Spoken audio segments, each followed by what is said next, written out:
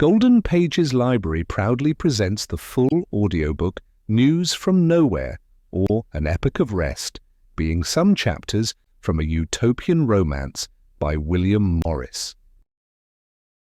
Chapter 1. Discussion and Bed. Up at the League, says a friend, there had been one night a brisk conversational discussion as to what would happen on the morrow of the revolution, finally shading off into a vigorous statement by various friends of their views on the future of the fully developed new society. Says our friend, considering the subject, the discussion was good-tempered, for those present being used to public meetings and after-lecture debates, if they did not listen to each other's opinions, which could scarcely be expected of them, at all events did not always attempt to speak all together, as is the custom of people in ordinary polite society when conversing on a subject which interests them. For the rest, there were 6 persons present, and consequently 6 sections of the party were represented, 4 of which had strong but divergent anarchist opinions. One of the sections, says our friend, a man whom he knows very well indeed, sat almost silent at the beginning of the discussion, but at last got drawn into it, and finished by roaring out very loud and damning all the rest for fools. After which befell a period of noise and then a lull, during which the aforesaid section, having said good night very amicably, took his way home by himself to a western suburb, using the means of travelling which civilization has forced upon us like a habit. As he sat in that vapour bath of hurried and discontented humanity, a carriage of the Underground Railway, he, like others, stewed discontentedly, while in self-reproachful mood he turned over the many excellent and conclusive arguments which, though they lay at his fingers' ends, he had forgotten in the just past discussion. But this frame of mind he was so used to that it didn't last him long, and after a brief discomfort caused by disgust with himself for having lost his temper, which he was also well used to, he found himself musing on the subject matter of discussion, but still discontentedly and unhappily. "If I could but see a day of it," he said to himself, "if I could but see it." As he formed the words, the train stopped at his station, 5 minutes' walk from his own house, which stood on the banks of the Thames, a little way above an ugly suspension bridge. He went out of the station, still discontented and unhappy, muttering, "If I could but see it! If I could but see it!" but had not gone many steps towards the river before, says our friend who tells the story, all that discontent and trouble seemed to slip off him. It was a beautiful night of early winter, the air just sharp enough to be refreshing after the hot room and the stinking railway carriage. The wind, which had lately turned a point or two north of west, had blown the sky clear of all clouds save a light fleck or two which went swiftly down the heavens.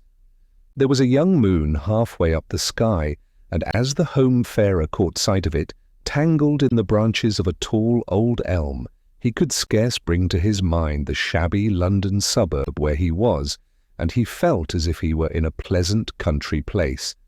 Pleasanter, indeed, than the deep country was as he had known it. He came right down to the riverside and lingered a little, looking over the low wall to note the moonlit river near upon high water go swirling and glittering up to Chiswick Eyot. As for the ugly bridge below, he did not notice it or think of it, except when for a moment, says our friend, it struck him that he missed the row of lights downstream. Then he turned to his house door and let himself in. And even as he shut the door to, disappeared all remembrance of that brilliant logic and foresight which had so illuminated the recent discussion. And of the discussion itself there remained no trace save a vague hope that was now become a pleasure for days of peace and rest and cleanness and smiling goodwill. In this mood he tumbled into bed and fell asleep after his wont in 2 minutes' time, but, contrary to his wont, woke up again not long after, in that curiously wide-awake condition which sometimes surprises even good sleepers, a condition under which we feel all our wits preternaturally sharpened, while all the miserable muddles we have ever got into, all the disgraces and losses of our lives, will insist on thrusting themselves forward for the consideration of those sharpened wits. In this state he lay, says our friend, till he had almost begun to enjoy it, till the tale of his stupidities amused him, and the entanglements before him, which he saw so clearly, began to shape themselves into an amusing story for him. He heard 1 o'clock strike, then 2, and then 3, after which he fell asleep again.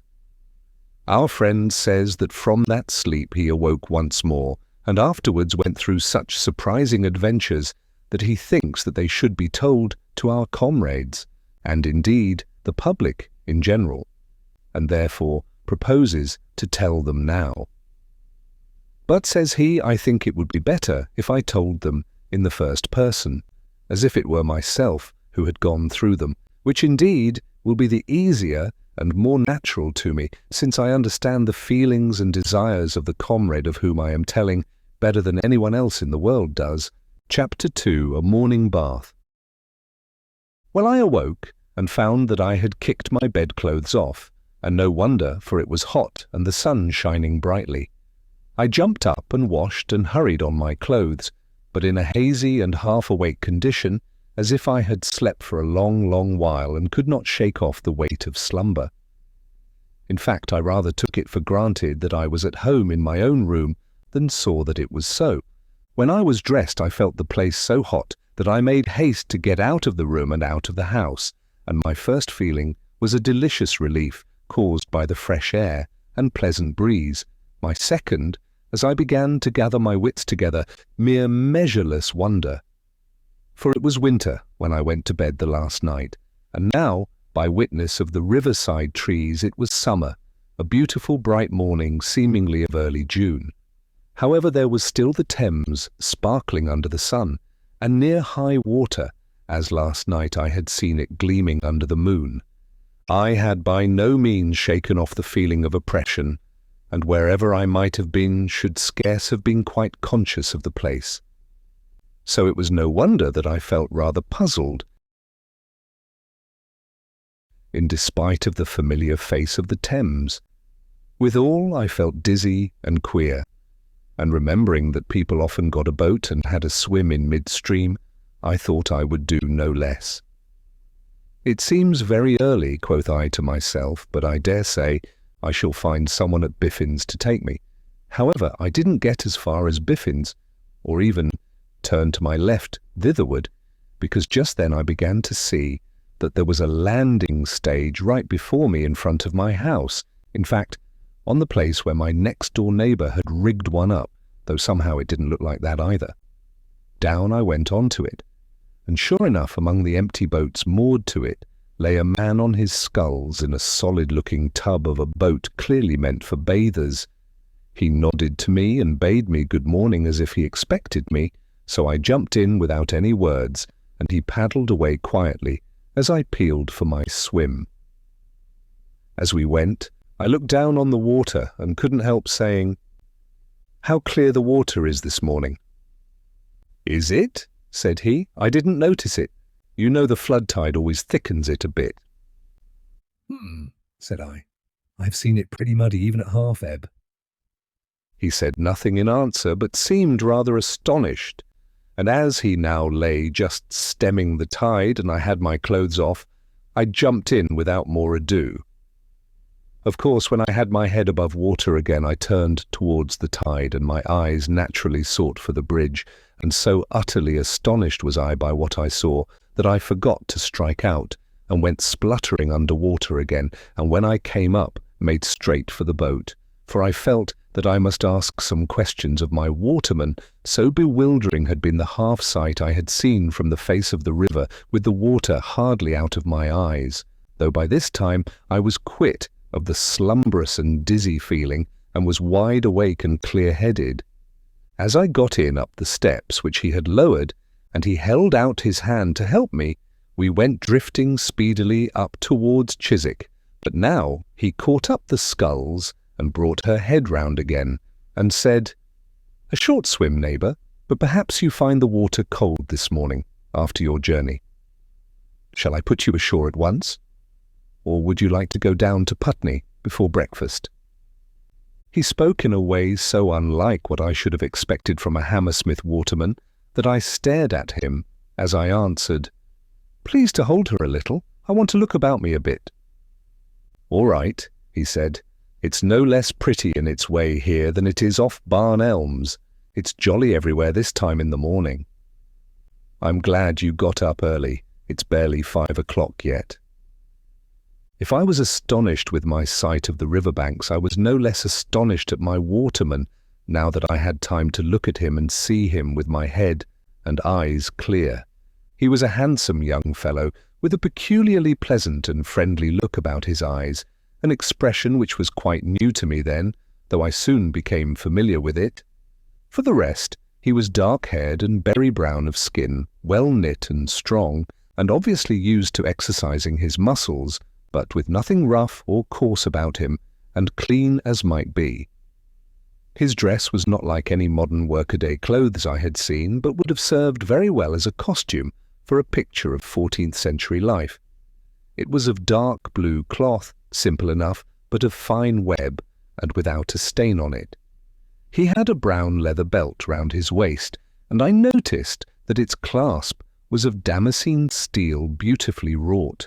In short, he seemed to be like some specially manly and refined young gentleman playing waterman for a spree, and I concluded that this was the case. I felt that I must make some conversation, so I pointed to the Surrey bank, where I noticed some light plank stages running down the foreshore with windlasses at the landward end of them, and said, "What are they doing with those things here? If we were on the Tay, I should have said that they were for drawing the salmon nets, but here—" "Well," said he, smiling, "of course that is what they are for. Where there are salmon, there are likely to be salmon nets, Tay or Thames, but of course they are not always in use. We don't want salmon every day of the season." I was going to say, "But is this the Thames?" but held my peace in my wonder and turned my bewildered eyes eastward to look at the bridge again, and thence to the shores of the London River, and surely there was enough to astonish me. For though there was a bridge across the stream and houses on its banks, how all was changed from last night. The soap works with their smoke-vomiting chimneys were gone, the engineers' works gone, the lead works gone, and no sound of riveting and hammering came down the west wind from Thornycroft's. Then the bridge. I had perhaps dreamed of such a bridge, but never seen such an one out of an illuminated manuscript, for not even the Ponte Vecchio at Florence came anywhere near it. It was of stone arches, splendidly solid, and as graceful as they were strong, high enough also to let ordinary river traffic through easily. Over the parapet showed quaint and fanciful little buildings, which I supposed to be booths or shops, beset with painted and gilded vanes and spirales. The stone was a little weathered, but showed no marks of the grimy sootiness which I was used to on every London building more than a year old. In short, to me a wonder of a bridge. The sculler noted my eager, astonished look, and said, as if in answer to my thoughts, "Yes, it is a pretty bridge, isn't it? Even the upstream bridges, which are so much smaller, are scarcely daintier, and the downstream ones are scarcely more dignified and stately." I found myself saying, almost against my will, "How old is it?" "Oh, not very old," he said. "It was built, or at least opened, in 2003. There used to be a rather plain timber bridge before then." The date shut my mouth as if a key had been turned in a padlock fixed to my lips, for I saw that something inexplicable had happened, and that if I said much, I should be mixed up in a game of cross questions and crooked answers. So I tried to look unconcerned, and to glance in a matter-of-course way at the banks of the river, though this is what I saw up to the bridge and a little beyond. say as far as the site of the soap works. Both shores had a line of very pretty houses, low and not large, standing back a little way from the river. They were mostly built of red brick and roofed with tiles, and looked, above all, comfortable, and as if they were, so to say, alive and sympathetic with the life of the dwellers in them. There was a continuous garden in front of them, going down to the water's edge, in which the flowers were now blooming luxuriantly and sending delicious waves of summer scent over the eddying stream. Behind the houses I could see great trees rising, mostly planes, and looking down the water there were the reaches towards Putney, almost as if they were a lake with a forest shore, so thick were the big trees.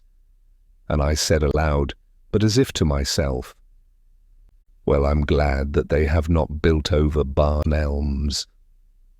I blushed for my fatuity as the words slipped out of my mouth, and my companion looked at me with a half-smile which I thought I understood. So to hide my confusion I said, "Please take me ashore now, I want to get my breakfast." He nodded, and brought her head round with a sharp stroke, and in a trice we were at the landing stage again. He jumped out, and I followed him, and of course I was not surprised to see him wait, as if for the inevitable afterpiece that follows the doing of a service to a fellow citizen. So I put my hand into my waistcoat pocket and said, "How much?" Though still with the uncomfortable feeling that perhaps I was offering money to a gentleman, he looked puzzled and said, "How much? I don't quite understand what you are asking about. Do you mean the tide? If so, it is close on the turn now." I blushed and said, stammering, "Please don't take it amiss if I ask you. I mean no offence, but what ought I to pay you? You see, I am a stranger and don't know your customs or your coins." And therewith I took a handful of money out of my pocket, as one does in a foreign country. And by the way, I saw that the silver had oxidized and was like a black-leaded stove in colour. He still seemed puzzled, but not at all offended, and he looked at the coins with some curiosity. I thought, well, after all, he is a waterman and is considering what he may venture to take. He seems such a nice fellow that I'm sure I don't grudge him a little overpayment. I wonder, by the way, whether I couldn't hire him as a guide for a day or two, since he is so intelligent. Therewith my new friend said thoughtfully, "I think I know what you mean.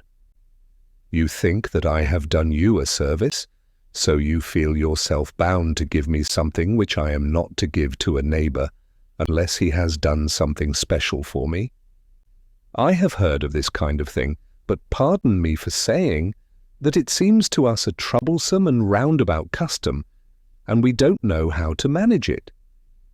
And you see, this ferrying and giving people casts about the water is my business, which I would do for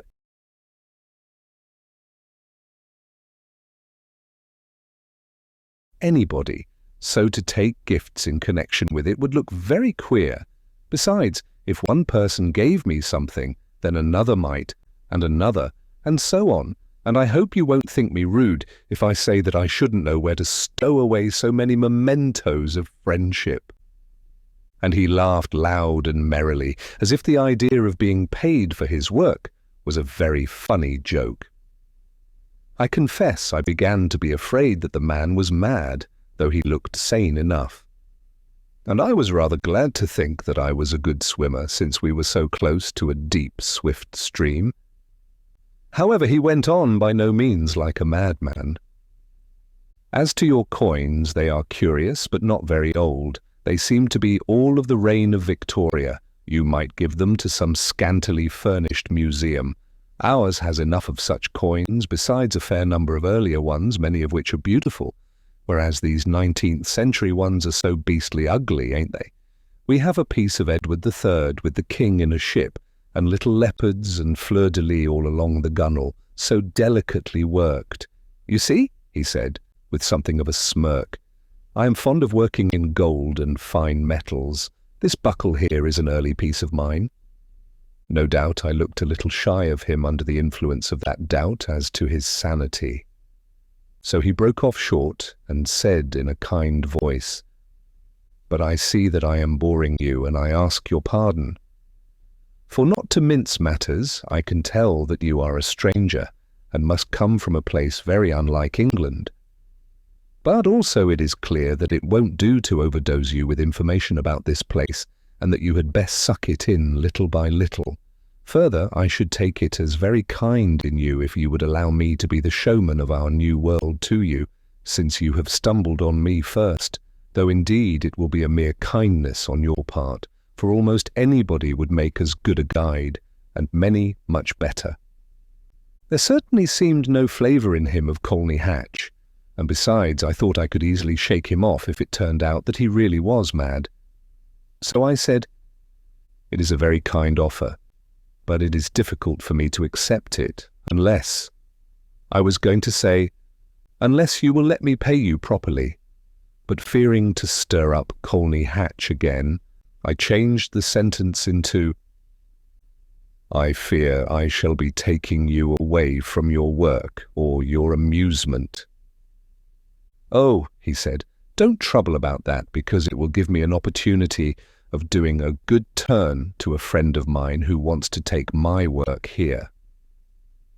He is a weaver from Yorkshire, who has rather overdone himself between his weaving and his mathematics, both indoor work, you see, and being a great friend of mine, he naturally came to me to get him some outdoor work. If you think you can put up with me, pray take me as your guide." He added presently, "It is true that I have promised to go upstream to some special friends of mine for the hay harvest, but they won't be ready for us for more than a week, and besides, you might go with me, you know, and see some very nice people, besides making notes of our ways in Oxfordshire. You could hardly do better if you want to see the country." I felt myself obliged to thank him, whatever might come of it, and he added eagerly, "Well then, that's settled. I will give my friend a call. He is living in the guest house like you, and if he isn't up yet, he ought to be this fine summer morning." Therewith he took a little silver bugle horn from his girdle and blew 2 or 3 sharp but agreeable notes on it. And presently, from the house which stood on the site of my old dwelling, of which more hereafter, another young man came sauntering towards us. He was not so well-looking or so strongly made as my sculler friend, being sandy-haired, rather pale, and not stout-built, but his face was not wanting in that happy and friendly expression which I had noticed in his friend.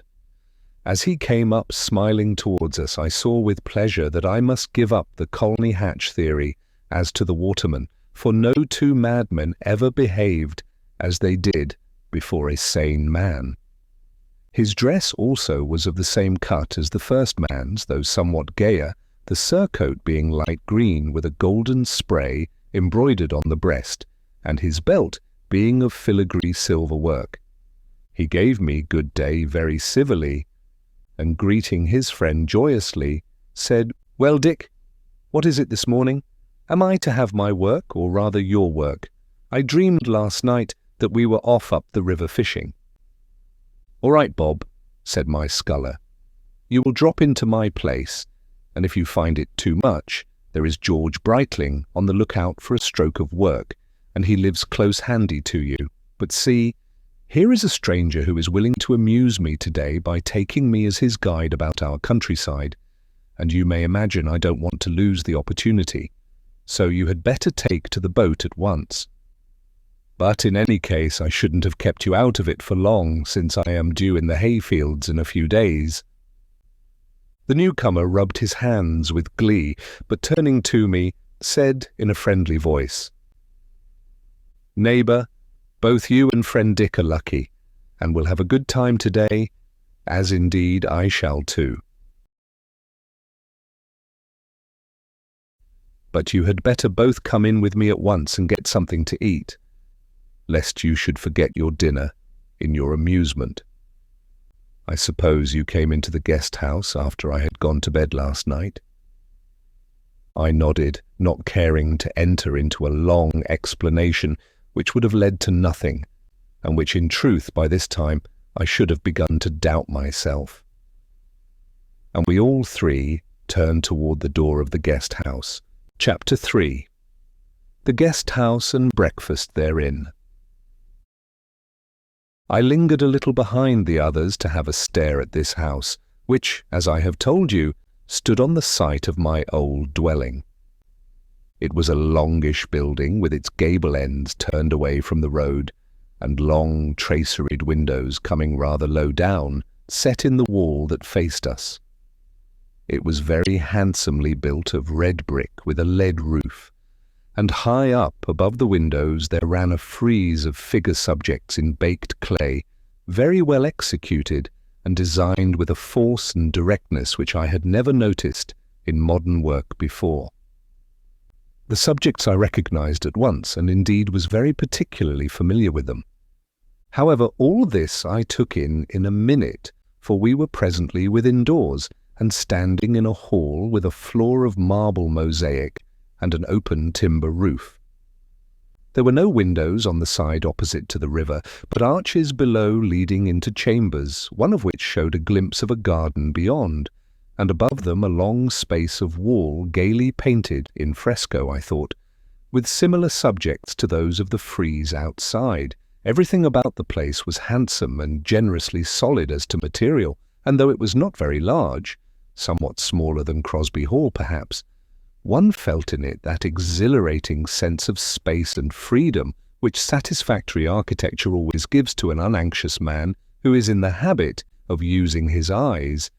In this pleasant place, which of course I knew to be the hall of the guest house, 3 young women were flitting to and fro. As they were the first of the sex I had seen on this eventful morning, I naturally looked at them very attentively and found them at least as good as the gardens, the architecture, and the male men. As to their dress, which of course I took note of, I should say that they were decently veiled with drapery and not bundled up with millinery, that they were clothed like women, not upholstered like armchairs as most women of our time are. In short, their dress was somewhat between that of the ancient classical costume and the simpler forms of the 14th century garments. Though it was clearly not an imitation of either, the materials were light and gay to suit the season. As to the women themselves, it was pleasant indeed to see them. They were so kind and happy-looking in expression of face, so shapely and well-knit of body, and thoroughly healthy-looking and strong. All were at least comely, and one of them very handsome and regular of feature. They came up to us at once merrily and without the least affectation of shyness, and all 3 shook hands with me as if I were a friend newly come back from a long journey, though I could not help noticing that they looked askance at my garments, for I had on my clothes of last night, and at the best was never a dressy person. A word or two from Robert the Weaver, and they bustled about on our behoof, and presently came and took us by the hands, and led us to a table in the pleasantest corner of the hall, where our breakfast was spread for us, and, as we sat down, one of them hurried out by the chambers aforesaid, and came back again in a little while with a great bunch of roses, very different in size and quality to what Hammersmith had been wont to grow, but very like the produce of an old country garden. She hurried back thence into the buttery, and came back once more with a delicately made glass, into which she put the flowers and set them down in the midst of our table. One of the others, who had run off also, then came back with a big cabbage leaf filled with strawberries, some of them barely ripe, and said, as she set them on the table, "There now, I thought of that before I got up this morning. But looking at the stranger here getting into your boat, Dick, put it out of my head, so that I was not before all the blackbirds. However, there are a few about as good as you will get them anywhere in Hammersmith this morning."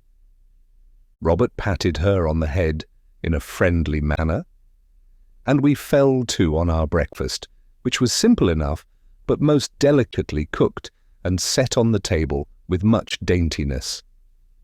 The bread was particularly good, and was of several different kinds, from the big, rather close, dark-coloured, sweet-tasting farmhouse loaf, which was most to my liking, to the thin pipe stems of wheaten crust, such as I have eaten in Turin.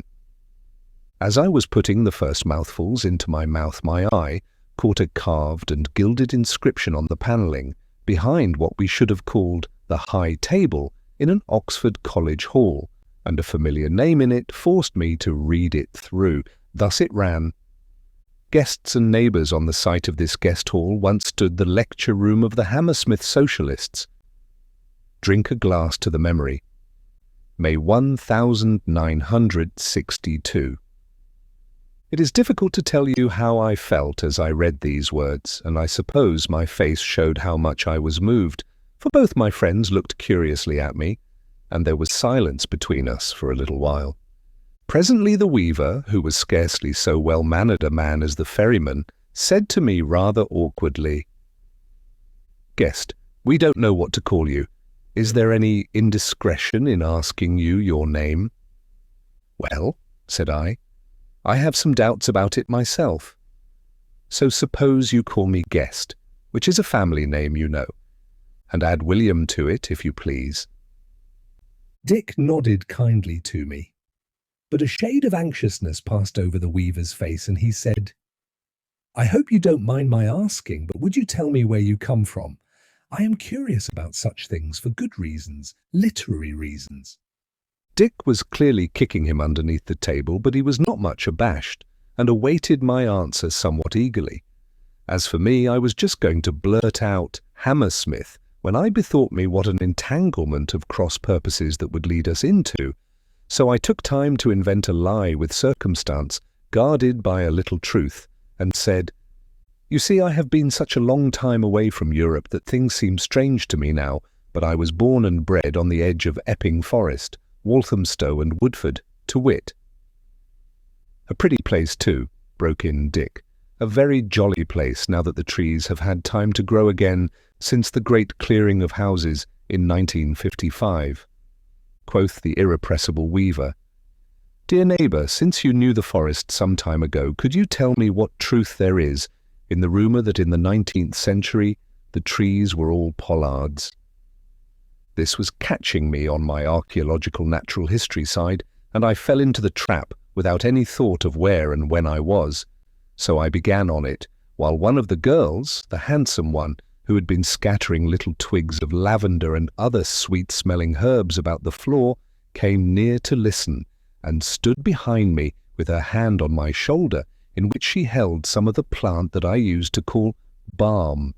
Its strong, sweet smell brought back to my mind my very early days in the kitchen garden at Woodford, and the large blue plums which grew on the wall beyond the sweet herb patch, a connection of memories which all boys will see at once. I started off. When I was a boy, and for long after, except for a piece about Queen Elizabeth's Lodge, and for the part about High Beach, the forest was almost wholly made up of pollard hornbeams mixed with holly thickets.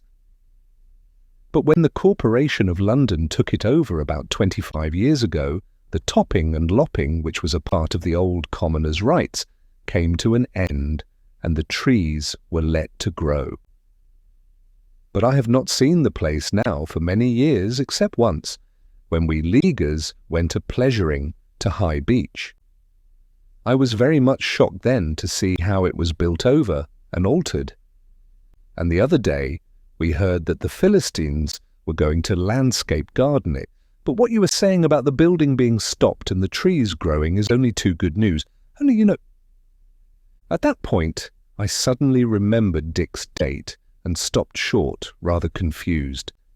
The eager weaver didn't notice my confusion, but said hastily, as if he were almost aware of his breach of good manners, "But I say, how old are you?" Dick and the pretty girl both burst out laughing, as if Robert's conduct were excusable on the grounds of eccentricity. And Dick said amidst his laughter, "Hold hard, Bob, this questioning of guests won't do. Why, much learning is spoiling you. You remind me of the radical cobblers in the silly old novels, who, according to the authors, were prepared to trample down all good manners in the pursuit of utilitarian knowledge.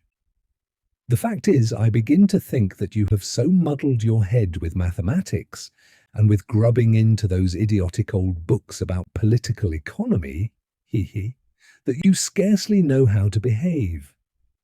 Really, it is about time for you to take to some open-air work, so that you may clear away the cobwebs from your brain."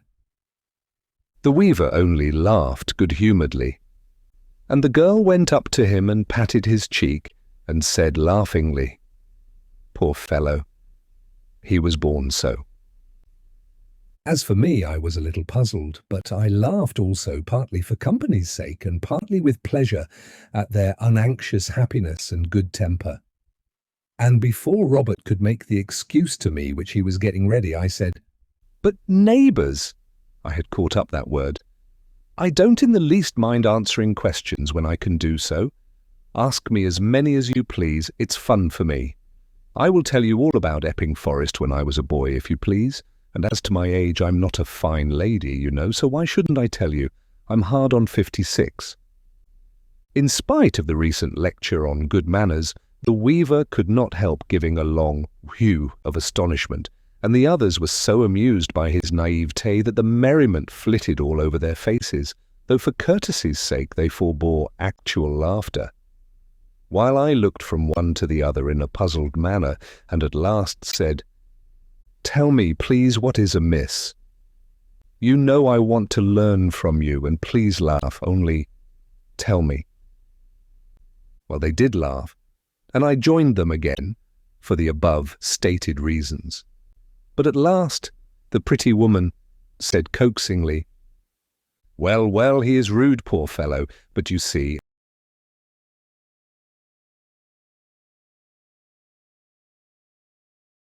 I may as well tell you what he is thinking about. He means that you look rather old for your age.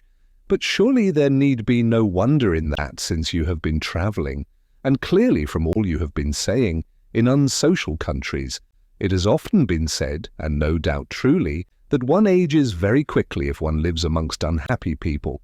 Also, they say that southern England is a good place for keeping good looks." She blushed and said, "How old am I, do you think?" "Well," quoth I have always been told that a woman is as old as she looks, so without offence or flattery, I should say that you were 20. She laughed merrily and said, "I am well served out for fishing for compliments, since I have to tell you the truth, to wit, that I am 42. I stared at her and drew musical laughter from her again, but I might well stare, for there was not a careful line on her face. Her skin was as smooth as ivory, her cheeks full and round, her lips as red as the roses she had brought in. Her beautiful arms, which she had bared for her work, firm and well knit from shoulder to wrist. She blushed a little under my gaze, though it was clear that she had taken me for a man of 80. So to pass it off, I said, "Well, you see, the old saw is proved right again, and I ought not to have let you tempt me into asking you a rude question." She laughed again and said, "Well, lads, old and young, I must get to my work now. We shall be rather busy here presently, and I want to clear it off soon, for I began to read a pretty old book yesterday, and I want to get on with it this morning, so goodbye for the present." She waved a hand to us and stepped lightly down the hall, taking, as Scott says, at least part of the sun from our table as she went. When she was gone, Dick said, "Now, guest, won't you ask a question or two of our friend here? It is only fair that you should have your turn." "I shall be very glad to answer them," said the weaver. "If I ask you any questions, sir," said I, "they will not be very severe. But since I hear that you are a weaver, I should like to ask you something about that craft, as I am, or was, interested in it." "Oh," said he, "I shall not be of much use to you there, I'm afraid. I only do the most mechanical kind of weaving, and am in fact but a poor craftsman, unlike Dick here. Then besides the weaving, I do a little with machine printing and composing, though I am little use at the finer kinds of printing, and moreover, machine printing is beginning to die out, along with the waning of the plague of bookmaking, so I have had to turn to other things that I have a taste for, and have taken to mathematics. And also I am writing a sort of antiquarian book about the peaceable and private history, so to say, of the end of the 19th century, more for the sake of giving a picture of the country before the fighting began than for anything else. That was why I asked you those questions about Epping Forest. You have rather puzzled me, I confess, though your information was so interesting, but later on I hope we may have some more talk together when our friend Dick isn't here. I know he thinks me rather a grinder and despises me for not being very deft with my hands. That's the way nowadays. From what I have read of the 19th century literature, and I have read a good deal, it is clear to me that this is a kind of revenge for the stupidity of that day, which despised everybody who could use his hands. But Dick, old fellow Nequidnimus, don't overdo it.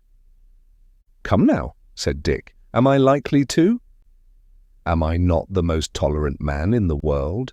Am I not quite contented, so long as you don't make me learn mathematics or go into your new science of aesthetics and let me do a little practical aesthetics with my golden steel and the blowpipe and the nice little hammer? But hello, here comes another questioner for you, my poor guest.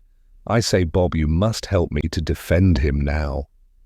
Here, Boffin, he cried out after a pause. Here we are, if you must have it. I looked over my shoulder and saw something flash and gleam in the sunlight that lay across the hall. So I turned round and at my ease saw a splendid figure slowly sauntering over the pavement, a man whose surcoat was embroidered most copiously as well as elegantly, so that the sun flashed back from him as if he had been clad in golden armour. The man himself was tall, dark-haired, and exceedingly handsome, and though his face was no less kindly in expression than that of the others, he moved with that somewhat haughty mien which great beauty is apt to give to both men and women. He came and sat down at our table with a smiling face, stretching out his long legs and hanging his arm over the chair in the slowly graceful way which tall and well-built people may use without affectation. He was a man in the prime of life, but looked as happy as a child who has just got a new toy. He bowed gracefully to me and said, I see clearly that you are the guest of whom Annie has just told me, who have come from some distant country that does not know of us or our ways of life. So I dare say you would not mind answering me a few questions, for you see, here, Dick broke in. No, please, Boffin, let it alone for the present. Of course you want the guest to be happy and comfortable, and how can that be if he has to trouble himself with answering all sorts of questions while he is still confused with the new customs and people about him? No, I am going to take him where he can ask questions himself and have them answered, that is, to my great-grandfather in Bloomsbury. And I am sure you can't have anything to say against that. So instead of bothering, you had much better go out to James Allen's and get a carriage for me, as I shall drive him up myself. And please tell Jim to let me have the old grey, for I can drive a wherry much better than a carriage. Jump up, old fellow, and don't be disappointed. Our guest will keep himself for you and your stories. I stared at Dick, for I wondered at his speaking to such a dignified-looking personage so familiarly, not to say curtly, for I thought that this Mr. Boffin, in spite of his well-known name out of Dickens, must be at the least a senator of these strange people. However, he got up and said, All right, old oar-wearer, whatever you like. This is not one of my busy days, and though, with a condescending bow to me, my pleasure of a talk with this learned guest is put off, I admit that he ought to see your worthy kinsman as soon as possible. Besides, perhaps he will be the better able to answer my questions after his own have been answered. And therewith he turned and swung himself out of the hall. When he was well gone, I said, Is it wrong to ask what Mr. Boffin is? Whose name, by the way, reminds me of many pleasant hours passed in reading Dickens. Dick laughed. Yes, said he, as it does us. I see you take the allusion. Of course his real name is not Boffin, but Henry Johnson. We only call him Boffin as a joke, partly because he is a dustman, and partly because he will dress so showily and get as much gold on him as a baron of the Middle Ages. As why should he not if he likes? Only we are his special friends, you know, so of course we jest with him. I held my tongue for some time after that. But Dick went on. He's a capital fellow and you can't help liking him, but he has a weakness. He will spend his time in writing reactionary novels and is very proud of getting the local colour right, as he calls it. And as he thinks you come from some forgotten corner of the earth where people are unhappy and consequently interesting to a storyteller, he thinks he might get some information out of you. Oh, he will be quite straightforward with you for that matter. Only for your own comfort, beware of him. Well, Dick, said the weaver doggedly, I think his novels are very good. Of course you do, said Dick. Birds of a feather flock together. Mathematics and antiquarian novels stand on much the same footing. But here he comes again. And in effect, the Golden Dustman hailed us from the hall door, so we all got up and went into the porch, before which, with a strong grey horse in the shafts, stood a carriage ready for us which I could not help noticing. It was light and handy, but had none of that sickening vulgarity which I had known as inseparable from the carriages of our time, especially the elegant ones, but was as graceful and pleasant in line as a Wessex wagon. We got in, Dick and I. The girls who had come into the porch to see us off waved their hands to us. The weaver nodded kindly. The dustman bowed as gracefully as a troubadour. Dick shook the reins, and we were off. Chapter 4. A market, by the way. We turned away from the river at once, and were soon in the main road that runs through Hammersmith. But I should have had no guess as to where I was if I had not started from the waterside, for King Street was gone, and the highway ran through wide, sunny meadows and garden-like tillage. The creek, which we crossed at once, had been rescued from its culvert, and as we went over its pretty bridge, we saw its waters yet swollen by the tide, covered with gay boats of different sizes. There were houses about, some on the road, some amongst the fields, with pleasant lanes leading down to them, and each surrounded by a teeming garden. They were all pretty in design and as solid as might be, but countrified in appearance like yeomen's dwellings, some of them of red brick like those by the river, but more of timber and plaster, which were by the necessity of their construction so like medieval houses of the same materials that I fairly felt as if I were alive in the 14th century. A sensation helped out by the costume of the people that we met or passed, in whose dress there was nothing modern. Almost everybody was gaily dressed, but especially the women who were so well-looking or even so handsome that I could scarcely refrain my tongue from calling my companion's attention to the fact. Some faces I saw that were thoughtful, and in these I noticed great nobility of expression, but none that had a glimmer of unhappiness, and the greater part, we came upon a good many people, were frankly and openly joyous. I thought I knew the Broadway by the lie of the roads that still met there. On the north side of the road was a range of buildings and courts, low, but very handsomely built and ornamented, and in that way forming a great contrast to the unpretentiousness of the houses round about. While above this lower building rose the steep, lead-covered roof and the buttresses and higher part of the wall of a great hall, of a splendid and exuberant style of architecture, of which one can say little more than that it seemed to me to embrace the best qualities of the Gothic of northern Europe with those of the Saracenic and Byzantine, though there was no copying of any one of these styles. On the other, the south side of the road, was an octagonal building with a high roof, not unlike the baptistry at Florence in outline, except that it was surrounded by a lean-to that clearly made an arcade or cloisters to it. It also was most delicately ornamented. This whole mass of architecture which we had come upon so suddenly from amidst the pleasant fields was not only exquisitely beautiful in itself, but it bore upon it the expression of such generosity and abundance of life that I was exhilarated to a pitch that I had never yet reached. I fairly chuckled for pleasure. My friend seemed to understand it and sat looking on me with a pleased and affectionate interest. We had pulled up amongst a crowd of carts wherein sat handsome, healthy-looking people, men, women, and children, very gaily dressed, and which were clearly market carts, as they were full of very tempting-looking country produce.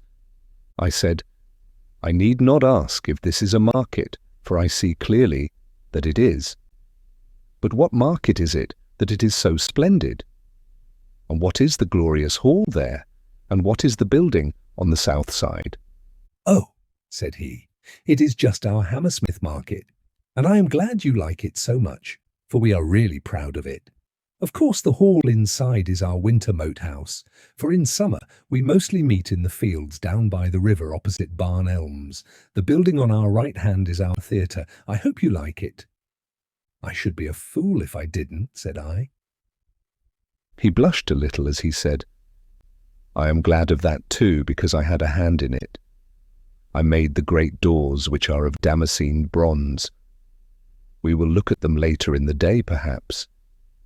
But we ought to be getting on now. As to the market, this is not one of our busy days, so we shall do better with it another time, because you will see more people." I thanked him and said, "Are these the regular country people? What very pretty girls there are amongst them." As I spoke, my eye caught the face of a beautiful woman, tall, dark-haired and white-skinned, dressed in a pretty light green dress in honour of the season and the hot day, who smiled kindly on me, and more kindly still I thought on Dick, so I stopped a minute, but presently went on. "I ask because I do not see any of the country-looking people I should have expected to see at a market. I mean, selling things there." "I don't understand," said he, "what kind of people you would expect to see, nor quite what you mean by country people. These are the neighbours, and that like they run in the Thames Valley. There are parts of these islands which are rougher and rainier than we are here, and their people are rougher in their dress, and they themselves are tougher and more hard-bitten than we are to look at. But some people like their looks better than ours. They say they have more character in them, that's the word. Well, it's a matter of taste. Anyhow, the cross between us and them generally turns out well," added he thoughtfully. I heard him, though my eyes were turned away from him, for that pretty girl was just disappearing through the gate with her big basket of early peas, and I felt that disappointed kind of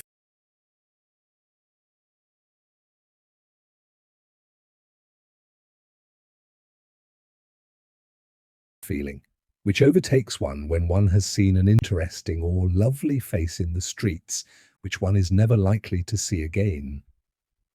And I was silent a little. At last I said, "What I mean is that I haven't seen any poor people about, not one."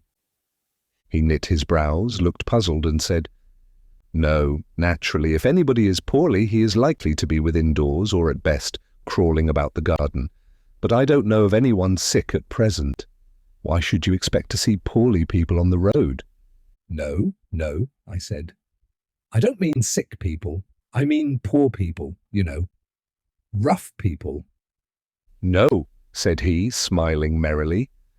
"I really do not know. The fact is, you must come along quick to my great-grandfather, who will understand you better than I do. Come on, Greylocks." Therewith he shook the reins, and we jogged along merrily eastward. Chapter 5. Children on the Road. Past the Broadway there were fewer houses on either side. We presently crossed a pretty little brook that ran across a piece of land dotted over with trees, and a while after came to another market and town hall, as we should call it. Although there was nothing familiar to me in its surroundings, I knew pretty well where we were, and was not surprised when my guide said briefly, "Kensington Market." Just after this we came into a short street of houses, or rather one long house on either side of the way, built of timber and plaster, and with a pretty arcade over the footway before it. Quoth Dick, "This is Kensington proper. People are apt to gather here rather thick, for they like the romance of the wood, and naturalists haunt it too, for it is a wild spot even here, what there is of it. For it does not go far to the south, it goes from here northward and west, right over Paddington, and a little way down Notting Hill. Thence it runs northeast to Primrose Hill, and so on. Rather a narrow strip of it gets through Kingsland to Stoke Newington and Clapton, where it spreads out along the heights above the Lee Marshes, on the other side of which, as you know, is Epping Forest, holding out a hand to it. This part we are just coming to is called Kensington Gardens, though why gardens I don't know. I rather longed to say, well, I know. But there were so many things about me which I did not know, in spite of his assumptions, that I thought it better to hold my tongue. The road plunged at once into a beautiful wood spreading out on either side, but obviously much further on the north side, where even the oaks and sweet chestnuts were of a good growth, while the quicker growing trees, amongst which I thought the planes and sycamores too numerous, were very big and fine grown. It was exceedingly pleasant in the dappled shadow, for the day was growing as hot as need be, and the coolness and shade soothed my excited mind into a condition of dreamy pleasure, so that I felt as if I should like to go on forever through that balmy freshness. My companion seemed to share in my feelings, and let the horse go slower and slower as he sat inhaling the green forest scents, chief amongst which was the smell of the trodden bracken near the wayside. Romantic as this Kensington wood was, however, it was not lonely. We came on many groups, both coming and going, or wandering in the edges of the wood. Amongst these were many children from 6 or 8 years old up to 16 or 17. They seemed to me to be especially fine specimens of their race, and enjoying themselves to the utmost. Some of them were hanging about little tents pitched on the greensward, and by some of these fires were burning, with pots hanging over them gypsy fashion. Dick explained to me that there were scattered houses in the forest, and indeed we caught a glimpse of 1 or 2. He said they were mostly quite small, such as used to be called cottages when there were slaves in the land, but they were pleasant enough and fitting for the wood. "They must be pretty well stocked with children," said I, pointing to the many youngsters about the way. "Oh," said he, "these children do not all come from the near houses, the woodland houses, but from the countryside generally. They often make up parties and come to play in the woods for weeks together in summer-time, living in tents, as you see. We rather encourage them to it. They learn to do things for themselves and get to notice the wild creatures, and you see, the less they stew inside houses, the better for them. Indeed, I must tell you that many grown people will go to live in the forests through the summer, though they for the most part go to the bigger ones like Windsor, or the Forest of Dean, or the northern wastes. Apart from the other pleasures of it, it gives them a little rough work, which, I am sorry to say, is getting somewhat scarce for these last 50 years. He broke off and then said, "I tell you all this because I see that if I talk, I must be answering questions which you are thinking, even if you are not speaking them out, but my kinsman will tell you more about it." I saw that I was likely to get out of my depth again, and so merely for the sake of tiding over an awkwardness, and to say something, I said, "Well, the youngsters here will be all the fresher for school when the summer gets over and they have to go back again." "School?" he said. "Yes. What do you mean by that word? I don't see how it can have anything to do with children. We talk indeed of a school of herring and a school of painting, and in the former sense we might talk of a school of children, but otherwise," said he, laughing, "I must own myself beaten." Hang it, thought I can't open my mouth without digging up some new complexity. I wouldn't try to set my friend right in his etymology, and I thought I had best say nothing about the boy farms which I had been used to call schools, as I saw pretty clearly that they had disappeared. So I said, after a little fumbling. I was using the word in the sense of a system of education. Education, said he meditatively. I know enough Latin to know that the word must come from educere, to lead out, and I have heard it used, but I have never met anybody who could give me a clear explanation of what it means.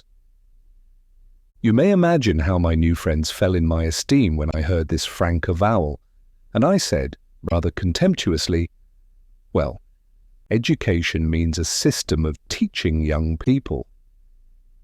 Why not old people also? Said he with a twinkle in his eye. But, he went on, I can assure you our children learn whether they go through a system of teaching or not. Why, you will not find one of these children about here, boy or girl, who cannot swim, and every one of them has been used to tumbling about the little forest ponies. There's one of them now. They all of them know how to cook. The bigger lads can mow, many can thatch and do odd jobs at carpentering, or they know how to keep shop.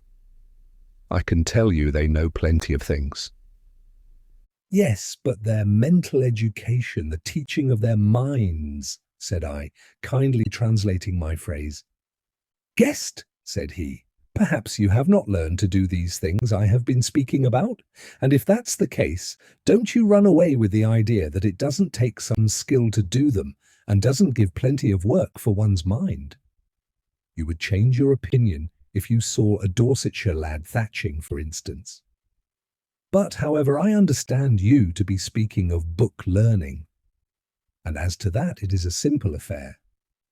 Most children, seeing books lying about, manage to read by the time they are 4 years old, though I am told it has not always been so. As to writing, we do not encourage them to scrawl too early, though scrawl a little they will, because it gets them into a habit of ugly writing. And what's the use of a lot of ugly writing being done when rough printing can be done so easily? You understand that handsome writing we like, and many people will write their books out when they make them, or get them written. I mean books of which only a few copies are needed. Poems and such like, you know. However, I am wandering from my lambs, but you must excuse me, for I am interested in this matter of writing, being myself a fair writer. Well, said I, about the children. When they know how to read and write, don't they learn something else? Languages, for instance? Of course, he said. Sometimes, even before they can read, they can talk French, which is the nearest language, talked on the other side of the water, and they soon get to know German also, which is talked by a huge number of communes and colleges on the mainland. These are the principal languages we speak in these islands, along with English or Welsh or Irish, which is another form of Welsh, and children pick them up very quickly because their elders all know them. And besides, our guests from overseas often bring their children with them, and the little ones get together and rub their speech into one another. And the older languages, said I. Oh yes, said he, they mostly learn Latin and Greek along with the modern ones when they do anything more than merely pick up the latter. And history? Said I. How do you teach history? Well, said he, when a person can read, of course he reads what he likes to, and he can easily get someone to tell him what are the best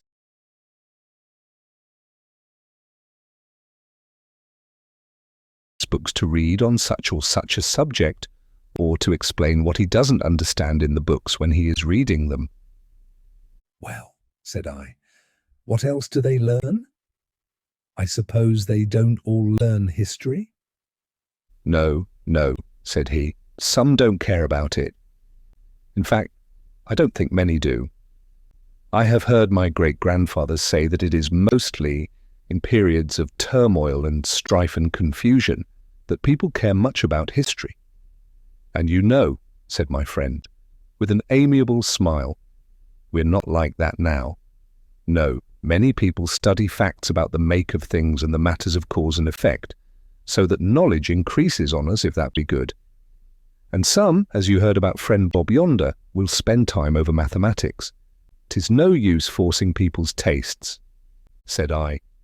"But you don't mean that children learn all these things," said he. "That depends on what you mean by children, and also you must remember how much they differ. As a rule, they don't do much reading except for a few storybooks till they are about 15 years old. We don't encourage early bookishness, though you will find some children who will take to books very early, which perhaps is not good for them, but it's no use thwarting them, and very often it doesn't last long with them, and they find their level before they are 20 years old. You see, children are mostly given to imitating their elders, and when they see most people about them engaged in genuinely amusing work, like house building and street paving and gardening and the like, that is what they want to be doing. So I don't think we need fear having too many book-learned men." What could I say? I sat and held my peace for fear of fresh entanglements. Besides, I was using my eyes with all my might, wondering as the old horse jogged on when I should come into London proper and what it would be like now. But my companion couldn't let his subject quite drop, and went on meditatively. "After all, I don't know that it does them much harm, even if they do grow up book students. Such people as that, 'tis a great pleasure seeing them so happy over work, which is not much sought for. And besides, these students are generally such pleasant people, so kind and sweet-tempered, so humble, and at the same time so anxious to teach everybody all that they know. Really, I like those that I have met prodigiously." This seemed to me such very queer talk that I was on the point of asking him another question, when just as we came to the top of a rising ground, down a long glade of the wood on my right, I caught sight of a stately building whose outline was familiar to me, and I cried out, "Westminster Abbey!" "Yes," said Dick, "Westminster Abbey, what there is left of it." "Why, what have you done with it?" quoth I in terror. "What have we done with it?" said he. "Nothing much, save clean it. But you know the whole outside was spoiled centuries ago. As to the inside, that remains in its beauty after the great clearance, which took place over 100 years ago, of the beastly monuments to fools and knaves which once blocked it up, as great-grandfather says." We went on a little further, and I looked to the right again, and said, in rather a doubtful tone of voice, "Why, there are the Houses of Parliament. Do you still use them?" He burst out laughing and was some time before he could control himself. Then he clapped me on the back and said, "I take you, neighbour, you may well wonder at our keeping them standing, and I know something about that, and my old kinsman has given me books to read about the strange game that they played there. Use them? Well, yes, they are used for a sort of subsidiary market and a storage place for manure, and they are handy for that, being on the waterside. I believe it was intended to pull them down quite at the beginning of our days, but there was, I am told, a queer antiquarian society which had done some service in past times, and which straightway set up its pipe against their destruction, as it has done with many other buildings, which most people looked upon as worthless and public nuisances. And it was so energetic and had such good reasons to give that it generally gained its point. And I must say that when all is said, I am glad of it, because you know at the worst these silly old buildings serve as a kind of foil to the beautiful ones which we build now. You will see several others in these parts, the place my great-grandfather lives in, for instance, and a big building called St. Paul's.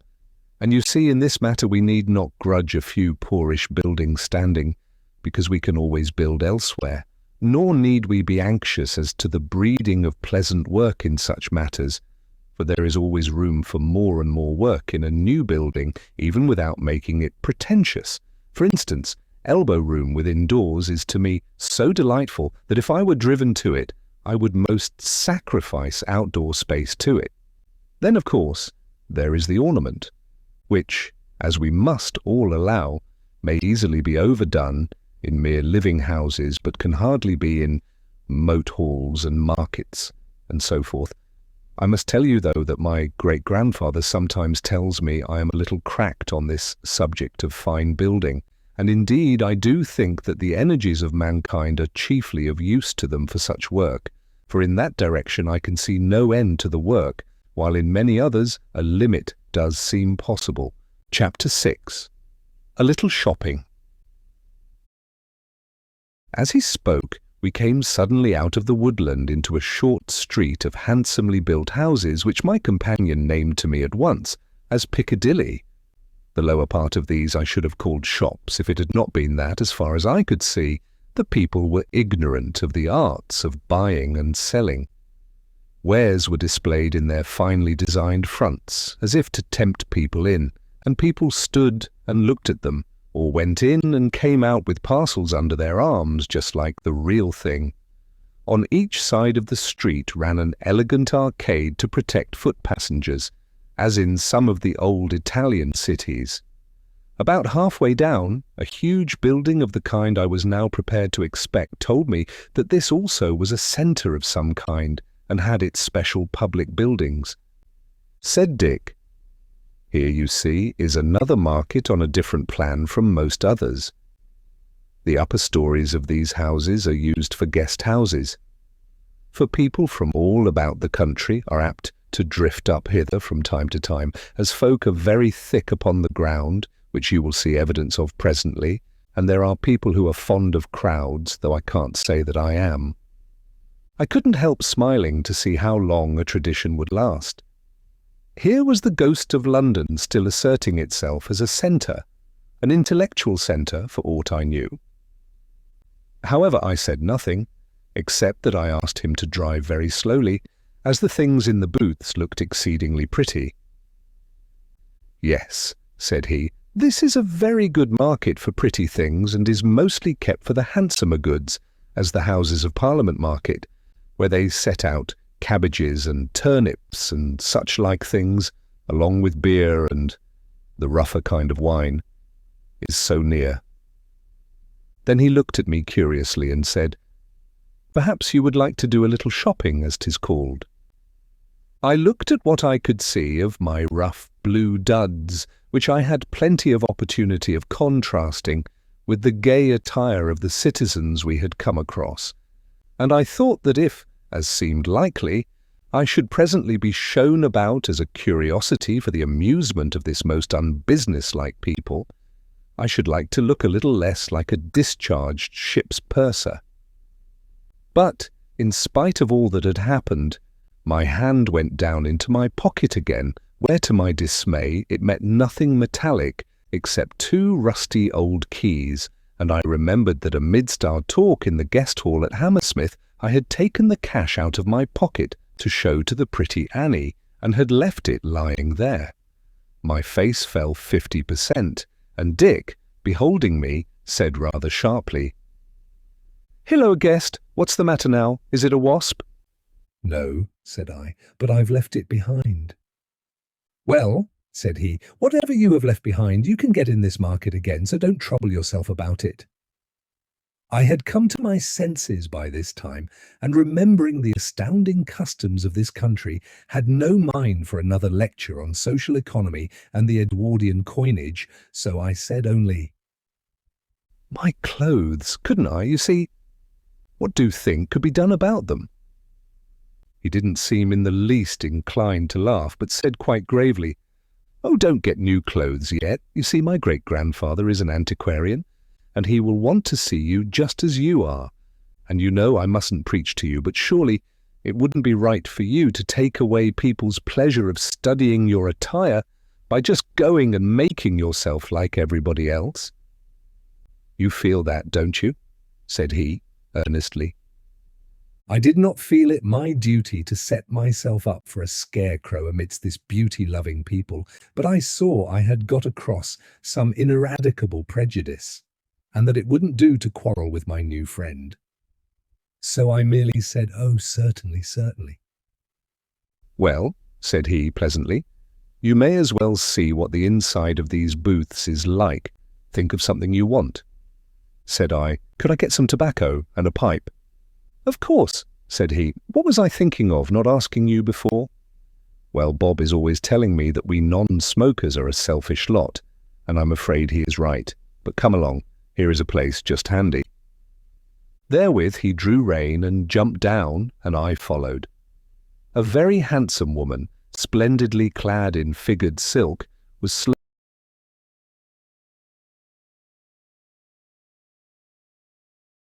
slowly passing by, looking into the windows as she went. To her, quoth Dick, "Maiden, would you kindly hold our horse while we go in for a little?" She nodded to us with a kind smile, and fell to patting the horse with her pretty hand. "What a beautiful creature," said I to Dick as we entered. "What, old Greylocks?" said he with a sly grin. "No, no," said I. "Goldilocks, the lady." "Well, so she is," said he. "'Tis a good job there are so many of them that every Jack may have his Jill, else I fear that we should get fighting for them." "Indeed," said he, becoming very grave, "I don't say that it does not happen even now sometimes, for you know love is not a very reasonable thing, and perversity and self-will are commoner than some of our moralists think." He added, in a still more sombre tone, "Yes, only a month ago there was a mishap down by us, that in the end cost the lives of 2 men and a woman, and, as it were, put out the sunlight for us for a while. Don't ask me about it just now. I may tell you about it later on." By this time we were within the shop or booth, which had a counter and shelves on the walls, all very neat, though without any pretence of showiness, but otherwise not very different to what I had been used to. Within were a couple of children, a brown-skinned boy of about 12 who sat reading a book, and a pretty little girl of about a year older who was sitting also reading behind the counter. They were obviously brother and sister. "Good morning, little neighbours," said Dick. "My friend here wants tobacco and a pipe. Can you help him?" "Oh yes, certainly," said the girl, with a sort of demure alertness which was somewhat amusing. The boy looked up and fell to staring at my outlandish attire, but presently reddened and turned his head, as if he knew that he was not behaving prettily. "Dear neighbour," said the girl, with the most solemn countenance of a child playing at keeping shop, "what tobacco is it you would like?" "Latakia," quoth I, feeling as if I were assisting at a child's game and wondering whether I should get anything but make-believe. But the girl took a dainty little basket from a shelf beside her, went to a jar, and took out a lot of tobacco and put the filled basket down on the counter before me, where I could both smell and see that it was excellent Latakia. "But you haven't weighed it," said I, and how much am I to take?" "Why," she said, "I advise you to cram your bag, because you may be going where you can't get Latakia. Where is your bag?" I fumbled about, and at last pulled out my piece of cotton print, which does duty with me for a tobacco pouch, but the girl looked at it with some disdain and said, "Dear neighbour, I can give you something much better than that cotton rag." And she tripped up the shop and came back presently, and as she passed the boy whispered something in his ear, and he nodded and got up and went out. The girl held up in her finger and thumb a red morocco bag, gaily embroidered, and said, "There, I have chosen one for you, and you are to have it. It is pretty, and will hold a lot." Therewith she fell to cramming it with the tobacco, and laid it down by me and said, "Now for the pipe. That also you must let me choose for you. There are 3 pretty ones just come in."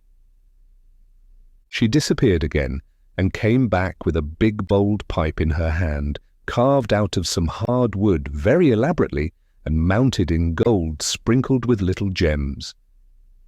It was, in short, as pretty and gay a toy as I had ever seen, something like the best kind of Japanese work, but better. "Dear me," said I when I set eyes on it, "this is altogether too grand for me, or for anybody but the Emperor of the world. Besides, I shall lose it. I always lose my pipes." The child seemed rather dashed and said, "Don't you like it, neighbour?" "Oh yes," I said. "Of course I like it." "Well then take it," said she, "and don't trouble about losing it. What will it matter if you do? Somebody is sure to find it, and he will use it, and you can get another." I took it out of her hand to look at it, and while I did so, forgot my caution, and said, "But however am I to pay for such a thing as this?" Dick laid his hand on my shoulder as I spoke, and turning, I met his eyes with a comical expression in them, which warned me against another exhibition of extinct commercial morality. So I reddened and held my tongue, while the girl simply looked at me with the deepest gravity, as if I were a foreigner blundering in my speech, for she clearly didn't understand me a bit. "Thank you so very much," I said at last, effusively, as I put the pipe in my pocket, not without a qualm of doubt as to whether I shouldn't find myself before a magistrate presently. "Oh, you are so very welcome," said the little lass with an affectation of grown-up manners at their best, which was very quaint. "It is such a pleasure to serve dear old gentlemen like you, especially when one can see at once that you have come from far over sea." "Yes, my dear," quoth I have been a great traveller." As I told this lie from pure politeness, in came the lad again, with a tray in his hands, on which I saw a long flask and 2 beautiful glasses. "Neighbours," said the girl who did all the talking, her brother being very shy, clearly, "please, to drink a glass to us before you go, since we do not have guests like this every day." Therewith the boy put the tray on the counter and solemnly poured out a straw-coloured wine into the long bowls.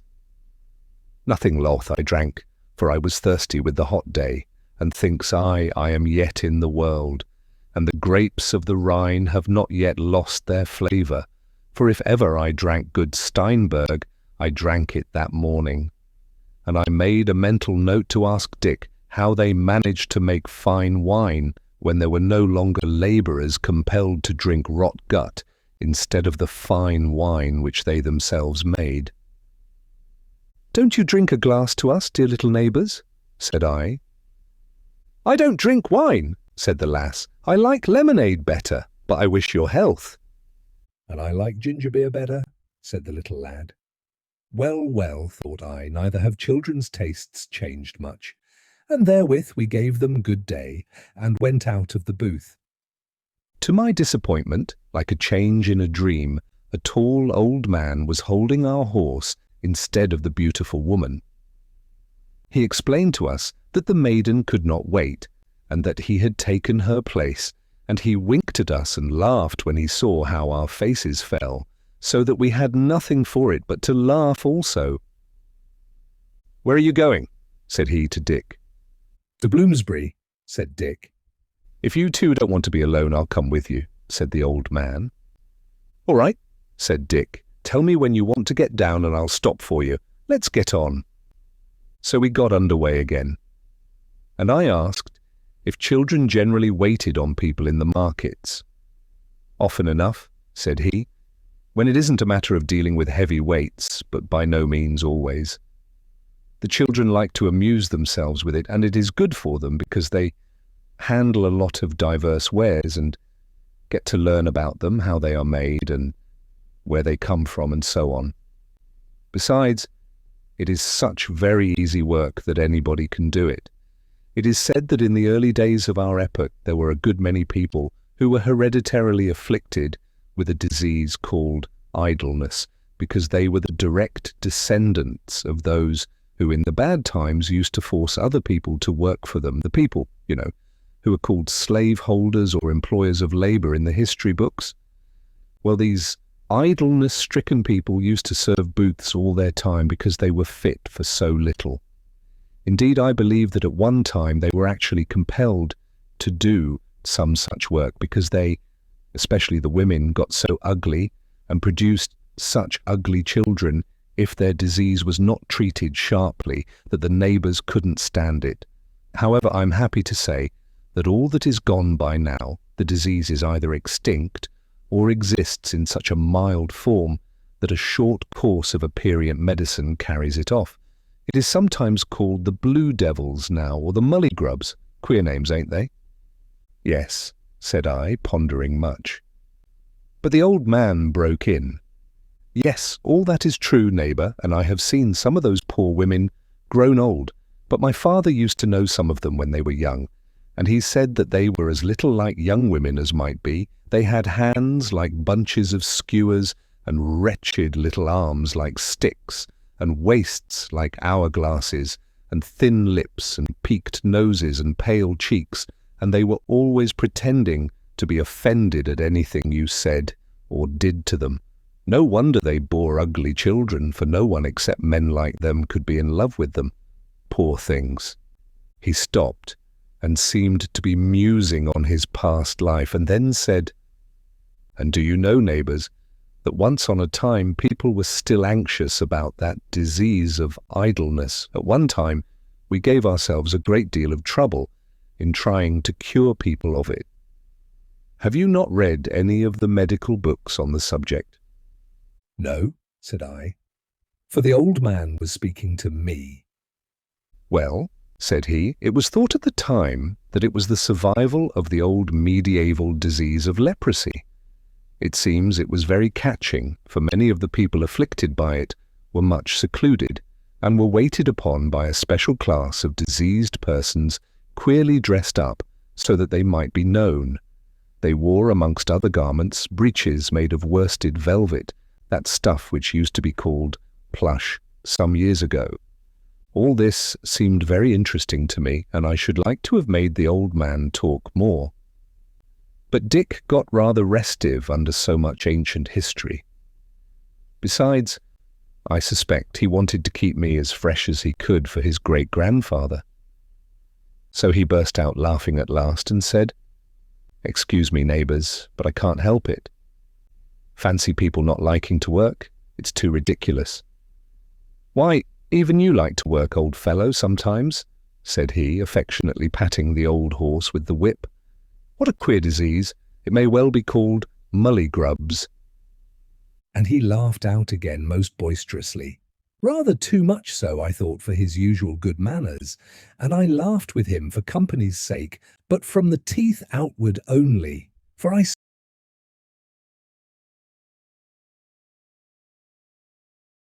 saw nothing funny in people not liking to work, as you may well imagine. Chapter 7. Trafalgar Square. And now again I was busy looking about me, for we were quite clear of Piccadilly Market, and were in a region of elegantly built, much ornamented houses, which I should have called villas if they had been ugly and pretentious, which was very far from being the case. Each house stood in a garden carefully cultivated, and running over with flowers.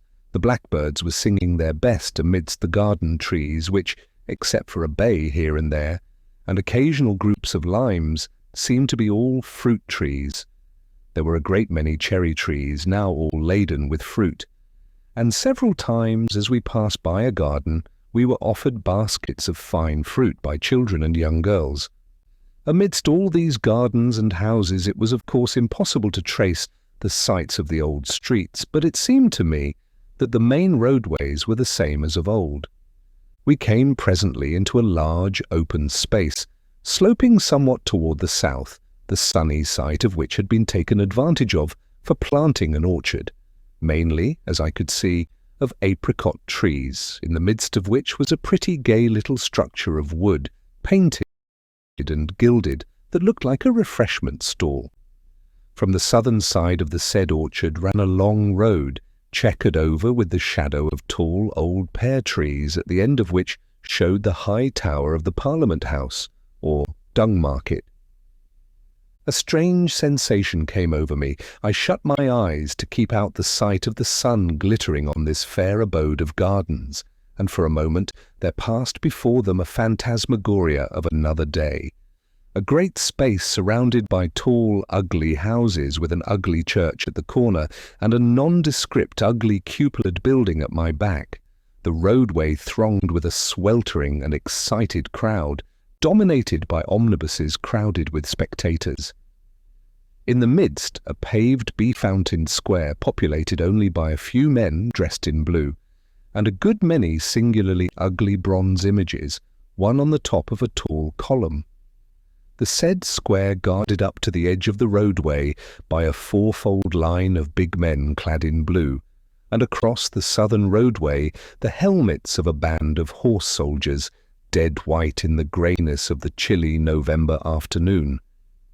I opened my eyes to the sunlight again, and looked round me and cried out among the whispering trees and odorous blossoms, "Trafalgar Square." "Yes," said Dick, who had drawn rein again, "so it is. I don't wonder at your finding the name ridiculous, but after all it was nobody's business to alter it, since the name of a dead folly doesn't bite. Yet sometimes I think we might have given it a name which would have commemorated the great battle which was fought on the spot itself in 1952. That was important enough, if the historians don't lie." "Which they generally do, or at least did," said the old man. "For instance, what can you make of this, neighbours? I have read a muddled account in a book, a stupid book, called James's Social Democratic History of a fight which took place here in or about the year 1887, I am bad at dates. Some people, says this story, were going to hold a ward mote here, or some such thing, and the government of London or the council or the commission or what not other barbarous, half-hatched body of fools fell upon these citizens, as they were then called, with the armed hand.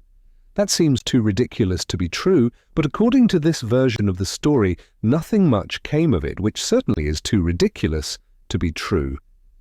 "Well," quoth I, "but after all your Mr. James is right so far, and it is true, except that there was no fighting, merely unarmed and peaceable people attacked by ruffians armed with bludgeons." "And they put up with that?" said Dick, with the first unpleasant expression I had seen on his good-tempered face. Said I, reddening, "We had to put up with it. We couldn't help it." The old man looked at me keenly and said, "You seem to know a great deal about it, neighbour. And is it really true that nothing came of it?" "This came of it," said I, "that a good many people were sent to prison because of it." "What of the bludgeoners?" said the old man. "Poor devils." No, said I, "of the bludgeoned." Said the old man rather severely, "Friend, I expect that you have been reading some rotten collection of lies, and have been taken in by it too easily. I assure you," said I, "what I have been saying is true." Well, I'm sure you think so, neighbour," said the old man, "but I don't see why you should be so cocksure." As I couldn't explain why, I held my tongue. Meanwhile, Dick, who had been sitting with knit brows, cogitating, spoke at last, and said gently and rather sadly, "How strange to think that there have been men like ourselves, and living in this beautiful and happy country, who I suppose had feelings and affections like ourselves, who could yet do such dreadful things." "Yes," said I, in a didactic tone, "yet after all, even those days were a great improvement on the days that had gone before them. Have you not read of the medieval period and the ferocity of its criminal laws, and how in those days men fairly seemed to have enjoyed tormenting their fellow men? Nay, for the matter of that, they made their God a tormentor and a jailer rather than anything else." "Yes," said Dick, "there are good books on that period also, some of which I have read. But as to the great improvement of the 19th century, I don't see it. After all, the medieval folk acted after their conscience, as your remark about their God, which is true, shows, and they were ready to bear what they inflicted on others. Whereas the 19th century ones were hypocrites and pretended to be humane, and yet went on tormenting those whom they dared to treat so by shutting them up in prison for no reason at all, except that they were what they themselves, the prison masters, had forced them to be. Oh, it's horrible to think of. But perhaps, said I. They did not know what the prisons were like. Dick seemed roused and even angry. More shame for them, said he, when you and I know it all these years afterwards. Look you, neighbour, they couldn't fail to know what a disgrace a prison is to the Commonwealth at the best, and that their prisons were a good step on towards being at the worst. Quoth I. But have you no prisons at all now? As soon as the words were out of my mouth, I felt that I had made a mistake, for Dick flushed red and frowned, and the old man looked surprised and pained, and presently Dick said angrily, yet as if restraining himself somewhat, "Man alive, how can you ask such a question? Have I not told you that we know what a prison means by the undoubted evidence of really trustworthy books helped out by our own imaginations? And haven't you specially called me to notice that the people about the roads and streets look happy?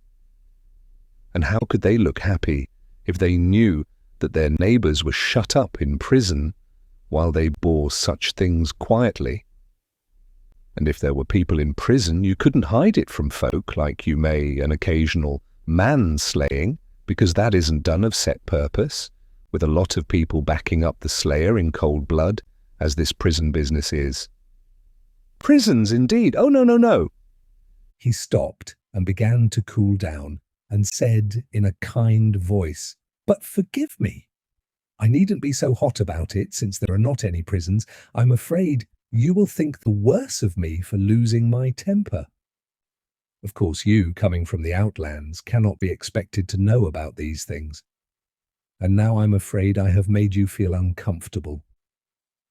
In a way he had, but he was so generous in his heat that I liked him the better for it. And I said, "No, really, 'tis all my fault for being so stupid. Let me change the subject and ask you what the stately building is on our left, just showing at the end of that grove of plane trees?" "Ah," he said, "that is an old building built before the middle of the 20th century, and as you see, in a queer, fantastic style, not over beautiful. But there are some fine things inside it too, mostly pictures, some very old. It is called the National Gallery. I have sometimes puzzled as to what the name means. Anyhow, nowadays, wherever there is a place where pictures are kept as curiosities permanently, it is called a National Gallery, perhaps after this one. Of course, there are a good many of them up and down the country." I didn't try to enlighten him, feeling the task too heavy, but I pulled out my magnificent pipe and fell a-smoking, and the old horse jogged on again. As we went, I said, "This pipe is a very elaborate toy, and you seem so reasonable in this country, and your architecture is so good, that I rather wonder at your turning out such trivialities." It struck me as I spoke that this was rather ungrateful of me after having received such a fine present, but Dick didn't seem to notice my bad manners, but said, "Well, I don't know. It is a pretty thing, and since nobody need make such things unless they like, I don't see why they shouldn't make them if they like. Of course, if carvers were scarce, they would all be busy on the architecture, as you call it, and then these toys, a good word, would not be made. But since there are plenty of people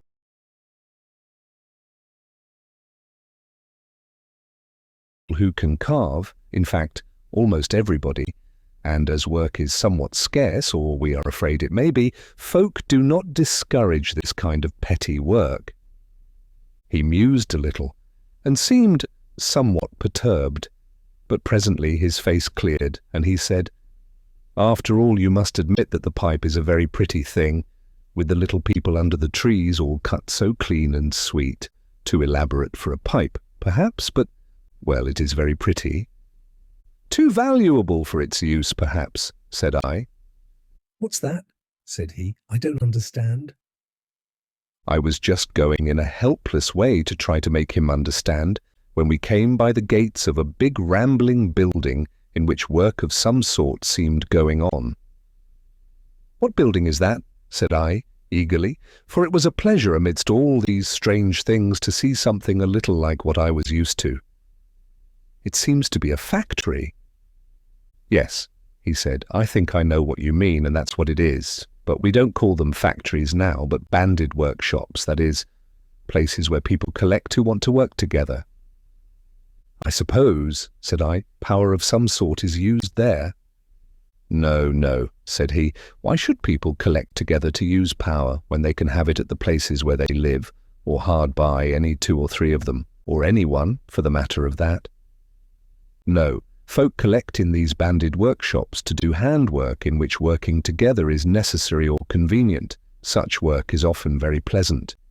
In there, for instance, they make pottery and glass. There you can see the tops of the furnaces. Well, of course, it's handy to have fair-sized ovens and kilns and glass pots, and a good lot of things to use them for, though of course there are a good many such places, as it would be ridiculous if a man had a liking for pot-making or glass-blowing, that he should have to live in one place or be obliged to forego the work he liked. I see no smoke coming from the furnaces, said I. Smoke, said Dick. Why should you see smoke? I held my tongue, and he went on. It's a nice place inside, though as plain as you see outside. As to the crafts, throwing the clay must be jolly work. The glass-blowing is rather a sweltering job, but some folk like it, very much indeed, and I don't much wonder there is such a sense of power when you have got deft in it, in dealing with the hot metal. It makes a lot of pleasant work, said he, smiling. For however much care you take of such goods, break they will one day or another, so there is always plenty to do. I held my tongue and pondered. We came just here on a gang of men road-mending, which delayed us a little, but I was not sorry for it, for all I had seen hitherto seemed a mere part of a summer holiday, and I wanted to see how this folk would set to on a piece of real necessary work. They had been resting, and had only just begun work again as we came up, so that the rattle of the picks was what woke me from my musing. There were about a dozen of them, strong young men looking much like a boating party at Oxford, would have looked in the days I remembered, and not more troubled with their work. Their outer raiment lay on the roadside in an orderly pile under the guardianship of a 6-year-old boy, who had his arm thrown over the neck of a big mastiff, who was as happily lazy as if the summer day had been made for him alone. As I eyed the pile of clothes, I could see the gleam of gold and silk embroidery on it, and judged that some of these workmen had tastes akin to those of the Golden Dustman of Hammersmith. Beside them lay a good big basket that had hints about it of cold pie and wine. A half-dozen of young women stood by, watching the work, or the workers, both of which were worth watching, for the latter smote great strokes and were very deft in their labour, and as handsome, clean-built fellows as you might find a dozen of in a summer day.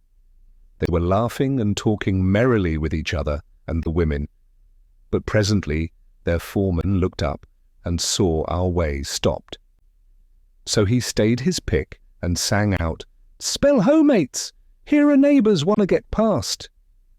Whereon the others stopped also, and drawing around us, helped the old horse by easing our wheels over the half-undone road, and then, like men with a pleasant task on hand, hurried back to their work, only stopping to give us a smiling good day, so that the sound of the picks broke out again before Greylocks had taken to his jog-trot.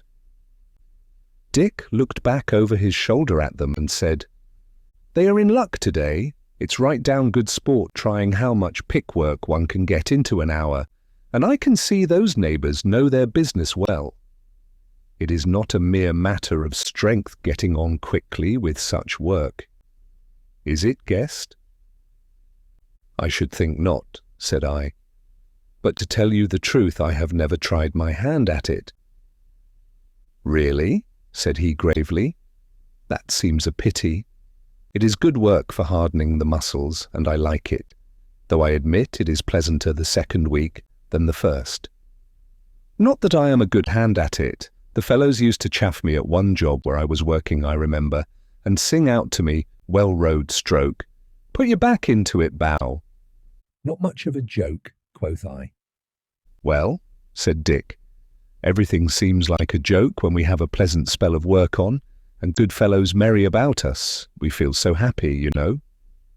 Again I pondered silently. Chapter 8. An Old Friend.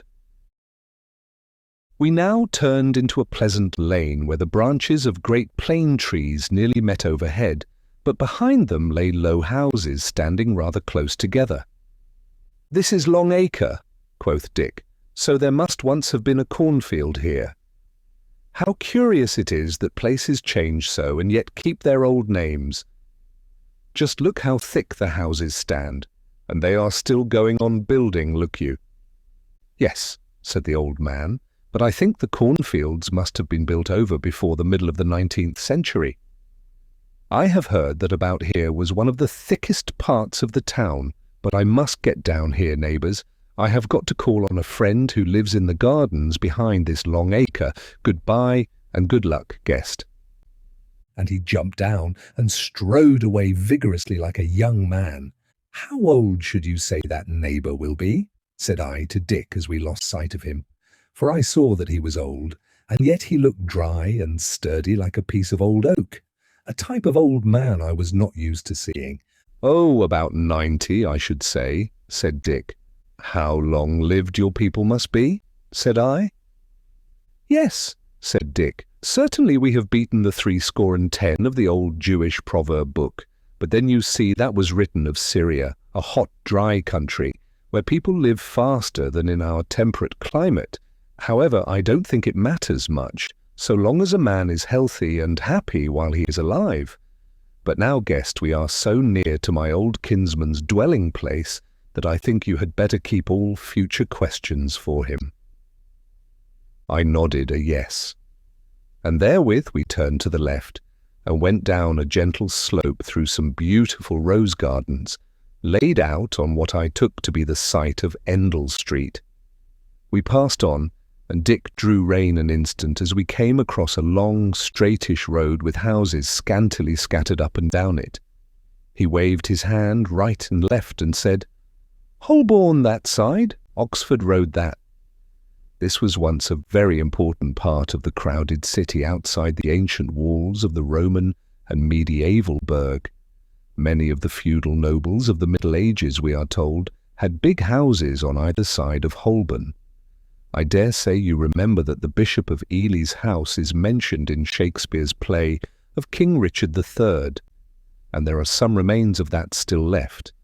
However, this road is not of the same importance, now that the ancient city is gone, walls and all. He drove on again, while I smiled faintly to think how the 19th century, of which such big words have been said, counted for nothing in the memory of this man who read Shakespeare and had not forgotten the Middle Ages. We crossed the road into a short, narrow lane between the gardens, and came out again into a wide road, on one side of which was a great and long building, turning its gables away from the highway, which I saw at once was another public group. Opposite to it was a wide space of greenery, without any wall or fence of any kind. I looked through the trees and saw beyond them a pillared portico quite familiar to me, no less old a friend, in fact, than the British Museum. It rather took my breath away amidst all the strange things I had seen, but I held my tongue and let Dick speak. Said he, "Yonder is the British Museum, where my great-grandfather mostly lives, so I won't say much about it. The building on the left is the Museum Market, and I think we had better turn in there for a minute or two, for Greylocks will be wanting his rest and his oats, and I suppose you will stay with my kinsman the greater part of the day, and to say the truth, there may be someone there whom I particularly want to see, and perhaps have a long talk with." He blushed and sighed, not altogether with pleasure, I thought, so of course I said nothing, and he turned the horse under an archway, which brought us into a very large paved quadrangle, with a big sycamore tree in each corner and a plashing fountain in the midst. Near the fountain were a few market stalls with awnings over them of gay striped linen cloth, about which some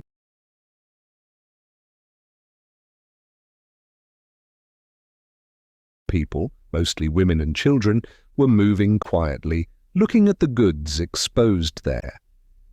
The ground floor of the building round the quadrangle was occupied by a wide arcade or cloister, whose fanciful but strong architecture I could not enough admire. Here also a few people were sauntering or sitting reading on the benches. Dick said to me apologetically, "Here as elsewhere there is little doing today. On a Friday you would see it thronged and gay with people, and in the afternoon there is generally music about the fountain. However, I dare say we shall have a pretty good gathering at our midday meal." We drove through the quadrangle and by an archway into a large, handsome stable on the other side, where we speedily stalled the old nag and made him happy with horse meat, and then turned and walked back again through the market, Dick looking rather thoughtful, as it seemed to me. I noticed that people couldn't help looking at me rather hard, and considering my clothes and theirs, I didn't wonder. But whenever they caught my eye, they made me a very friendly sign of greeting. We walked straight into the forecourt of the museum, where, except that the railings were gone and the whispering boughs of the trees were all about, nothing seemed changed. The very pigeons were wheeling about the building and clinging to the ornaments of the pediment, as I had seen them of old. Dick seemed grown a little absent, but he could not forbear giving me an architectural note, and said, "It is rather an ugly old building, isn't it? Many people have wanted to pull it down and rebuild it, and perhaps if work does really get scarce, we may yet do so, but, as my great-grandfather will tell you, it would not be quite a straightforward job. For there are wonderful collections in there of all kinds of antiquities, besides an enormous library with many exceedingly beautiful books in it, and many most useful ones as genuine records, texts of ancient works and the like. And the worry and anxiety and even risk there would be in moving all this has saved the buildings themselves. Besides, as we said before, it is not a bad thing to have some record of what our forefathers thought a handsome building, for there is plenty of labour and material in it." "I see there is," said I, "and I quite agree with you. But now hadn't we better make haste to see your great-grandfather?" In fact, I could not help seeing that he was rather dallying with the time. He said, "Yes, we will go into the house in a minute. My kinsman is too old to do much work in the museum, where he was a custodian of the books for many years, but he still lives here a good deal. Indeed, I think," said he, smiling, "that he looks upon himself as a part of the books, or the books a part of him. I don't know which." He hesitated a little longer, then flushing up, took my hand and saying, "Come along then," led me toward the door of one of the old official dwellings. Chapter 9. Concerning Love. "Your kinsman doesn't much care for beautiful building then," said I, as we entered the rather dreary classical house, which indeed was as bare as need be, except for some big pots of the June flowers which stood about here and there, though it was very clean and nicely whitewashed. "Oh, I don't know," said Dick rather absently. "He's getting old, certainly, for he is over 105, and no doubt he doesn't care about moving. But of course he could live in a prettier house if he liked. He's not obliged to live in one place any more than anyone else. This way, guest." And he led the way upstairs, and opening a door, we went into a fair-sized room of the old type, as plain as the rest of the house, with a few necessary pieces of furniture, and those very simple and even rude, but solid, and with a good deal of carving about them, well designed, but rather crudely executed. At the furthest corner of the room, at a desk near the window, sat a little old man in a roomy oak chair, well becushioned. He was dressed in a sort of Norfolk jacket of blue serge worn threadbare, with breeches of the same and grey worsted stockings. He jumped up from his chair and cried out in a voice of considerable volume for such an old man, "Welcome, Dick, my lad. Clara is here and will be more than glad to see you, so keep your heart up." "Clara here?" quoth Dick. "If I had known, I would not have brought, at least, I mean I would."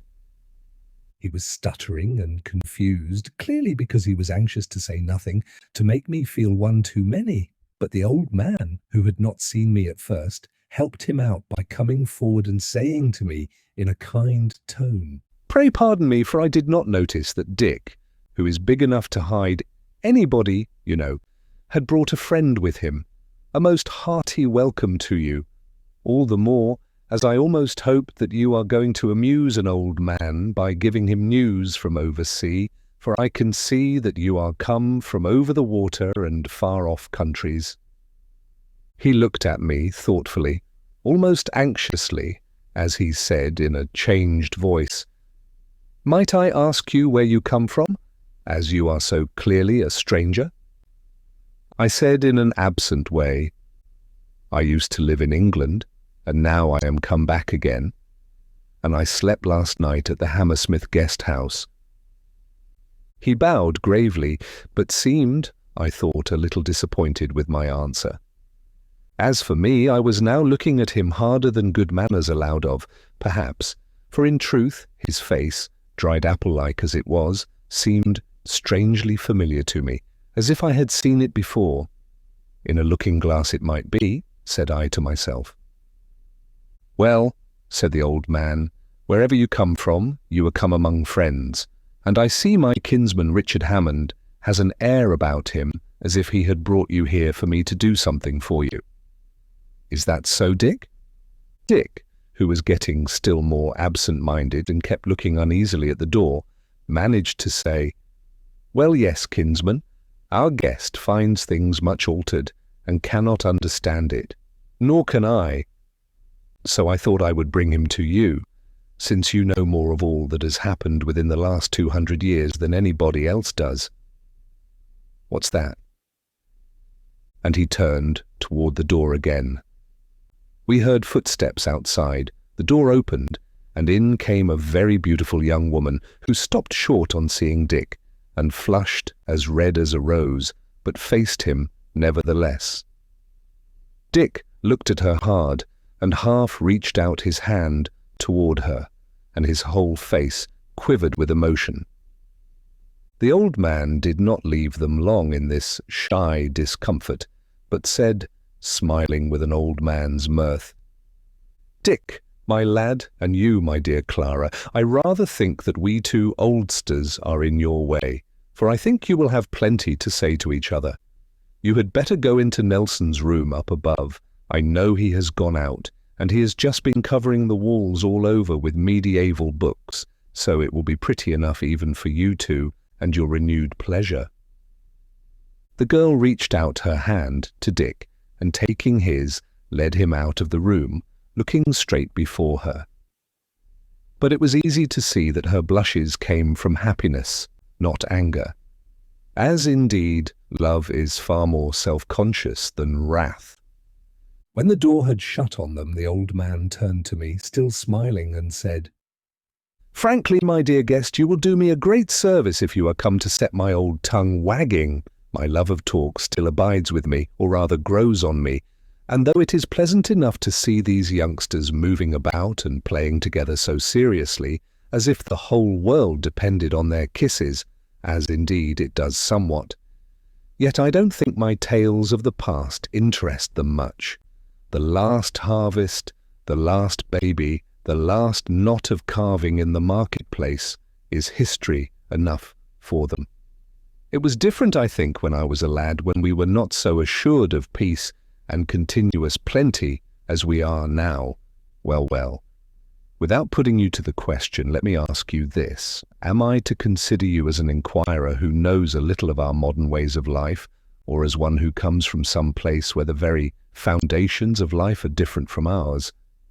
Do you know anything or nothing about us?" He looked at me keenly, and with growing wonder in his eyes as he spoke, and I answered in a low voice, "I know only so much of your modern life as I could gather from using my eyes on the way here from Hammersmith, and from asking some questions of Richard Hammond, most of which he could hardly understand. The old man smiled at this.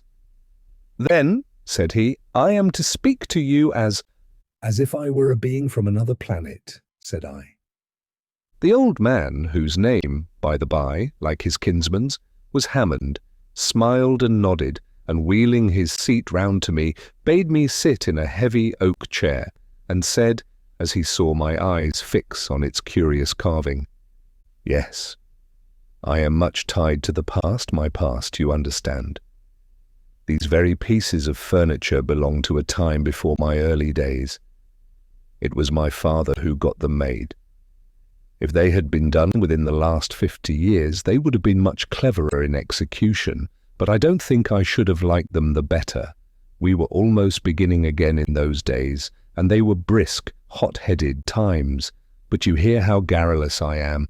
Ask me questions about anything, dear guest, since I must talk, make my talk profitable to you." I was silent for a minute, and then I said, somewhat nervously, "Excuse me if I am rude, but I am so much interested in Richard, since he has been so kind to me, a perfect stranger, that I should like to ask a question about him." "Well," said old Hammond, "if he were not kind, as you call it, to a perfect stranger he would be thought a strange person, and people would be apt to shun him. But ask on, don't be shy of asking," said I. "That beautiful girl, is he going to be married to her?" "Well," said he, "yes, he is. He has been married to her once already, and now I should say it is pretty clear that he will be married to her again." "Indeed," quoth I, wondering what that meant. "Here is the whole tale," said old Hammond. "A short one enough, and now I hope a happy one. They lived together 2 years the first time, were both very young. And then she got it into her head that she was in love with somebody else. So she left poor Dick. I say poor Dick because he had not found anyone else. But it did not last long, only about a year. Then she came to me, as she was in the habit of bringing her troubles to the old Carl, and asked me how Dick was and whether he was happy and all the rest of it. So I saw how the land lay and said that he was very unhappy and not at all well, which last, at any rate, was a lie. There you can guess the rest. Clara came to have a long talk with me today, but Dick will serve her turn much better. Indeed, if he hadn't chanced in upon me today, I should have had to have sent for him tomorrow." "Dear me," said I, "have they any children?" "Yes," said he, 2. "They are staying with one of my daughters at present, where indeed Clara has mostly been. I wouldn't lose sight of her, as I felt sure they would come together again. And Dick, who is the best of good fellows, really took the matter to heart. You see, he had no other love to run to as she had. So I managed it all, as I have done with such like matters before." "Ah," said I, "no doubt you wanted to keep them out of the divorce court, but I suppose it often has to settle such matters." "Then you suppose nonsense," said he. "I know that there used to be such lunatic affairs as divorce courts, but just consider, all the cases that came into them were matters of property quarrels. And I think, dear guest," said he, smiling, "that though you do come from another planet, you can see from the mere outside look of our world that quarrels about private property could not go on amongst us in our days. Indeed, my drive from Hammersmith to Bloomsbury and all the quiet, happy life I had seen so many hints of, even apart from my shopping, would have been enough to tell me that the sacred rights of property, as we used to think of them, were now no more." So I sat silent while the old man took up the thread of the discourse again and said, "Well then, property quarrels being no longer possible, what remains in these matters that a court of law could deal with? Fancy a court for enforcing a contract of passion or sentiment. If such a thing were needed as a reductio ad absurdum of the enforcement of contract, such a folly would do that for us." He was silent again a little, and then said, You must understand once for all that we have changed these matters, or rather, that our way of looking at them has changed, as we have changed within the last 200 years. We do not deceive ourselves, indeed, or believe that we can get rid of all the trouble that besets the dealings between the sexes. We know that we must face the unhappiness that comes of man and woman, confusing the relations between natural passion and sentiment, and the friendship which, when things go well, softens the awakening from passing illusions. But we are not so mad as to pile up degradation on that unhappiness by engaging in sordid squabbles about livelihood and position, and the power of tyrannizing over the children who have been the results of love or lust. Again he paused a while, and again went on. Calf love, mistaken for a heroism that shall be lifelong, yet early waning into disappointment. The inexplicable desire that comes on a man of riper years to be the all-in-all to some one woman, whose ordinary human kindness and human beauty he has idealized into superhuman perfection, and made the one object of his desire. Or lastly, the reasonable longing of a strong and thoughtful man to become the most intimate friend of some beautiful and wise woman, the very type of the beauty and glory of the world which we love so well, as we exult in all the pleasure and exaltation of spirit which goes with these things, so we set ourselves to bear the sorrow which not unseldom goes with them also. Remembering those lines of the ancient poet, I quote roughly from memory, one of the many translations of the 19th century. For this, the gods have fashioned man's grief and evil day, that still for man hereafter might be the tale and the lay. Well, well, 'tis little likely anyhow that all tales shall be lacking, or all sorrow cured. He was silent for some time, and I would not interrupt him. At last he began again. But you must know that we of these generations are strong and healthy of body, and live easily. We pass our lives in reasonable strife with nature, exercising not one side of ourselves only, but all sides, taking the keenest pleasure in all the life of the world.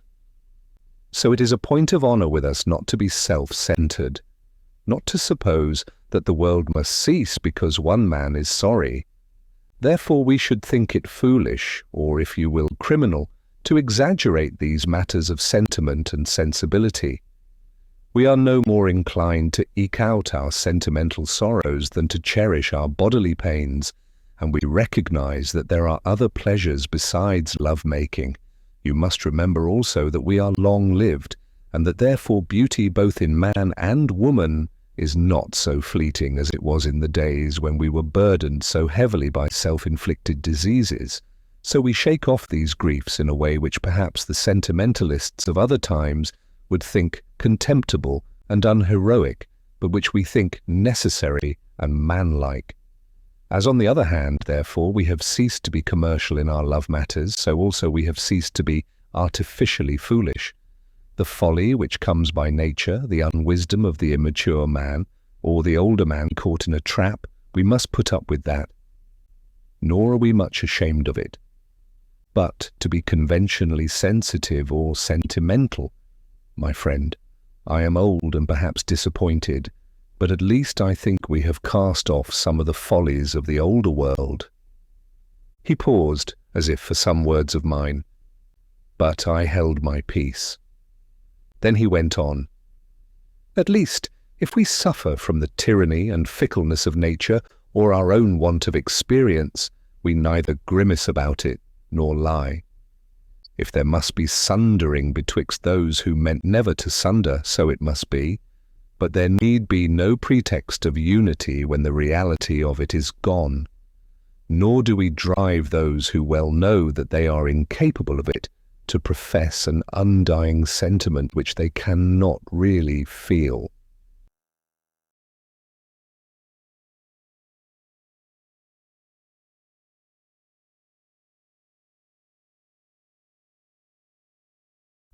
Thus it is that as that monstrosity of venal lust is no longer possible, so also it is no longer needed. Don't misunderstand me. You did not seem shocked when I told you that there were no law courts to enforce contracts of sentiment or passion, but so curiously are men made that perhaps you will be shocked when I tell you that there is no code of public opinion which takes the place of such courts and which might be as tyrannical and unreasonable as they were. I do not say that people don't judge their neighbours' conduct sometimes, doubtless, unfairly, but I do say that there is no unvarying conventional set of rules by which people are judged, no bed of Procrustes to stretch or cramp their minds and lives, no hypocritical excommunication which people are forced to pronounce either by unconsidered habit or by the unexpressed threat of the lesser interdict if they are lax in their hypocrisy. Are you shocked now? No, no, said I with some hesitation. It is all so different. At any rate, said he, one thing I think I can answer for. Whatever sentiment there is, it is real and general. It is not confined to people very specially refined. I am also pretty sure, as I hinted to you just now, that there is not by a great way as much suffering involved in these matters, either to men or to women, as there used to be. But excuse me for being so prolix on this question. You know you asked to be treated like a being from another planet. Indeed, I thank you very much, said I. Now may I ask you about the position of women in your society? He laughed very heartily for a man of his years and said, "It is not without reason that I have got a reputation as a careful student of history.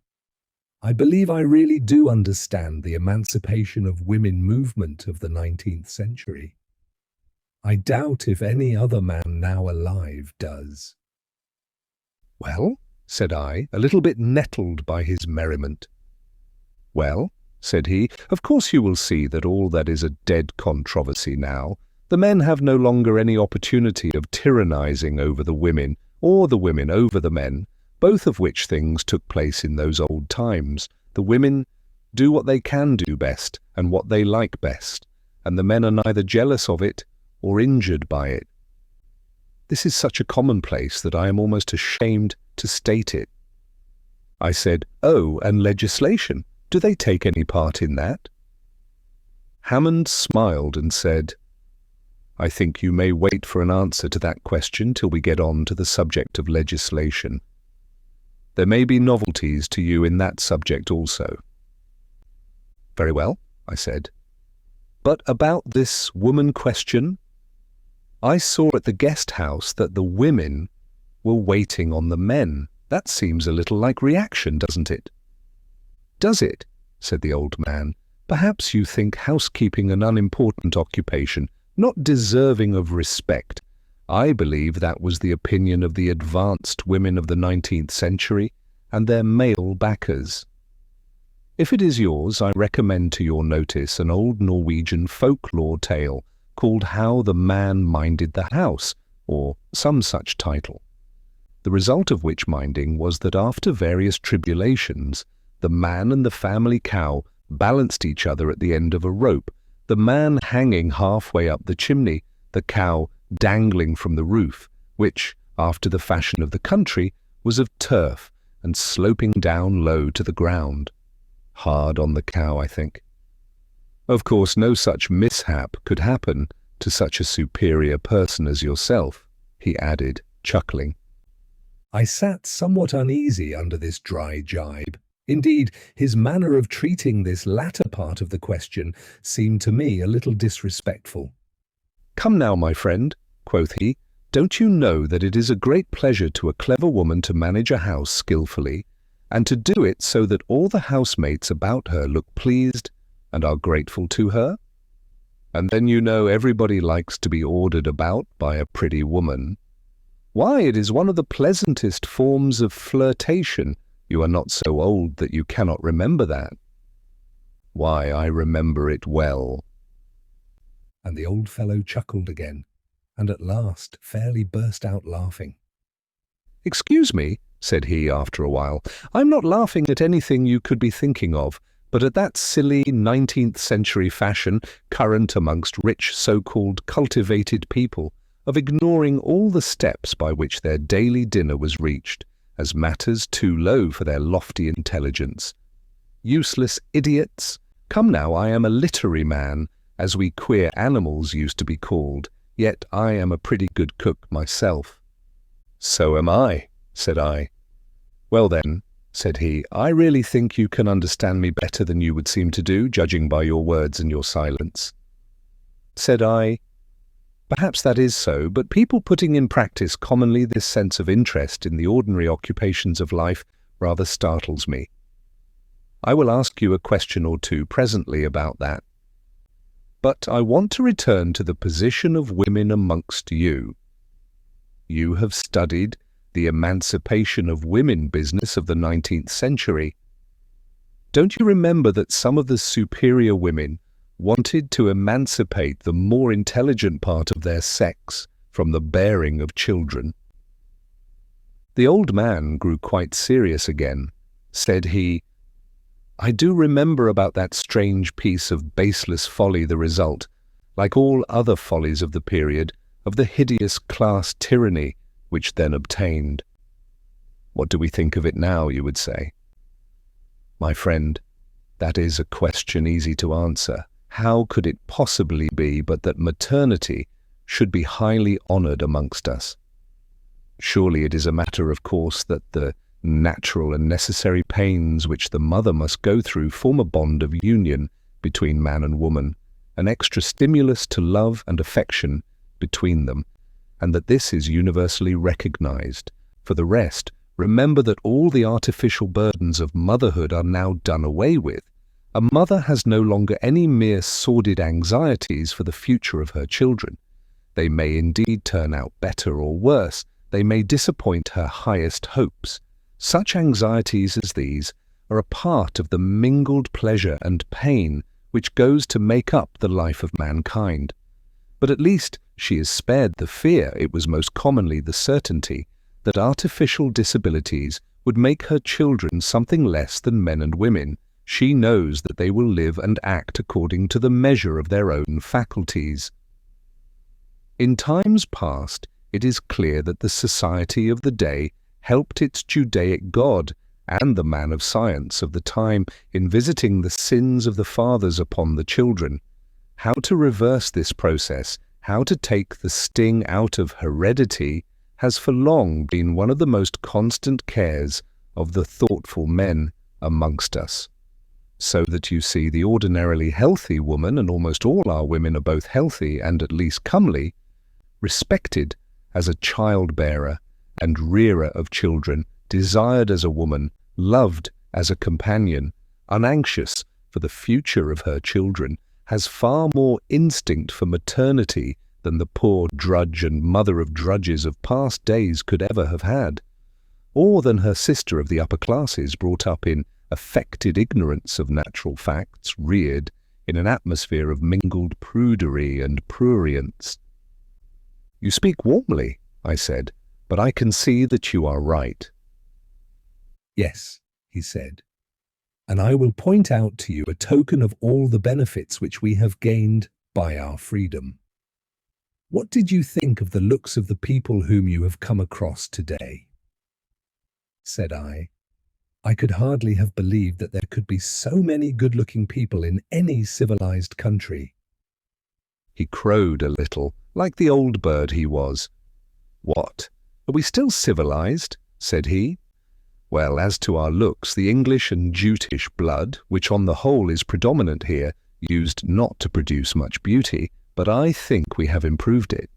I know a man who has a large collection of portraits printed from photographs of the 19th century, and going over those and comparing them with the everyday faces in these times, puts the improvement in our good looks beyond a doubt. Now, there are some people who think it not too fantastic to connect this increase of beauty directly with our freedom and good sense in the matters we have been speaking of. They believe that a child born from the natural and healthy love between a man and a woman, even if that be transient, is likely to turn out better in all ways, and especially in bodily beauty, than the birth of the respectable commercial marriage bed or of the dull despair of the drudge of that system. They say, pleasure begets pleasure. What do you think? I am much of that mind, said I. Chapter 10. Questions and Answers. Well, said the old man, shifting in his chair, you must get on with your questions, guest. I have been some time answering this first one. Said I want an extra word or two about your ideas of education, although I gathered from Dick that you let your children run wild and didn't teach them anything, and in short, that you have so refined your education that now you have none. Then you gathered left-handed, quoth he. But of course I understand your point of view about education, which is that of times past, when the struggle for life, as men used to phrase it, i.e., the struggle for a slave's rations on one side and for a bouncing share of the slaveholder's privilege on the other, pinched education for most people into a niggardly dole of not very accurate information, something to be swallowed by the beginner in the art of living whether he liked it or not, and was hungry for it or not, and which had been chewed and digested over and over again by people who didn't care about it, in order to serve it out to other people who didn't care about it. I stopped the old man's rising wrath by a laugh and said, well, you were not taught that way at any rate, so you may let your anger run off you a little. True, true, said he, smiling. I thank you for correcting my ill temper.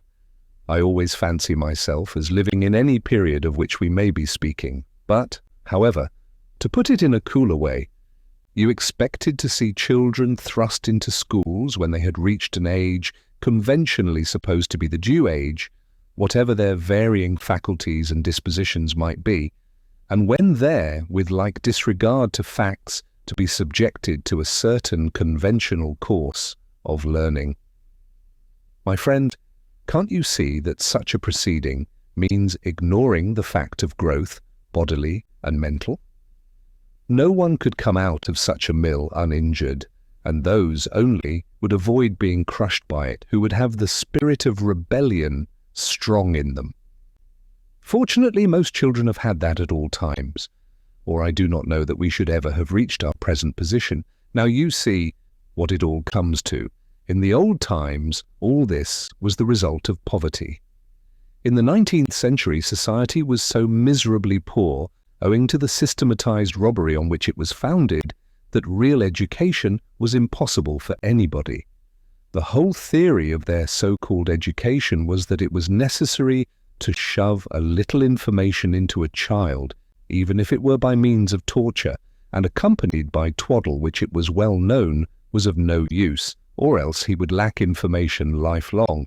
The hurry of poverty forbade anything else. All that is past, we are no longer hurried, and the information lies ready to each one's hand when his own inclinations impel him to seek it. In this, as in other matters, we have become wealthy, we can afford to give ourselves time to grow. Yes, said I, but suppose the child, youth, man, never wants the information, never grows in the direction you might hope him to do. Suppose, for instance, he objects to learning arithmetic or mathematics. You can't force him when he is grown. Can't you force him while he is growing? And oughtn't you to do so? Well, said he, were you forced to learn arithmetic and mathematics? A little, said I. And how old are you now? Say 56, said I. And how much arithmetic and mathematics do you know now? Quoth the old man, smiling rather mockingly. Said I, none whatever, I'm sorry to say. Hammond laughed quietly, but made no other comment on my admission, and I dropped the subject of education, perceiving him to be hopeless on that side. I thought a little and said, You were speaking just now of households. That sounded to me a little like the customs of past times. I should have thought you would have lived more in public. Phalanxteries, eh? Said he. Well, we live as we like, and we like to live as a rule with certain housemates that we have got used to. Remember, again, that poverty is extinct, and that the Fourierist phalanxteries and all their kind as was but natural at the time, implied nothing but a refuge from mere destitution. Such a way of life as that could only have been conceived of by people surrounded by the worst form of poverty. But you must understand therewith that those separate households are the rule amongst us, and though they differ in their habits more or less, yet no door is shut to any good-tempered person who is content to live as the other housemates do. Only, of course, it would be unreasonable for one man to drop into a household and bid the folk of it to alter their habits to please him, since he can go elsewhere and live as he pleases. However, I need not say much about all this, as you are going up the river with Dick, and will find out for yourself by experience how these matters are managed. After a pause, I said, "Your big towns now, how about them?" London, which I have read about as the modern Babylon of civilization, seems to have disappeared. "Well, well," said old Hammond, "perhaps after all it is more like ancient Babylon now than the modern Babylon of the 19th century was. But let that pass. After all, there is a good deal of population in places between here and Hammersmith, nor have you seen the most populous part of the town yet." "Tell me then," said I, "how is it towards the east?" Said he, "Time was when if you mounted a good horse and rode straight away from my door here at a round trot for an hour and a half, you would still be in the thick of London, and the greater part of that would be slums, as they were called. That is to say, places of torture for innocent men and women, or worse, stews for rearing and breeding men and women in such degradation that torture should seem to them mere ordinary and natural life." I know, I said, rather impatiently. "That was what was. Tell me something of what is. Is any of that left?"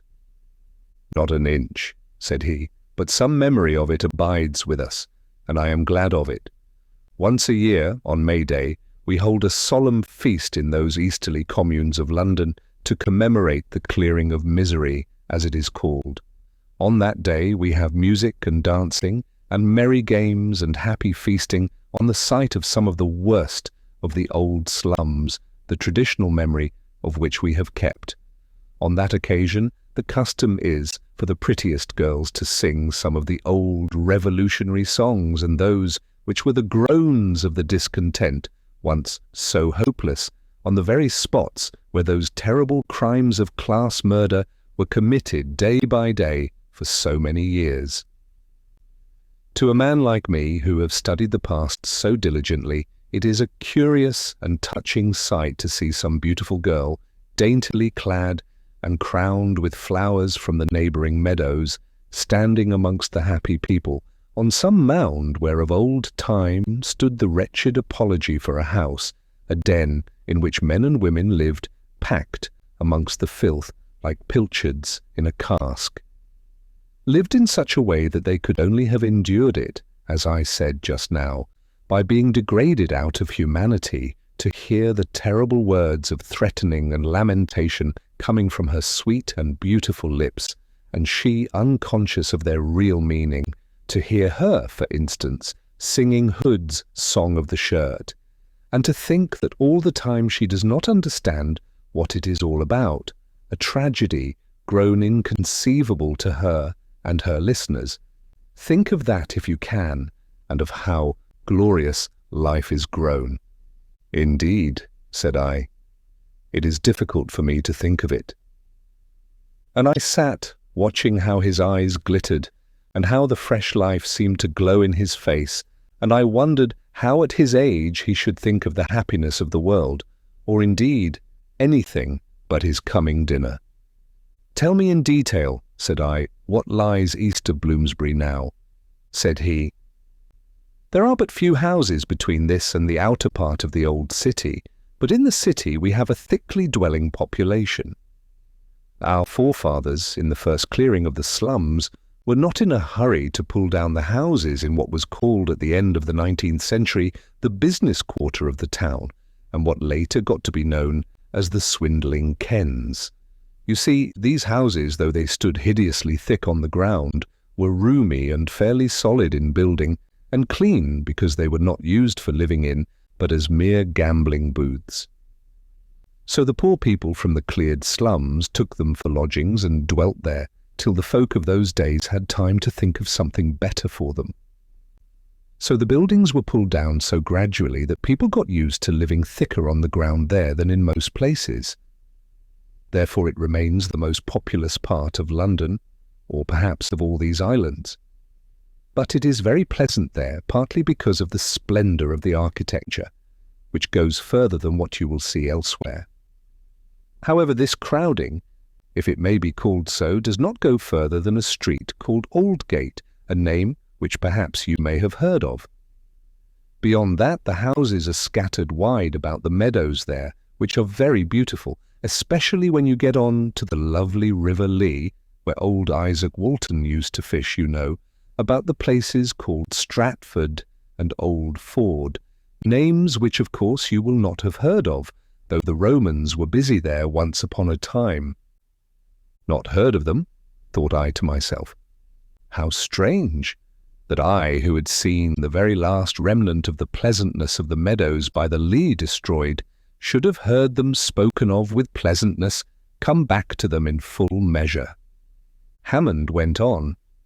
When you get down to the Thames side, you come on the docks, which are works of the 19th century, and are still in use, although not so thronged as they once were, since we discourage centralization all we can, and we have long ago dropped the pretension to be the market of the world. About these docks are a good few houses, which, however, are not inhabited by many people permanently.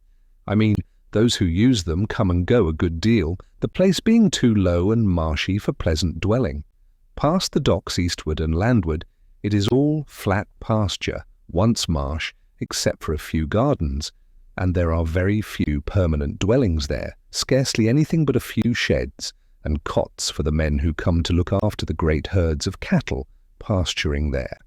But however, what with the beasts and the men, and the scattered red-tiled roofs and the big hayricks, it does not make a bad holiday to get a quiet pony and ride about there on a sunny afternoon of autumn, and look over the river and the craft passing up and down, and on to Shooter's Hill and the Kentish uplands, and then turn round to the wide green sea of the Essex marshland, with the great domed line of the sky, and the sun shining down in one flood of peaceful light over the long distance. There is a place called Canning's Town, and further out, Silvertown, where the pleasant meadows are at their pleasantest. Doubtless they were once slums, and wretched enough. Chapter 11. Concerning Government.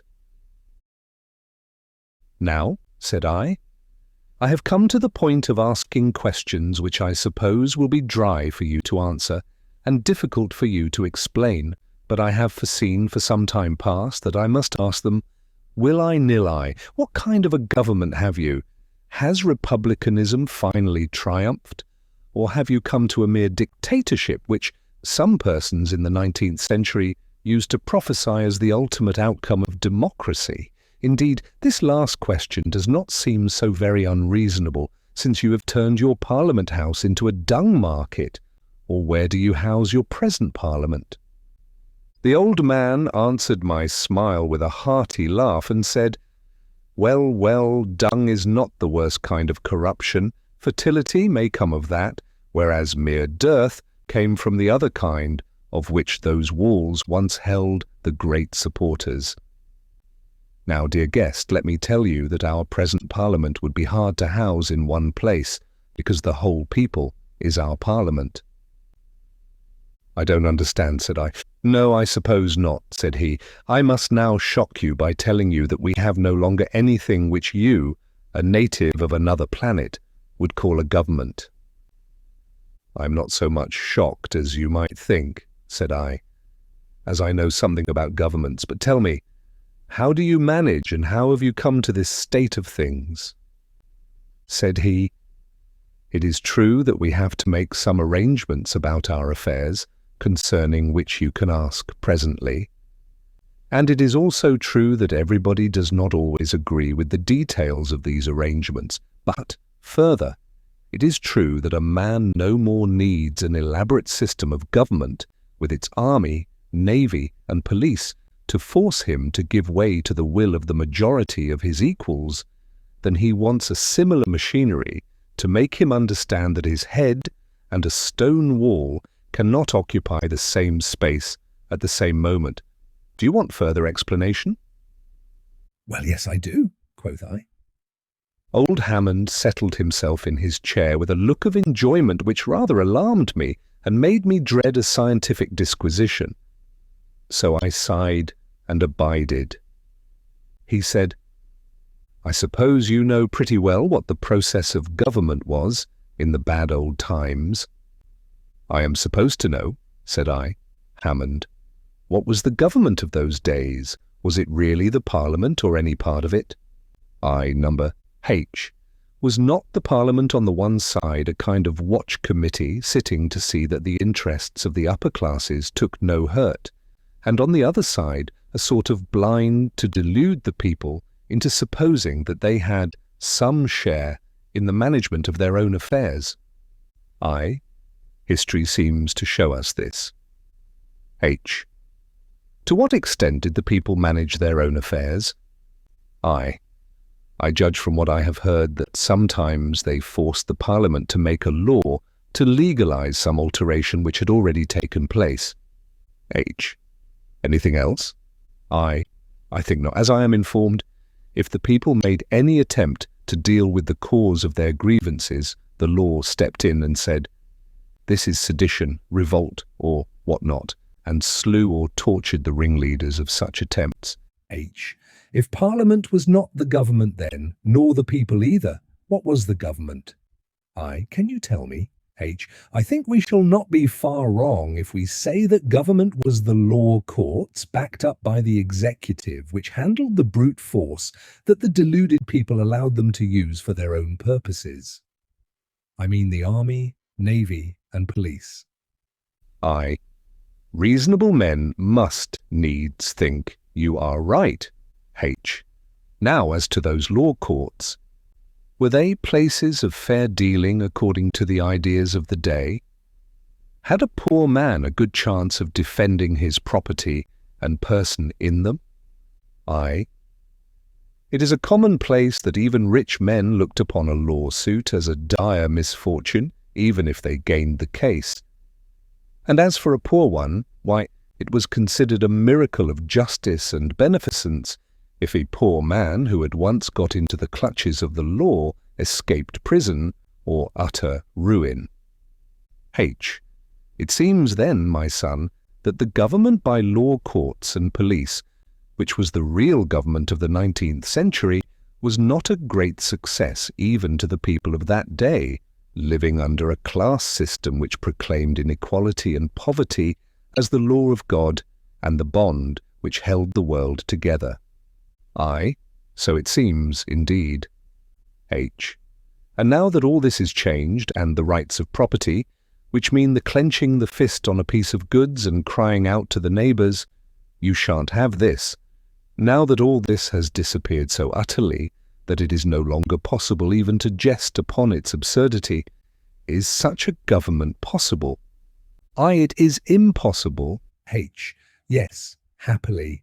But for what other purpose than the protection of the rich from the poor, the strong from the weak, did this government exist? I have heard that it was said that their office was to defend their own citizens against attack from other countries. H. It was said. But was anyone expected to believe this? For instance, did the English government defend the English citizen against the French? I. So it was said. H. Then if the French had invaded England and conquered it, they would not have allowed the English workmen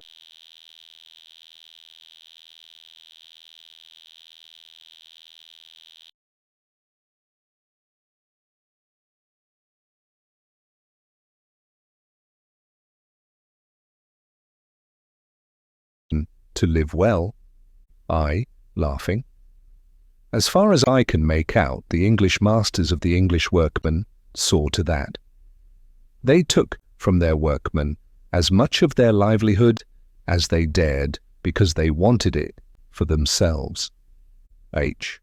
But if the French had conquered, would they not have taken more still from the English workmen? I. I do not think so, for in that case the English workmen would have died of starvation, and then the French conquest would have ruined the French, just as if the English horses and cattle had died of underfeeding, so that after all the English workmen would have been no worse off for the conquest. Their French masters could have got no more from them than their English masters did. H. This is true, and we may admit that the pretensions of the government to defend the poor, i.e., the useful, people against other countries, come to nothing. But that is but natural, for we have seen already that it was the function of government to protect the rich against the poor. But did not the government defend its rich men against other nations? I do not remember to have heard that the rich needed defense, because it is said that even when two nations were at war, the rich men of each nation gambled with each other pretty much as usual, and even sold each other weapons wherewith to kill their own countrymen. H. In short, it comes to this, that whereas the so-called government of protection of property by means of the law courts meant destruction of wealth, this defense of the citizens of one country against those of another country by means of war or the threat of war meant pretty much the same thing. I cannot deny it. H. And therefore the government really existed for the destruction of wealth? I. So it seems. And yet... H. Yet what? I. There were many rich people in those times. H. You see the consequences of that fact? I think I do, but tell me out what they were. H. If the government habitually destroyed wealth, the country must have been poor. I. Yes, certainly. H. Yet amidst this poverty, the persons for the sake of whom the government existed insisted on being rich, whatever might happen. I. So it was. H. What must happen if, in a poor country, some people insist on being rich at the expense of the others? I. Unutterable poverty for the others. All this misery, then, was caused by the destructive government of which we have been speaking. H. Nay, it would be incorrect to say so.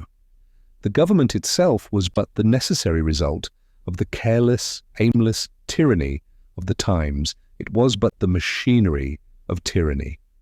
Now tyranny has come to an end, and we no longer need such machinery. We could not possibly use it since we are free. Therefore, in your sense of the word, we have no government. Do you understand this now? Yes, I do, but I will ask you some more questions as to how you, as free men, manage your affairs. H. With all my heart. Ask away. Chapter 12. Concerning the arrangement of life. Well, I said, about those arrangements which you spoke of as taking the place of government, could you give me any account of them? Neighbour, he said, although we have simplified our lives a great deal from what they were, and have got rid of many conventionalities and many sham wants, which used to give our forefathers much trouble, yet our life is too complex for me to tell you in detail, by means of words, how it is arranged. You must find that out by living amongst us. It is true that I can better tell you what we don't do than what we do. Well, said I. This is the way to put it, said he. We have been living for 150 years at least, more or less, in our present manner, and a tradition or habit of life has been growing on us. And that habit has become a habit of acting on the whole for the best. It is easy for us to live without robbing each other. It would be possible for us to contend with and rob each other, but it would be harder for us than refraining from strife and robbery. That is, in short, the foundation of our life and our happiness.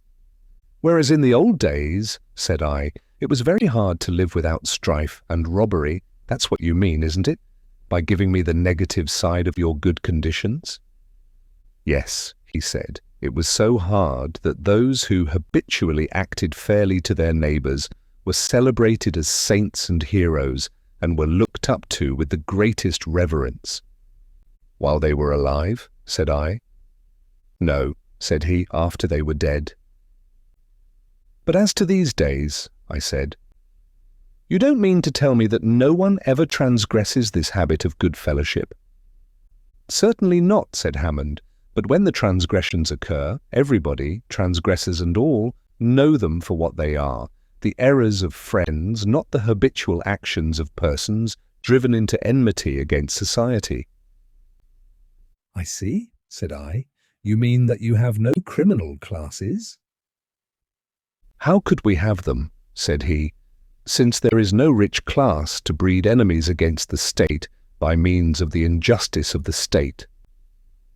Said I thought that I understood from something that fell from you a little while ago that you had abolished civil law. Is that so, literally? It abolished itself, my friend, said he. As I said before, the civil law courts were upheld for the defence of private property, for nobody ever pretended that it was possible to make people act fairly to each other by means of brute force. Well, private property being abolished, all the laws and all the legal crimes which it had manufactured, of course, came to an end. Thou shalt not steal had to be translated into, thou shalt work in order to live happily. Is there any need to enforce that commandment by violence? Well, said I, that is understood, and I agree with it. But how about crimes of violence? Would not their occurrence, and you admit that they occur, make criminal law necessary? Said he, in your sense of the word we have no criminal law either. Let us look at the matter closer and see whence crimes of violence spring. By far the greater part of these in past days were the result of the laws of private property, which forbade the satisfaction of their natural desires to all but a privileged few, and of the general visible coercion which came of those laws. All that cause of violent crime is gone. Again, many violent acts came from the artificial perversion of the sexual passions, which caused overweening jealousy and the like miseries. Now, when you look carefully into these, you will find that what lay at the bottom of them was mostly the idea, a law-made idea, of the woman being the property of the man, whether he were husband, father, brother, or what not. That idea has, of course, vanished with private property, as well as certain follies about the ruin of women for following their natural desires in an illegal way, which of course was a convention caused by the laws of private property. Another cognate cause of crimes of violence was the family tyranny, which was the subject of so many novels and stories of the past, and which once more was the result of private property. Of course that is all ended, since families are held together by no bond of coercion, legal or social, but by mutual liking and affection, and everybody is free to come or go as he or she pleases. Furthermore, our standards of honour and public estimation are very different from the old ones. Success in besting our neighbours is a road to renown now closed. Let us hope for ever. Each man is free to exercise his special faculty to the utmost, and everyone encourages him in so doing. So that we have got rid of the scowling envy coupled by the poets with hatred, and surely with good reason. Heaps of unhappiness and ill blood were caused by it, which with irritable and passionate men, i.e. energetic and active men, often led to violence. I laughed and said, so that you now withdraw your admission and say that there is no violence amongst you? No, said he, I withdraw nothing. As I told you, such things will happen. Hot blood will err sometimes. A man may strike another, and the stricken strike back again, and the result be a homicide, to put it at the worst. But what then? Shall we, the neighbours, make it worse still? Shall we think so poorly of each other as to suppose that the slain man calls on us to revenge him, when we know that if he had been maimed, he would, when in cold blood and able to weigh all the circumstances, have forgiven his manner? Or will the death of the slayer bring the slain man to life again and cure the unhappiness his loss has caused? Yes, I said, but consider, must not the safety of society be safeguarded by some punishment? There, neighbour, said the old man with some exultation, you have hit the mark. That punishment of which men used to talk so wisely and act so foolishly, what was it but the expression of their fear? And they had need to fear, since they, i.e., the rulers of society, were dwelling like an armed band in a hostile country. But we who live amongst our friends need neither fear nor punish. Surely if we, in dread of an occasional rare homicide, an occasional rough blow, were solemnly and legally to commit homicide and violence, we could only be a society of ferocious cowards. Don't you think so, neighbour?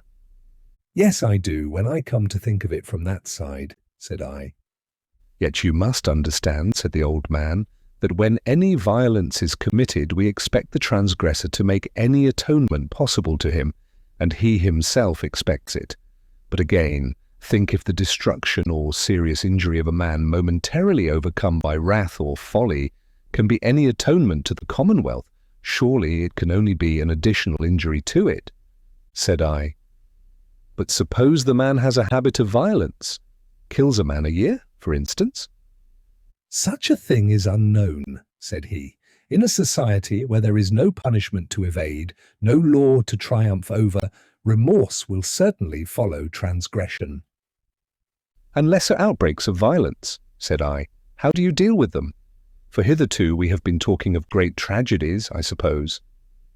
Said Hammond, if the ill-doer is not sick or mad, in which case he must be restrained till his sickness or madness is cured, it is clear that grief and humiliation must follow the ill deed, and society in general will make that pretty clear to the ill-doer if he should chance to be dull to it, and again some kind of atonement will follow, at the least an open acknowledgement of the grief and humiliation. Is it so hard to say, I ask your pardon, neighbour?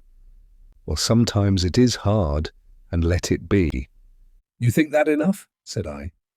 Yes, said he, and moreover, it is all that we can do. If in addition we torture the man, we turn his grief into anger, and the humiliation he would otherwise feel for his wrongdoing is swallowed up by a hope of revenge for our wrongdoing to him, he has paid the legal penalty and can go and sin again with comfort. Shall we commit such a folly then? Remember, Jesus had got the legal penalty remitted before he said, go and sin no more, let alone that in a society of equals you will not find anyone to play the part of torturer or jailer, though many to act as nurse or doctor. So, said I, you consider crime a mere spasmodic disease which requires no body of criminal law to deal with it? Pretty much so, said he, and since, as I have told you, we are a healthy people generally, so we are not likely to be much troubled with this disease.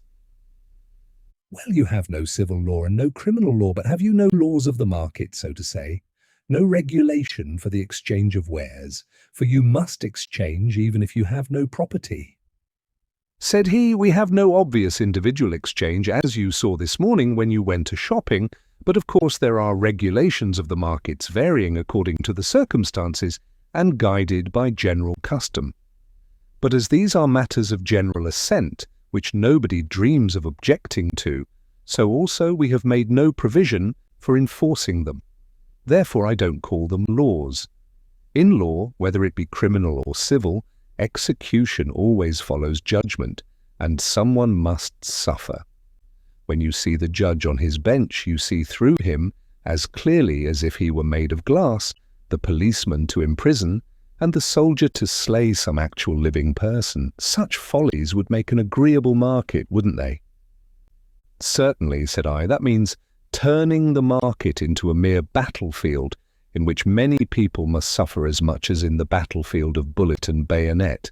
And from what I have seen, I should suppose that your marketing, great and little, is carried on in a way that makes it a pleasant occupation. You are right, neighbour, said he, although there are so many, indeed by far the greater number amongst us, who would be unhappy if they were not engaged in actually making things and things which turn out beautiful under their hands. But there are many, like the housekeepers I was speaking of, whose delight is in administration and organization, to use long-tailed words. I mean people who like keeping things together, avoiding waste, seeing that nothing sticks fast uselessly. Such people are thoroughly happy in their business, all the more as they are dealing with actual facts, and not merely passing counters round to see what share they shall have in the privileged taxation of useful people, which was the business of the commercial folk in past days. Well, what are you going to ask me next? Chapter 13, Concerning Politics. Said I. How do you manage with politics? Said Hammond, smiling. I am glad that it is of me that you ask that question. I do believe that anybody else would make you explain yourself, or try to do so, till you were sickened of asking questions. Indeed, I believe I am the only man in England who would know what you mean. And since I know, I will answer your question briefly by saying that we are very well off as to politics, because we have none. If ever you make a book out of this conversation, put this in a chapter by itself, after the model of old Horrebo's snakes in Iceland. I will, said I. Chapter 14, How Matters Are Managed. Said I. How about your relations with foreign nations? I will not affect not to know what you mean, said he, but I will tell you at once that the whole system of rival and contending nations which played so great a part in the government of the world of civilization has disappeared, along with the inequality betwixt man and man in society. Does not that make the world duller? Said I. Why? Said the old man. The obliteration of national variety, said I. Nonsense, he said, somewhat snappishly. Cross the water and see. You will find plenty of variety, the landscape, the building, the diet, the amusements, all various. The men and women varying in looks as well as in habits of thought, the costume far more various than in the commercial period. How should it add to the variety or dispel the dullness, to coerce certain families or tribes, often heterogeneous and jarring with one another, into certain artificial and mechanical groups, and call them nations, and stimulate their patriotism, i.e., their foolish and envious prejudices? Well, I don't know how, said I. That's right, said Hammond cheerily.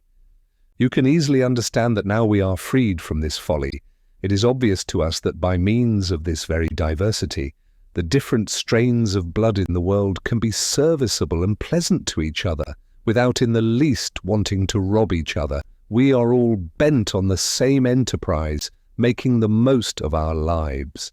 And I must tell you, whatever quarrels or misunderstandings arise, they very seldom take place between people of different race, and consequently, since there is less unreason in them, they are the more readily appeased. Good, said I. But as to those matters of politics, as to general differences of opinion in one and the same community, do you assert that there are none?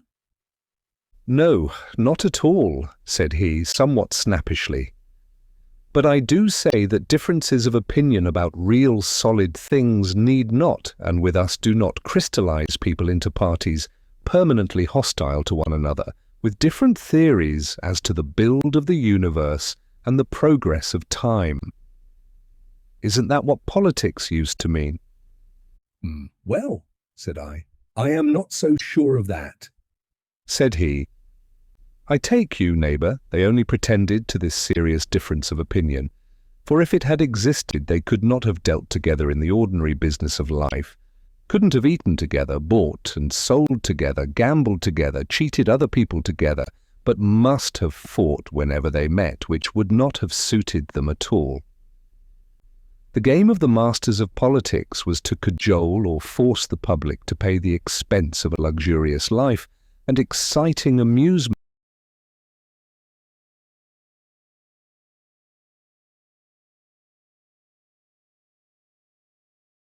for a few cliques of ambitious persons, and the pretense of serious difference of opinion belied by every action of their lives was quite good enough for that. "What has all that got to do with us?" said I. "Why, nothing, I should hope. But I fear, in short, I have been told that political strife was a necessary result of human nature." "Human nature?" cried the old boy impetuously. "What human nature? The human nature of paupers, of slaves, of slaveholders, or the human nature of wealthy freemen? Which? Come, tell me that." "Well," said I suppose there would be a difference according to circumstances in people's action about these matters." "I should think so indeed," said he. "At all events, experience shows that it is so. Amongst us, our differences concern matters of business and passing events as to them, and could not divide men permanently. As a rule, the immediate outcome shows which opinion on a given subject is the right one. It is a matter of fact, not of speculation. For instance, it is clearly not easy to knock up a political party on the question as to whether haymaking in such and such a countryside shall begin this week or next, when all men agree that it must at latest begin the week after next, and when any man can go down into the fields himself and see whether the seeds are ripe enough for the cutting." Said I, "And you settle these differences, great and small, by the will of the majority, I suppose?" "Certainly," said he. "How else could we settle them? You see, in matters which are merely personal, which do not affect the welfare of the community, how a man shall dress, what he shall eat and drink, what he shall write and read, and so forth, there can be no difference of opinion, and everybody does as he pleases. But when the matter is of common interest to the whole community, and the doing or not doing something affects everybody, the majority must have their way. Unless the minority were to take up arms and show by force that they were the effective or real majority, which, however, in a society of men who are free and equal, is little likely to happen. Because in such a community the apparent majority is the real majority, and the others, as I have hinted before, know that too well to obstruct from mere pig-headedness, especially as they have had plenty of opportunity of putting forward their side of the question." "How is that managed?" said I. "Well," said he, "let us take one of our units of management, a commune, or a ward, or a parish, for we have all three names indicating little real distinction between them now, though time was there was a good deal. In such a district, as you would call it, some neighbours think that something ought to be done or undone, a new town hall built, a clearance of inconvenient houses, or, say, a stone bridge substituted for some ugly old iron one. There you have undoing and doing in one. Well, at the next ordinary meeting of the neighbours, or mote, as we call it, according to the ancient tongue of the times before bureaucracy, a neighbour proposes the change, and of course if everybody agrees there is an end of discussion except about details. Equally, if no one backs the proposer, seconds him, it used to be called, the matter drops for the time being. A thing not likely to happen amongst reasonable men, however, as the proposer is sure to have talked it over with others before the mote. But supposing the affair proposed and seconded, if a few of the neighbours disagree to it, if they think that the beastly iron bridge will serve a little longer, and they don't want to be bothered with building a new one. Just then they don't count heads that time, but put off the formal discussion to the next mote, and meantime arguments pro and con are flying about, and some get printed so that everybody knows what is going on. And when the mote comes together again, there is a regular discussion and at last a vote by show of hands. If the division is a close one, the question is again put off for further discussion. If the division is a wide one, the minority are asked if they will yield to the more general opinion, which they often, nay, most commonly do. If they refuse, the question is debated a third time, when, if the minority has not perceptibly grown, they always give way, though I believe there is some half-forgotten rule by which they might still carry it on further. But I say, what always happens is that they are convinced, not perhaps that their view is the wrong one, but they cannot persuade or force the community to adopt it. Very good, said I, but what happens if the divisions are still narrow?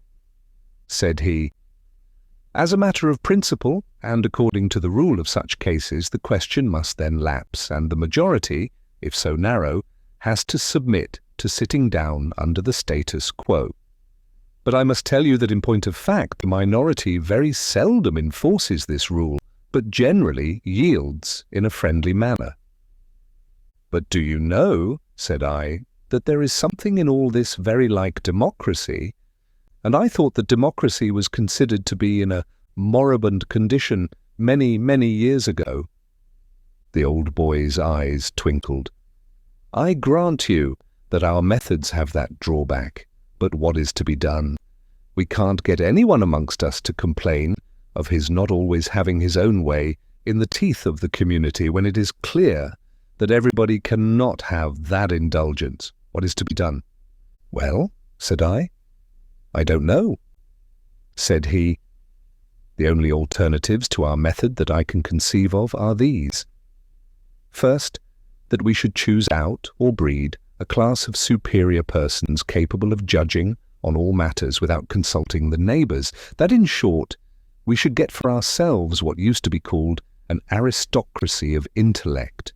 Or secondly, that for the purpose of safeguarding the freedom of the individual will, we should revert to a system of private property again, and have slaves and slaveholders once more. What do you think of those two expedients? Well, said I, there is a third possibility, to wit, that every man should be quite independent of every other, and that thus the tyranny of society should be abolished. He looked hard at me for a second or two, and then burst out laughing very heartily, and I confess that I joined him. When he recovered himself, he nodded at me and said, yes, I quite agree with you, and so we all do. Yes, I said, and besides, it does not press hardly on the minority, for take this matter of the bridge, no man is obliged to work on it if he doesn't agree to its building, at least, I suppose not. He smiled and said, shrewdly put, and yet from the point of view of the native of another planet. If the man of the minority does find his feelings hurt, doubtless he may relieve them by refusing to help in building the bridge. But, dear neighbour, that is not a very effective salve for the wound caused by the tyranny of a majority in our society, because all work that is done is either beneficial or hurtful to every member of society. The man is benefited by the bridge building if it turns out a good thing, and hurt by it if it turns out a bad one, whether he puts a hand to it or not. And meanwhile he is benefiting the bridge builders by his work, whatever that may be. In fact, I see no help for him except the pleasure of saying, I told you so, if the bridge building turns out to be a mistake and hurts him. If it benefits him, he must suffer in silence. A terrible tyranny our communism, is it not? Folk used often to be warned against this very unhappiness in times past, when for every well-fed, contented person you saw 1,000 miserable starvelings, whereas for us we grow fat and well-liking on the tyranny, a tyranny, to say the truth, not to be made visible by any microscope I know. Don't be afraid, my friend, we are not going to seek for troubles by calling our peace and plenty and happiness by ill names, whose very meaning we have forgotten. He sat musing for a little, and then started and said, Are there any more questions, dear guest? The morning is waning fast amidst my garrulity. Chapter 15. On the lack of incentive to labour in a communist society. Yes, said I. I was expecting Dick and Clara to make their appearance any moment, but is there time to ask just one or two questions before they come?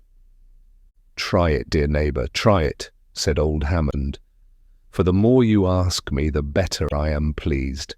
And at any rate, if they do come and find me in the middle of an answer, they must sit quiet and pretend to listen till I come to an end. It won't hurt them. They will find it quite amusing enough to sit side by side, conscious of their proximity to each other."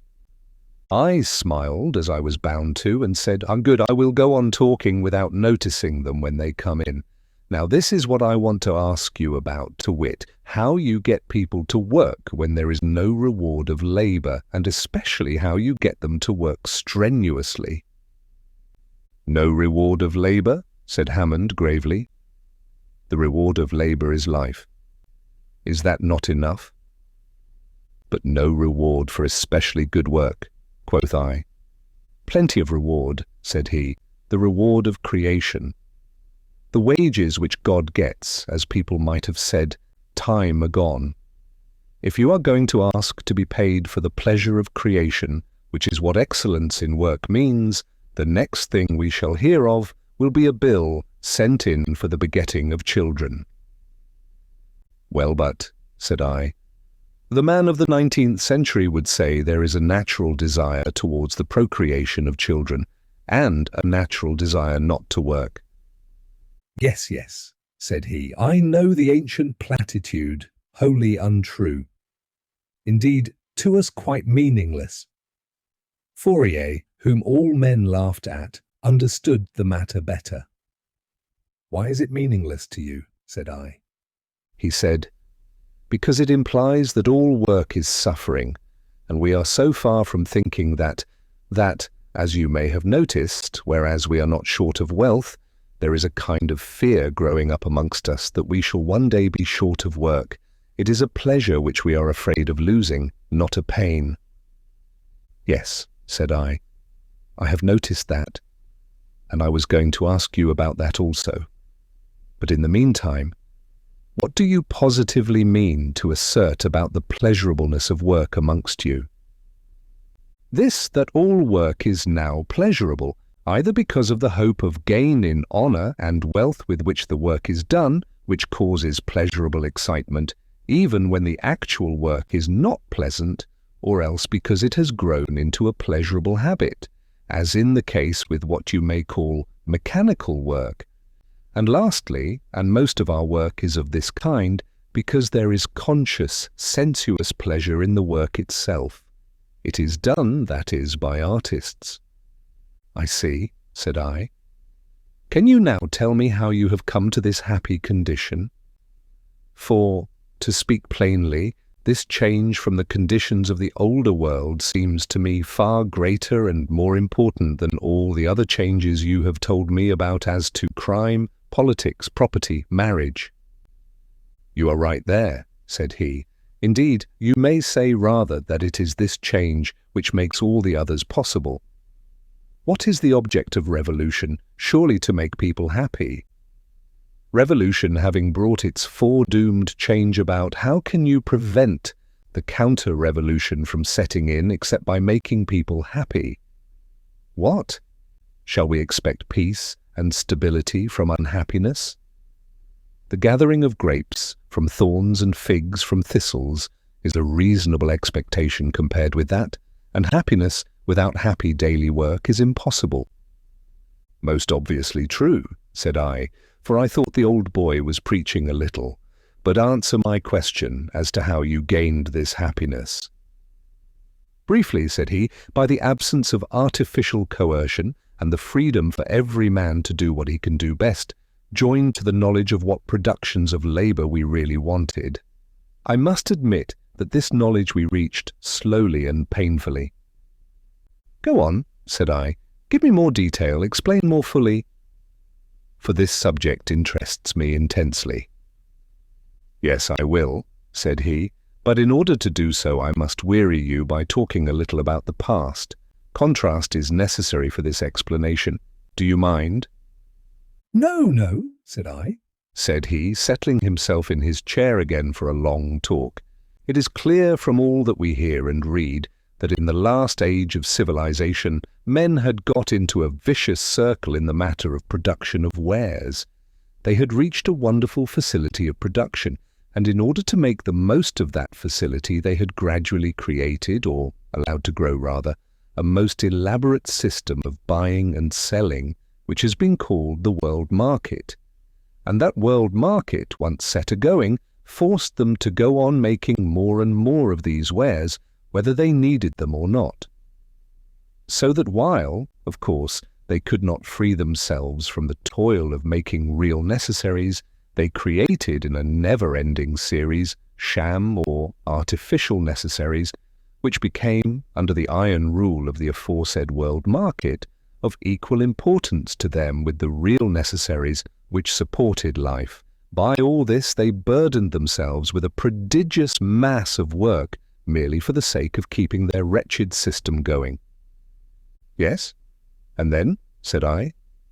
Why then, since they had forced themselves to stagger along under this horrible burden of unnecessary production, it became impossible for them to look upon labour and its results from any other point of view than one, to wit, the ceaseless endeavour to expend the least possible amount of labour on any article made, and yet at the same time to make as many articles as possible. To this cheapening of production, as it was called, everything was sacrificed. The happiness of the workman at his work, nay, his most elementary comfort and bare health, his food, his clothes, his dwelling, his leisure, his amusement, his education, his life, in short, did not weigh a grain of sand in the balance against this dire necessity of cheap production of things, a great part of which were not worth producing at all. Nay, we are told, and we must believe it.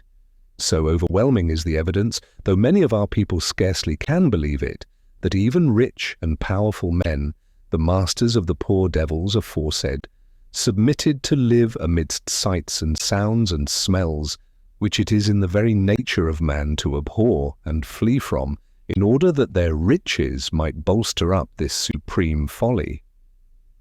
The whole community, in fact, was cast into the jaws of this ravening monster, the cheap production forced upon it by the world market. Dear me, said I, but what happened? Did not their cleverness and facility in production master this chaos of misery at last? Couldn't they catch up with the world market and then set to work to devise means for relieving themselves from this fearful task of extra labour? He smiled bitterly. Did they even try to? Said he. I am not sure. You know that according to the old saw, the beetle gets used to living in dung, and these people, whether they found the dung sweet or not, certainly lived in it. His estimate of the life of the 19th century made me catch my breath a little. And I said feebly, but the labour-saving machines? Heyday!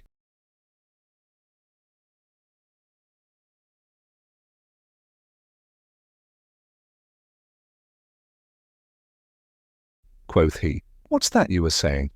The labour-saving machines? Yes, they were made to save labour, or to speak more plainly, the lives of men, on one piece of work, in order that it might be expended, I will say wasted, on another, probably useless, piece of work. Friend, all their devices for cheapening labour simply resulted in increasing the burden of labour. The appetite of the world market grew with what it fed on. The countries within the ring of civilization, that is, organized misery, were glutted with the abortions of the market, and force and fraud were used unsparingly to open up countries outside that pale. This process of opening up is a strange one to those who have read the professions of the men of that period and do not understand their practice, and perhaps shows us at its worst the great vice of the 19th century, the use of hypocrisy and cant to evade the responsibility of vicarious ferocity. When the civilized world market coveted a country not yet in its clutches, some transparent pretext was found, the suppression of a slavery different from and not so cruel as that of commerce, the pushing of a religion no longer believed in by its promoters, the rescue of some desperado or homicidal madman whose misdeeds had got him into trouble amongst the natives of the barbarous country, any stick, in short, which would beat the dog at all. Then some bold, unprincipled, ignorant adventurer was found, no difficult task in the days of competition, and he was bribed to create a market by breaking up whatever traditional society there might be in the doomed country, and by destroying whatever leisure or pleasure he found there. He forced wares on the natives which they did not want, and took their natural products in exchange, as this form of robbery was called, and thereby he created new wants, to supply which, that is, to be allowed to live by their new masters, the hapless, helpless people had to sell themselves into the slavery of hopeless toil, so that they might have something wherewith to purchase the nullities of civilization. "Ah," said the old man, pointing to the museum, "I have read books and papers in there, telling strange stories indeed of the dealings of civilization or organized misery with non-civilization, from the time when the British government deliberately sent blankets infected with smallpox as choice gifts to inconvenient tribes of redskins, to the time when Africa was infested by a man named Stanley, who—" "Excuse me," said I, "but as you know, time presses, and I want to keep our question on the straightest line possible, and I want at once to ask this about these wares made for the world market. How about their quality? These people who were so clever about making goods, I suppose they made them well?" "Quality," said the old man crustily, for he was rather peevish at being cut short in his story. How could they possibly attend to such trifles as the quality of the wares they sold? The best of them were of a lowish average. The worst were transparent makeshifts for the things asked for, which nobody would have put up with if they could have got anything else. It was a current jest of the time that the wares were made to sell and not to use, a jest which you, as coming from another planet, may understand, but which our folk could not. Said I, "What? Did they make nothing well?" "Why, yes," said he, "there was one class of goods which they did make thoroughly well, and that was the class of machines which were used for making things. These were usually quite perfect pieces of workmanship, admirably adapted to the end in view. So that it may be fairly said that the great achievement of the 19th century was the making of machines which were wonders of invention, skill, and patience, and which were used for the production of measureless quantities of worthless makeshifts. In truth, the owners of the machines did not consider anything which they made as wares, but simply as means for the enrichment of themselves. Of course, the only admitted test of utility in wares was the finding of buyers for them, wise men or fools, as it might chance." "And people put up with this?" said I. "For a time," said he. "And then?" "And then the overturn," said the old man, smiling. "And the 19th century saw itself as a man who has lost his clothes whilst bathing and has to walk naked through the town." "You are very bitter about that unlucky 19th century," said I. "Naturally," said he, "since I know so much about it." He was silent a little, and then said, "There are traditions, nay, real histories, in our family about it. My grandfather was one of its victims. If you know something about it, you will understand what he suffered when I tell you that he was in those days a genuine artist, a man of genius, and a revolutionist." "I think I do understand," said I. "But now, as it seems, you have reversed all this." "Pretty much so," said he. "The wares which we make are made because they are needed. Men make for their neighbours' use as if they were making for themselves, not for a vague market of which they know nothing, and over which they have no control. As there is no buying and selling, it would be mere insanity to make goods on the chance of their being wanted, for there is no longer anyone who can be compelled to buy them. So that whatever is made is good and thoroughly fit for its purpose. Nothing can be made except for genuine use, Therefore, no inferior goods are made. Moreover, as aforesaid, we have now found out what we want, so we make no more than we want. And as we are not driven to make a vast quantity of useless things, we have time and resources enough to consider our pleasure in making them. All work which would be irksome to do by hand is done by immensely improved machinery. And in all work which it is a pleasure to do by hand, machinery is done without. There is no difficulty in finding work which suits the special turn of mind of everybody, so that no man is sacrificed to the wants of another. From time to time, when we have found out that some piece of work was too disagreeable or troublesome, we have given it up and done altogether without the thing produced by it. Now surely you can see that under these circumstances all the work that we do is an exercise of the mind and body more or less pleasant to be done, so that instead of avoiding work, everybody seeks it, and since people have got defter in doing the work, generation after generation, it has become so easy to do that it seems as if there were less done, though probably more is produced. I suppose this explains that fear, which I hinted at just now, of a possible scarcity in work, which perhaps you have already noticed, and which is a feeling on the increase and has been for a score of years. But do you think, said I, that there is any fear of a work famine amongst you? No, I do not, said he, and I will tell why. It is each man's business to make his own work pleasanter and pleasanter, which of course tends towards raising the standard of excellence, as no man enjoys turning out work, which is not a credit to him, and also to greater deliberation in turning it out. And there is such a vast number of things which can be treated as works of art, that this alone gives employment to a host of deft people. Again, if art be inexhaustible, so is science also.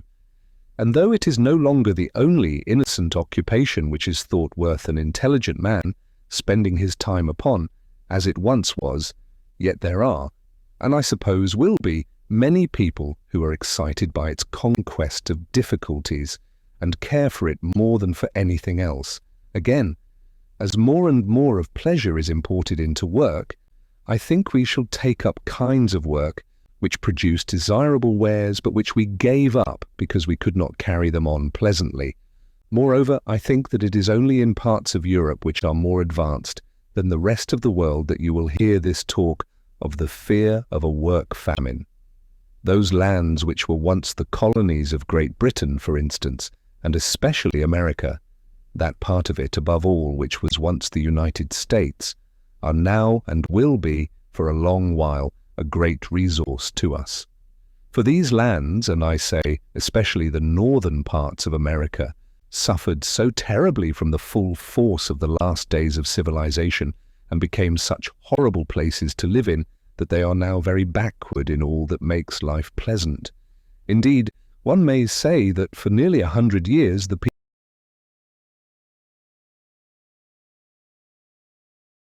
people of the northern parts of America have been engaged in gradually making a dwelling place out of a stinking dust heap, and there is still a great deal to do, especially as the country is so big.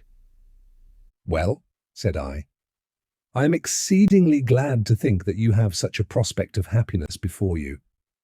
But I should like to ask a few more questions, and then I have done for today. Chapter 16. Dinner in the Hall of the Bloomsbury Market. As I spoke, I heard footsteps near the door. The latch yielded, and in came our two lovers, looking so handsome that one had no feeling of shame in looking on at their little concealed love-making. For indeed it seemed as if all the world must be in love with them. As for old Hammond, he looked on them like an artist who has just painted a picture nearly as well as he thought he could when he began it, and was perfectly happy. He said, sit down, young folk, and don't make a noise. Our guest here has still some questions to ask me." "Well, I should suppose so," said Dick. "You have only been 3 hours and a half together, and it isn't to be hoped that the history of 2 centuries could be told in 3 hours and a half. Let alone that, for all I know, you may have been wandering into the realms of geography and craftsmanship. As to noise, my dear kinsman, said Clara, you will very soon be disturbed by the noise of the dinner bell, which I should think will be very pleasant music to our guest, who breakfasted early, it seems, and probably had a tiring day yesterday. I said, well, since you have spoken the word, I begin to feel that it is so, but I have been feeding myself with wonder this long time past. Really, it's quite true, quoth I, as I saw her smile. Oh, so prettily. But just then, from some tower high up in the air, came the sound of silvery chimes playing a sweet, clear tune that sounded to my unaccustomed ears like the song of the first blackbird in the spring, and called a rush of memories to my mind, some of bad times, some of good, but all sweetened now into mere pleasure. No more questions now before dinner, said Clara, and she took my hand as an affectionate child would, and led me out of the room and downstairs into the forecourt of the museum, leaving the two Hammonds to follow as they pleased. We went into the marketplace which I had been in before, a thinnish stream of elegantly dressed people going in along with us. We turned into the cloister and came to a richly moulded and carved doorway, where a very pretty dark-haired young girl gave us each a beautiful bunch of summer flowers, and we entered a hall much bigger than that of the Hammersmith guest house, more elaborate in its architecture, and perhaps more beautiful. I found it difficult to keep my eyes off the wall pictures, for I thought it bad manners to stare at Clara all the time, though she was quite worth it. I saw at a glance that their subjects were taken from queer, old-world myths and imaginations which in yesterday's world only about half a dozen people in the country knew anything about. And when the two Hammonds sat down opposite to us, I said to the old man, pointing to the frieze, "How strange to see such subjects here." "Why," said he, "I don't see why you should be surprised. Everybody knows the tales, and they are graceful and pleasant subjects, not too tragic for a place where people mostly eat and drink and amuse themselves, and yet full of incident." I smiled and said, "Well, I scarcely expected to find record of the 7 swans and the King of the Golden Mountain and faithful Henry, and such curious, pleasant imaginations as Jacob Grimm got together from the childhood of the world, barely lingering even in his time. I should have thought you would have forgotten such childishness by this time." The old man smiled and said nothing, but Dick turned rather red and broke out, "What do you mean, guest? I think them very beautiful. I mean not only the pictures, but the stories. And when we were children, we used to imagine them going on in every wood end, by the bight of every stream. Every house in the fields was the fairyland king's house to us. Don't you remember, Clara?" "Yes," she said, and it seemed to me as if a slight cloud came over her fair face. I was going to speak to her on the subject when the pretty waitresses came to us smiling and chattering sweetly like reed warblers by the riverside, and fell to giving us our dinner. As to this, as at our breakfast, everything was cooked and served with a daintiness which showed that those who had prepared it were interested in it, but there was no excess either of quantity or of gourmandise. Everything was simple, though so excellent of its kind, and it was made clear to us that this was no feast, only an ordinary meal. The glass, crockery, and plate were very beautiful to my eyes, used to the study of medieval art, but a 19th century club haunter would, I dare say, have found them rough and lacking in finish, the crockery being lead-glazed potware, though beautifully ornamented, the only porcelain being here and there a piece of old oriental ware. The glass again, though elegant and quaint and very varied in form, was somewhat bubbled and hornier in texture than the commercial articles of the 19th century. The furniture and general fittings of the hall were much of a piece with the table gear, beautiful in form and highly ornamented, but without the commercial finish of the joiners and cabinet makers of our time. Withal, there was a total absence of what the 19th century calls comfort, that is, stuffy inconvenience, so that even apart from the delightful excitement of the day, I had never eaten my dinner so pleasantly before. When we had done eating and were sitting a little while with a bottle of very good Bordeaux wine before us, Clara came back to the question of the subject matter of the pictures as though it had troubled her. She looked up at them and said, "How is it that though we are so interested with our life for the most part, yet when people take to writing poems or painting pictures, they seldom deal with our modern life, or if they do, take good care to make their poems or pictures unlike that life? Are we not good enough to paint ourselves? How is it that we find the dreadful times of the past so interesting to us in pictures and poetry?" Old Hammond smiled. "It always was so, and I suppose always will be," said he, "however it may be explained. It is true that in the 19th century, when there was so little art and so much talk about it, there was a theory that art and imaginative literature ought to deal with contemporary life. But they never did so, for if there was any pretense of it, the author always took care, as Clara hinted just now, to disguise or exaggerate or idealize and in some way or another make it strange, so that for all the verisimilitude there was, he might just as well have dealt with the times of the pharaohs. "Well," said Dick, "surely it is but natural to like these things strange. Just as when we were children, as I said just now, we used to pretend to be so-and-so in such and such a place. That's what these pictures and poems do, and why shouldn't they?" "Thou hast hit it, Dick," quoth old Hammond. "It is the childlike part of us that produces works of imagination. When we are children, time passes so slow with us that we seem to have time for everything."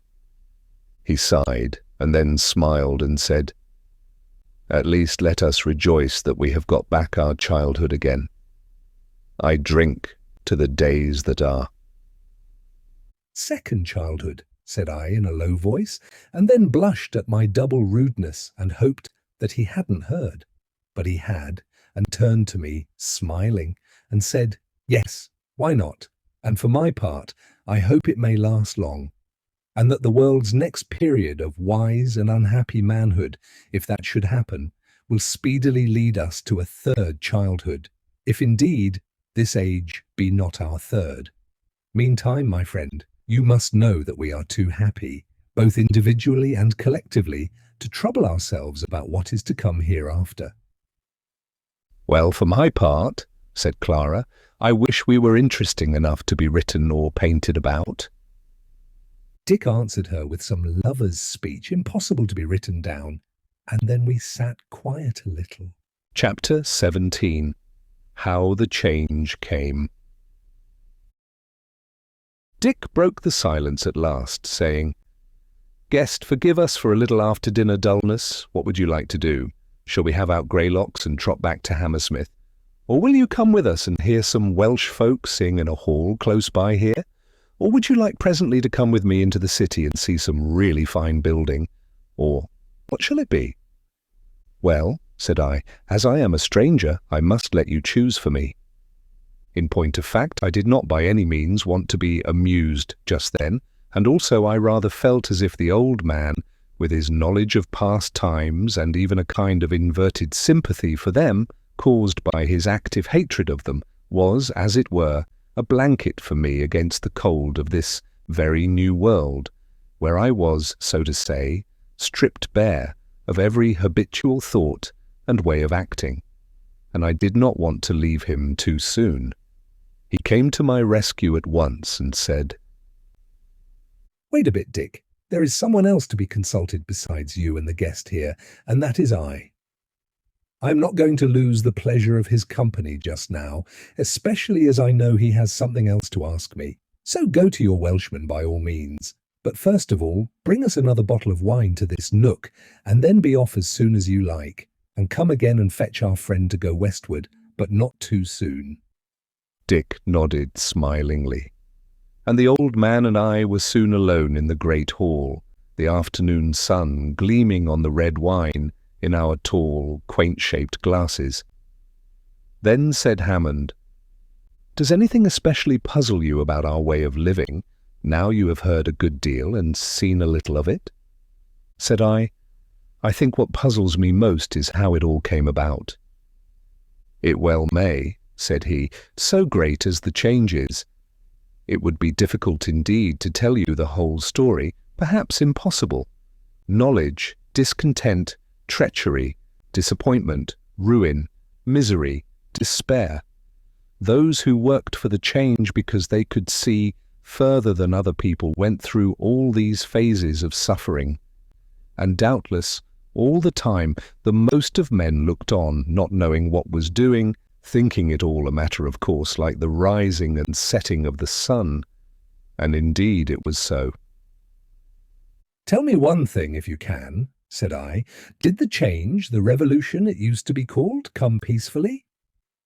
"Peacefully?" said he. "What peace was there amongst those poor, confused wretches of the 19th century? It was war from beginning to end. Bitter war, till hope and pleasure put an end to it." "Do you mean actual fighting with weapons?" said I, "or the strikes and lockouts and starvation of which we have heard?" Both, he said. "As a matter of fact, the history of the terrible period of transition from commercial slavery to freedom may thus be summarized. When the hope of realizing a communal condition of life for all men arose quite late in the 19th century, the power of the middle classes, the then tyrants of society, was so enormous and crushing that to almost all men, even those who had, you may say despite themselves, despite their reason and judgment, conceived such hopes, it seemed a dream. So much was this the case that some of those more enlightened men who were then called socialists, although they well knew, and even stated in public, that the only reasonable condition of society was that of pure communism, such as you now see around you, yet shrunk from what seemed to them the barren task of preaching the realization of a happy dream. Looking back now, we can see that the great motive power of the change was a longing for freedom and equality, akin, if you please, to the unreasonable passion of the lover. A sickness of heart that rejected with loathing the aimless solitary life of the well-to-do educated man of that time.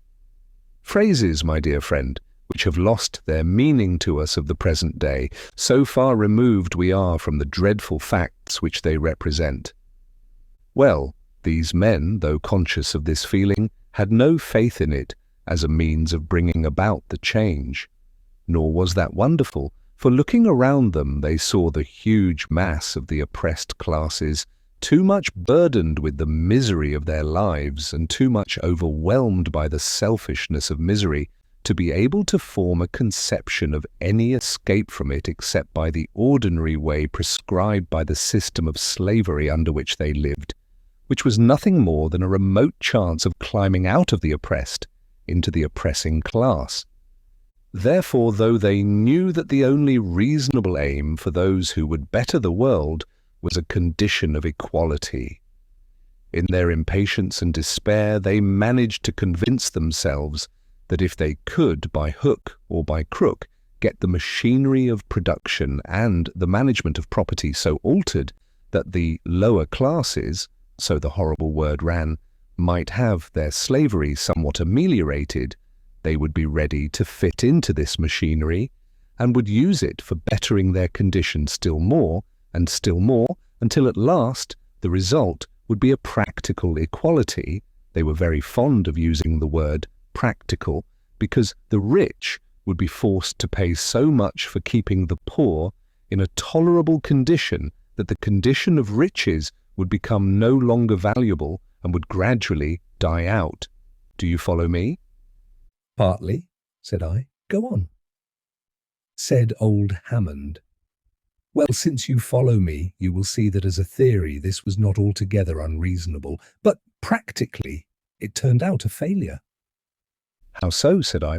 Well, don't you see, said he, because it involved the making of a machinery by those who didn't know what they wanted the machines to do. So far as the masses of the oppressed class furthered this scheme of improvement, they did it to get themselves improved slave rations, as many of them as could. And if those classes had really been incapable of being touched by that instinct which produced the passion for freedom and equality aforesaid, what would have happened, I think, would have been this, that a certain part of the working classes would have been so far improved in condition that they would have approached the condition of the middling rich men, but below them would have been a great class of most miserable slaves whose slavery would have been far more hopeless than the older class slavery had been. What stood in the way of this? Said I. Why, of course, said he, just that instinct for freedom aforesaid. It is true that the slave class could not conceive the happiness of a free life. Yet they grew to understand, and very speedily too, that they were oppressed by their masters, and they assumed, you see how justly, that they could do without them, though perhaps they scarce knew how. So that it came to this, that though they could not look forward to the happiness or peace of the freemen, they did at least look forward to the war which a vague hope told them would bring that peace about. Could you tell me rather more closely what actually took place? Said I, for I thought him rather vague here. Yes, he said, I can. That machinery of life for the use of people who didn't know what they wanted of it, and which was known at the time as state socialism, was partly put in motion, though in a very piecemeal way. But it did not work smoothly. It was, of course, resisted at every turn by the capitalists, and no wonder, for it tended more and more to upset the commercial system I have told you of, without providing anything really effective in its place. The result was growing confusion, great suffering amongst the working classes, and, as a consequence, great discontent. For a long time matters went on like this. The power of the upper classes had lessened, as their command over wealth lessened, and they could not carry things wholly by the high hand as they had been used to in earlier days. So far the state socialists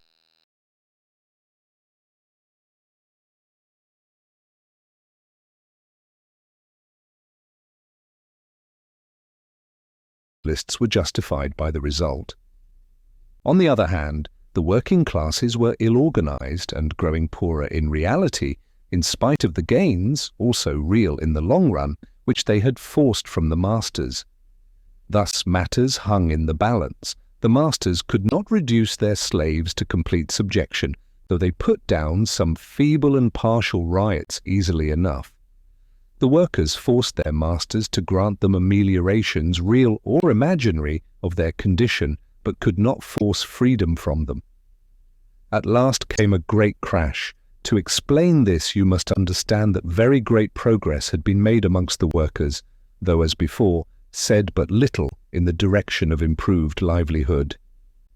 I played the innocent and said, in what direction could they improve, if not in livelihood?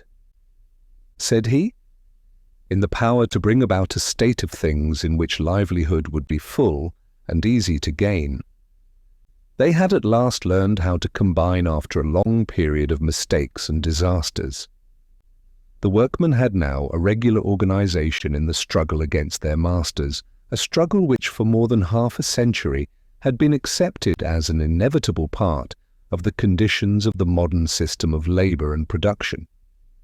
This combination had now taken the form of a federation of all or almost all the recognized wage-paid employments, and it was by its means that those betterments of the conditions of the workmen had been forced from the masters, and though they were not seldom mixed up with the rioting that happened, especially in the earlier days of their organization, it by no means formed an essential part of their tactics.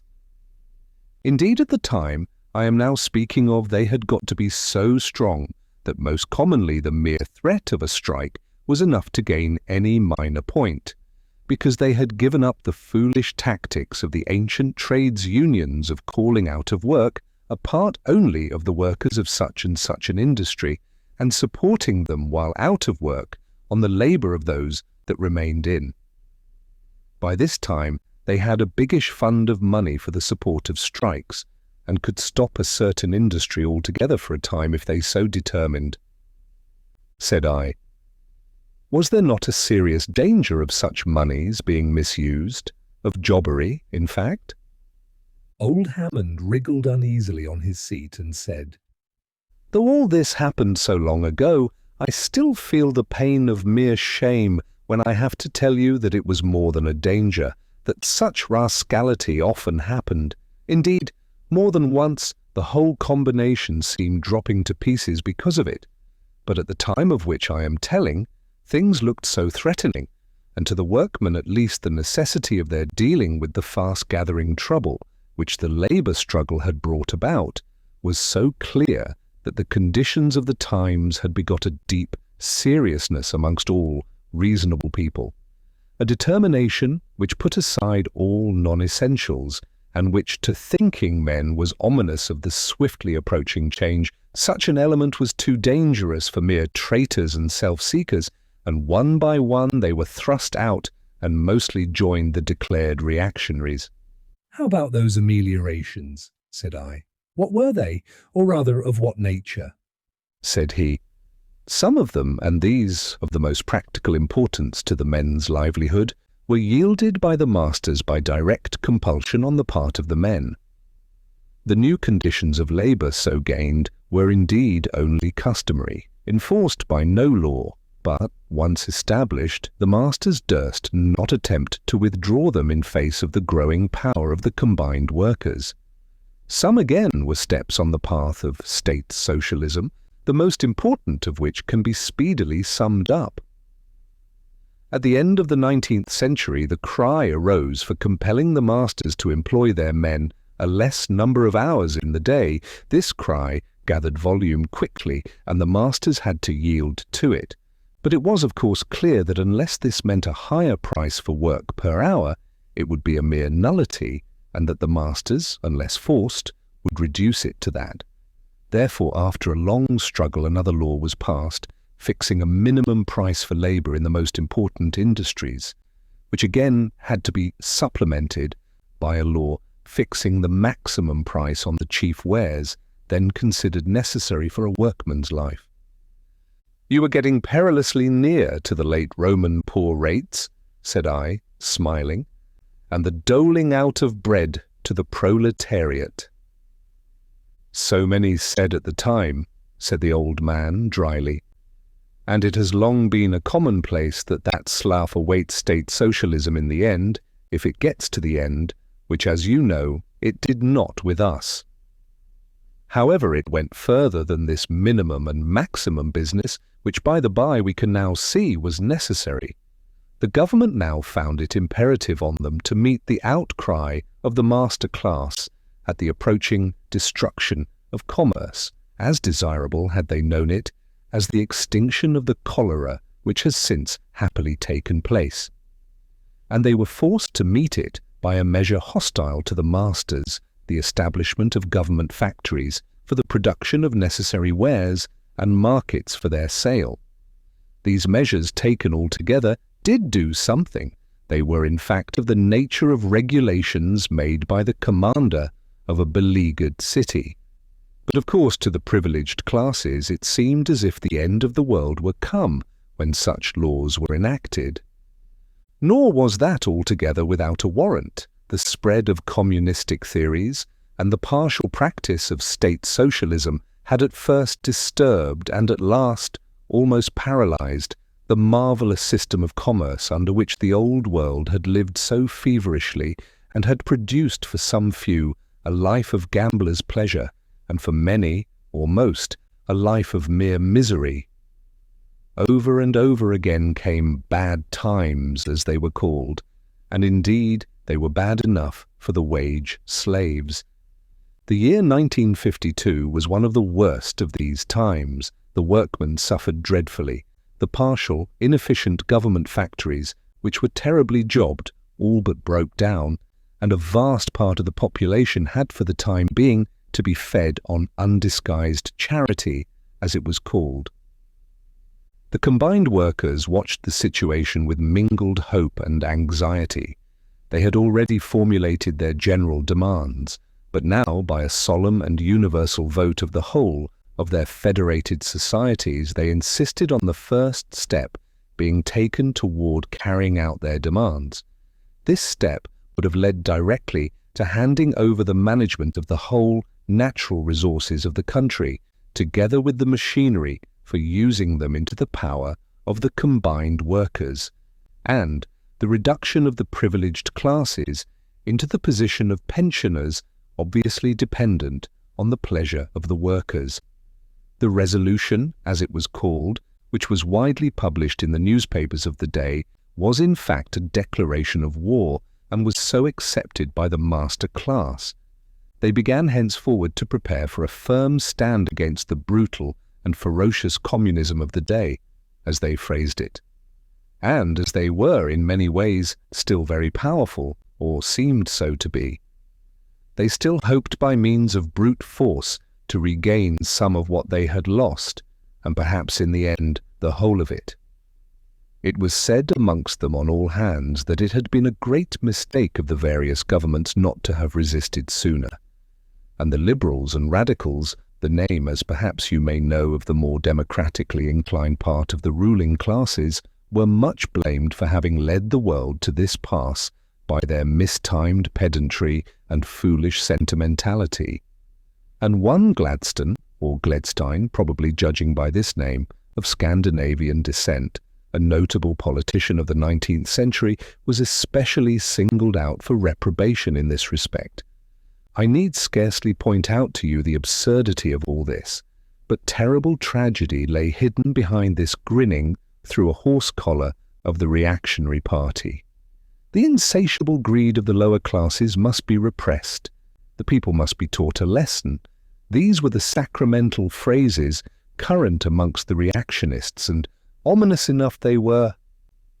The old man stopped to look keenly at my attentive and wondering face, and then said, "I know, dear guest, that I have been using words and phrases which few people amongst us could understand without long and laborious explanation, and not even then perhaps. But since you have not yet gone to sleep, and since I am speaking to you as to a being from another planet, I may venture to ask you if you have followed me thus far?" "Oh yes," said I quite understand. Pray go on. A great deal of what you have been saying was commonplace with us. When... "Yes," said he gravely. "When you were dwelling in the other planet. Well, now for the crash aforesaid." On some comparatively trifling occasion, a great meeting was summoned by the workman leaders to meet in Trafalgar Square about the right to meet, in which place there had for years and years been bickering. The civic bourgeois guard, called the police, attacked the said meeting with bludgeons according to their custom. Many people were hurt in the melee, of whom 5 in all died, either trampled to death on the spot or from the effects of their cudgelling. The meeting was scattered, and some 100 of prisoners cast into jail. A similar meeting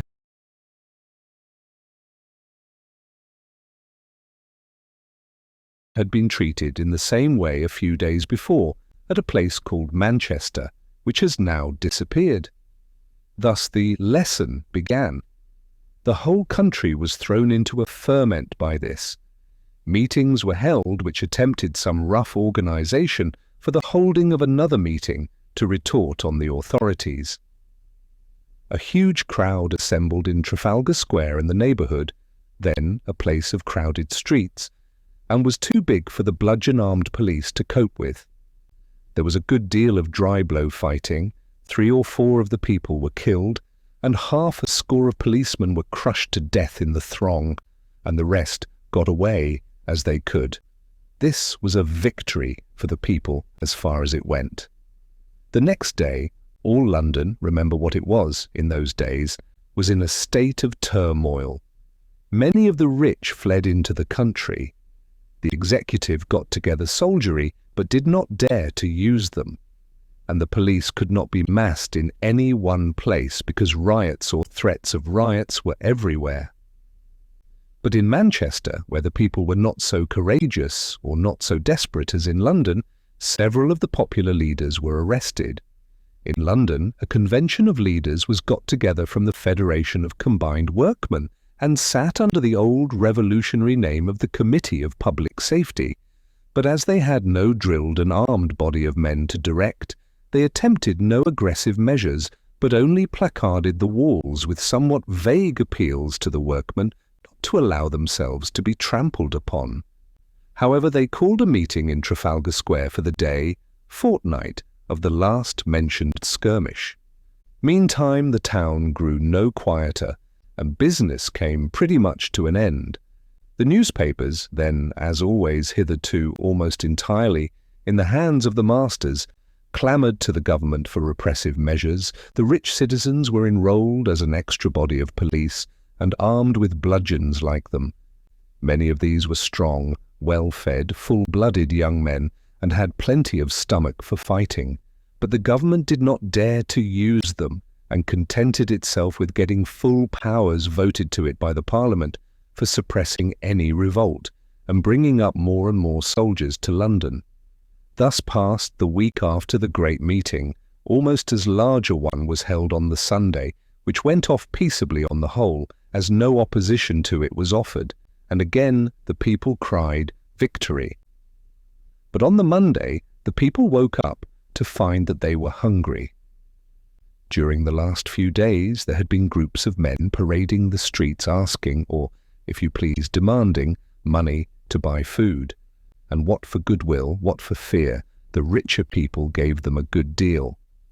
The authorities of the parishes also, I haven't time to explain that phrase at present, gave willy-nilly what provisions they could to wandering people.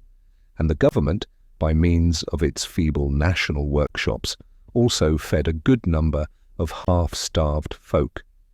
But in addition to this, several bakers' shops and other provision stores had been emptied without a great deal of disturbance.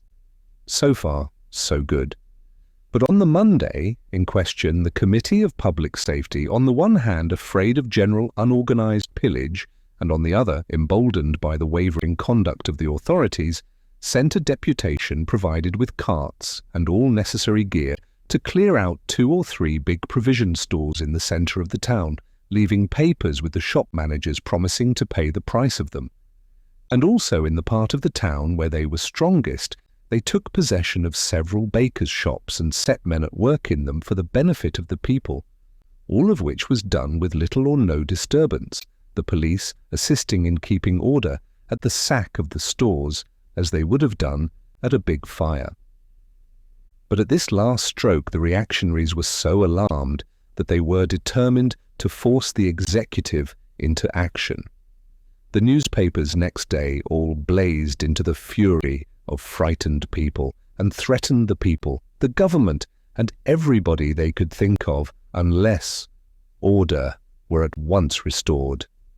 A deputation of leading commercial people waited on the government and told them that if they did not at once arrest the Committee of Public Safety, they themselves would gather a body of men, arm them, and fall on the incendiaries, as they called them. They, together with a number of the newspaper editors, had a long interview with the heads of the government and 2 or 3 military men, the deftest in their art that the country could furnish. The deputation came away from that interview, says a contemporary eyewitness, smiling and satisfied, and said no more about raising an anti-popular army, but that afternoon left London with their families for their country seats or elsewhere. The next morning the government proclaimed a state of siege in London, a thing common enough amongst the absolutist governments on the continent, but unheard of in England in those days.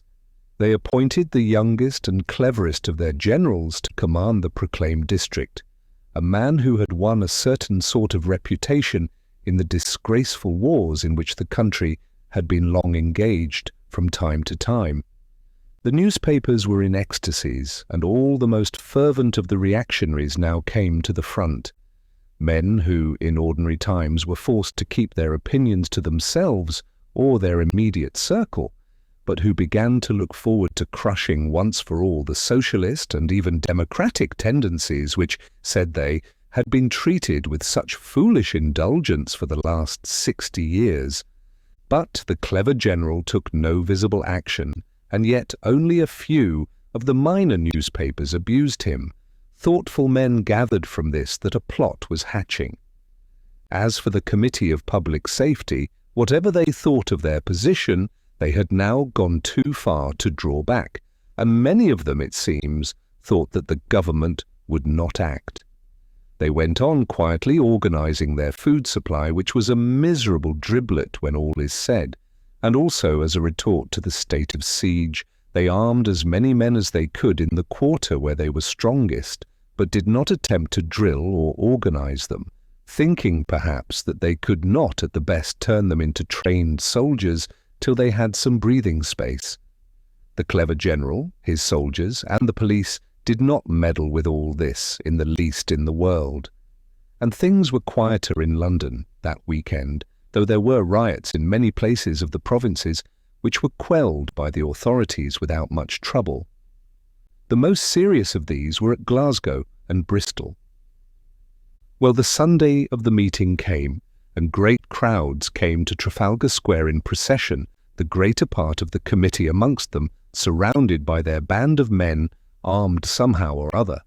The streets were quite peaceful and quiet, though there were many spectators to see the procession pass. Trafalgar Square had no body of police in it. The people took quiet possession of it, and the meeting began. The armed men stood round the principal platform, and there were a few others armed amidst the general crowd, but by far the greater part were unarmed. Most people thought the meeting would go off peaceably, but the members of the committee had heard from various quarters that something would be attempted against them, but these rumours were vague, and they had no idea of what threatened. They soon found out. For before the streets about the square were filled, a body of soldiers poured into it from the northwest corner and took up their places by the houses that stood on the west side. The people growled at the sight of the redcoats. The armed men of the committee stood undecided, not knowing what to do, and indeed this new influx so jammed the crowd together that, unorganized as they were, they had little chance of working through it. They had scarcely grasped the fact of their enemies being there, when another column of soldiers pouring out of the streets which led into the great southern road going down to the Parliament House, still existing, and called the Dung Market, and also from the embankment by the side of the Thames, marched up, pushing the crowd into a denser and denser mass, and formed along the south side of the square. Then any of those who could see what was going on knew at once that they were in a trap, and could only wonder what would be done with them. The closely packed crowd would not, or could not budge, except under the influence of the height of terror, which was soon to be supplied to them. A few of the armed men struggled to the front, or climbled up to the base of the monument which then stood there, that they might face the wall of hidden fire before them. And to most men, there were many women amongst them, it seemed as if the end of the world had come, and today seemed strangely different from yesterday. No sooner were the soldiers drawn up aforesaid than, says an eye-witness, a glittering officer on horseback came prancing out from the ranks on the south, and read something from a paper which he held in his hand, which something very few heard.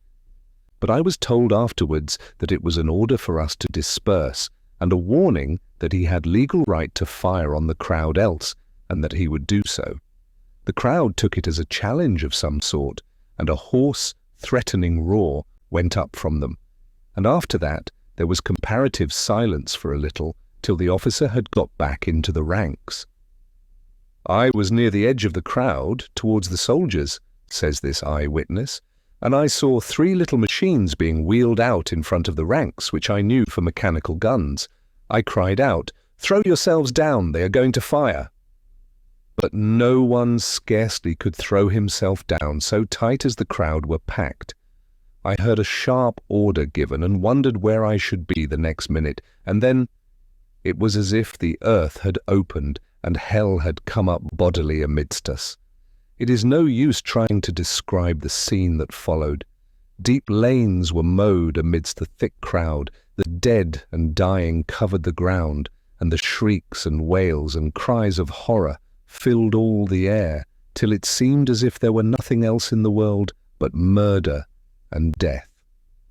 Those of our armed men who were still unhurt cheered wildly and opened a scattering fire on the soldiers.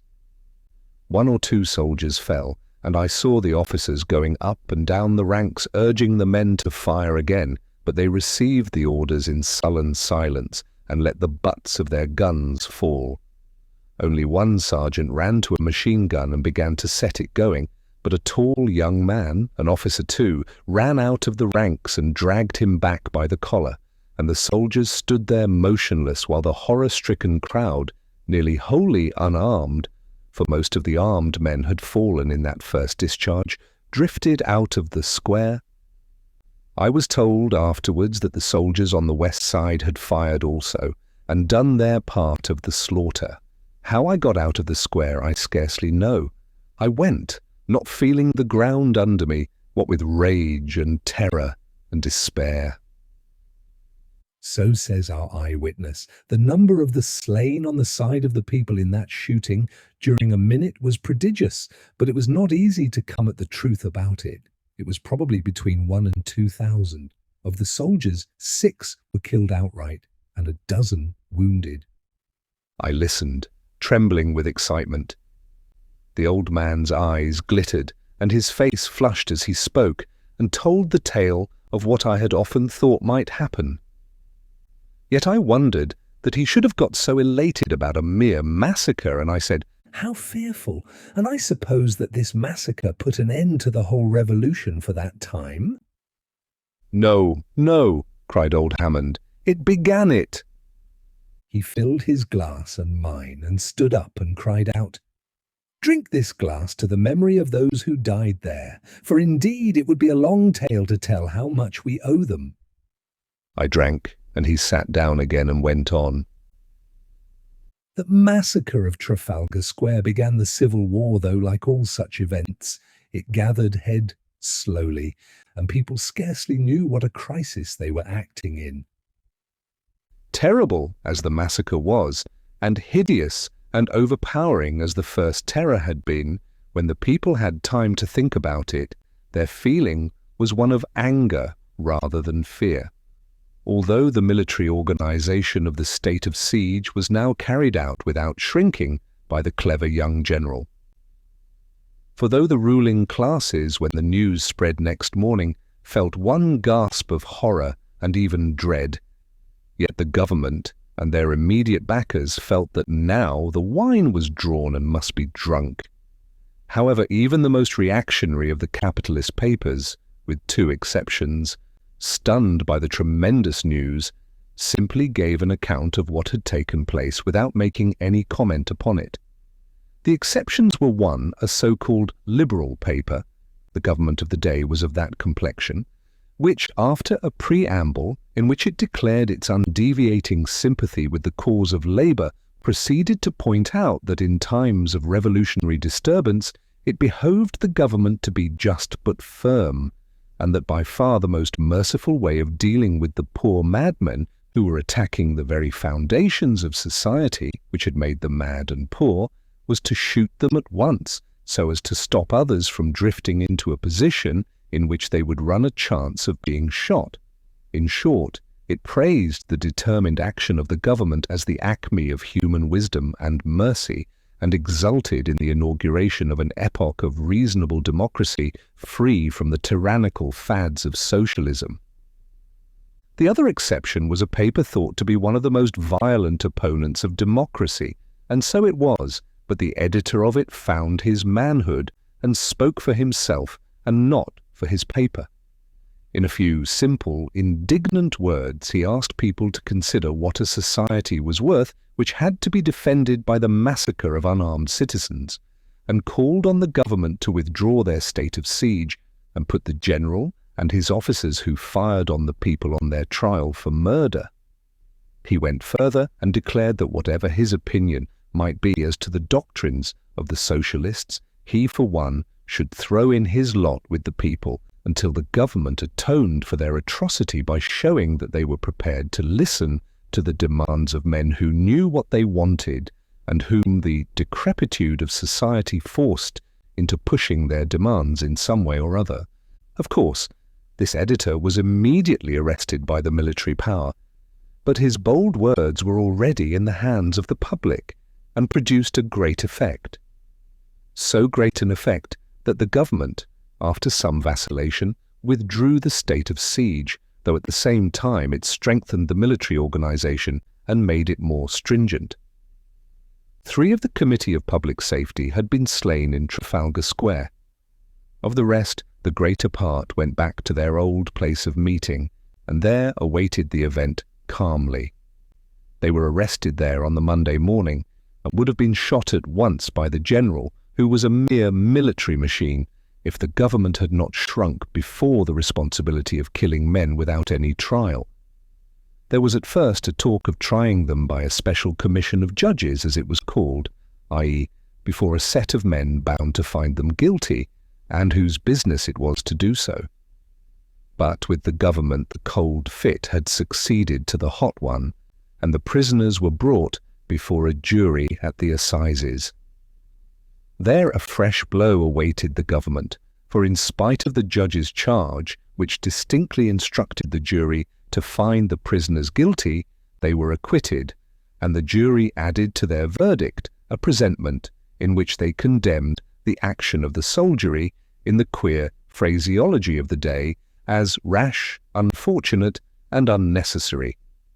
The Committee of Public Safety renewed its sittings, and from thenceforth was a popular rallying point in opposition to the Parliament. The government now gave way on all sides and made a show of yielding to the demands of the people, though there was a widespread plot for effecting a coup d'etat set on foot between the leaders of the 2 so-called opposing parties in the parliamentary faction fight. The well-meaning part of the public was overjoyed and thought that all danger of a civil war was over. The victory of the people was celebrated by huge meetings held in the parks and elsewhere in memory of the victims of the Great Massacre. But the measures passed for the relief of the workers, though to the upper classes they seemed ruinously revolutionary, were not thorough enough to give the people food and a decent life, and they had to be supplemented by unwritten enactments without legality to back them. Although the government and Parliament had the law courts, the army and society at their backs, the Committee of Public Safety began to be a force in the country and really represented the producing classes. It began to improve immensely in the days which followed on the acquittal of its members. Its old members had little administrative capacity, though with the exception of a few self-seekers and traitors, they were honest, courageous men, and many of them were endowed with considerable talent of other kinds. But now that the times called for immediate action, came forward the men capable of setting it on foot, and a new network of workmen's associations grew up very speedily, whose avowed single object was the tiding over of the ship of the community into a simple condition of communism, and as they practically undertook also the management of the ordinary labor war, they soon became the mouthpiece and intermediary of the whole of the working classes, and the manufacturing profit grinders now found themselves powerless before this combination, unless their committee Parliament plucked up courage to begin the civil war again and to shoot right and left. They were bound to yield to the demands of the men whom they employed and pay higher and higher wages for shorter and shorter days' work. Yet one ally they had, and that was the rapidly approaching breakdown of the whole system founded on the world market and its supply.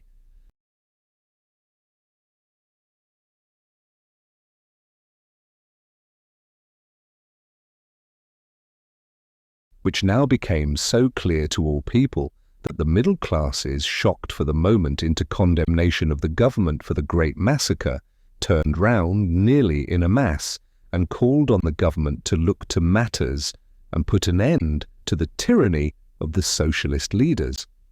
Thus stimulated, the reactionist plot exploded probably before it was ripe, but this time the people and their leaders were forewarned, and, before the reactionaries could get underway, had taken the steps they thought necessary.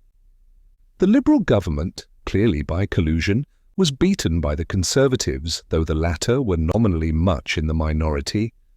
The popular representatives in the House understood pretty well what this meant, and after an attempt to fight the matter out by divisions in the House of Commons, they made a protest, left the House, and came in a body to the Committee of Public Safety, and the Civil War began again in good earnest. Yet its first act was not one of mere fighting.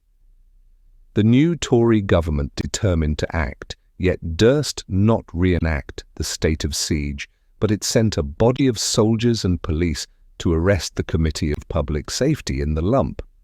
They made no resistance, though they might have done so, as they had now a considerable body of men who were quite prepared for extremities.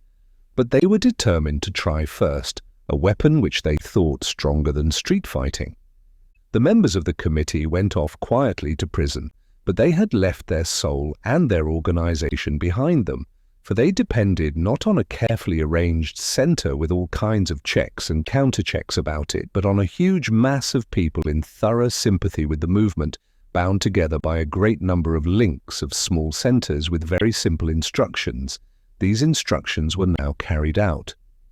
The next morning, when the leaders of the reaction were chuckling at the effect which the report in the newspapers of their stroke would have upon the public, no newspapers appeared, and it was only towards noon that a few straggling sheets about the size of the gazettes of the 17th century, worked by policemen, soldiers, managers and press writers, were dribbled through the streets. They were greedily seized on and read, but by this time the serious part of their news was stale, and people did not need to be told that the general strike had begun. The railways did not run, the telegraph wires were unserved. Flesh, fish and green stuff brought to market was allowed to lie there still packed and perishing. The thousands of middle-class families who were utterly dependent for the next meal on the workers made frantic efforts through their more energetic members to cater for the needs of the day. And amongst those of them who could throw off the fear of what was to follow, there was, I am told, a certain enjoyment of this unexpected picnic, a forecast of the days to come, in which all labour grew pleasant. So passed the first day, and towards evening the government grew quite distracted. They had but one resource for putting down any popular movement, to wit, mere brute force. But there was nothing for them against which to use their army and police. No armed bodies appeared in the streets.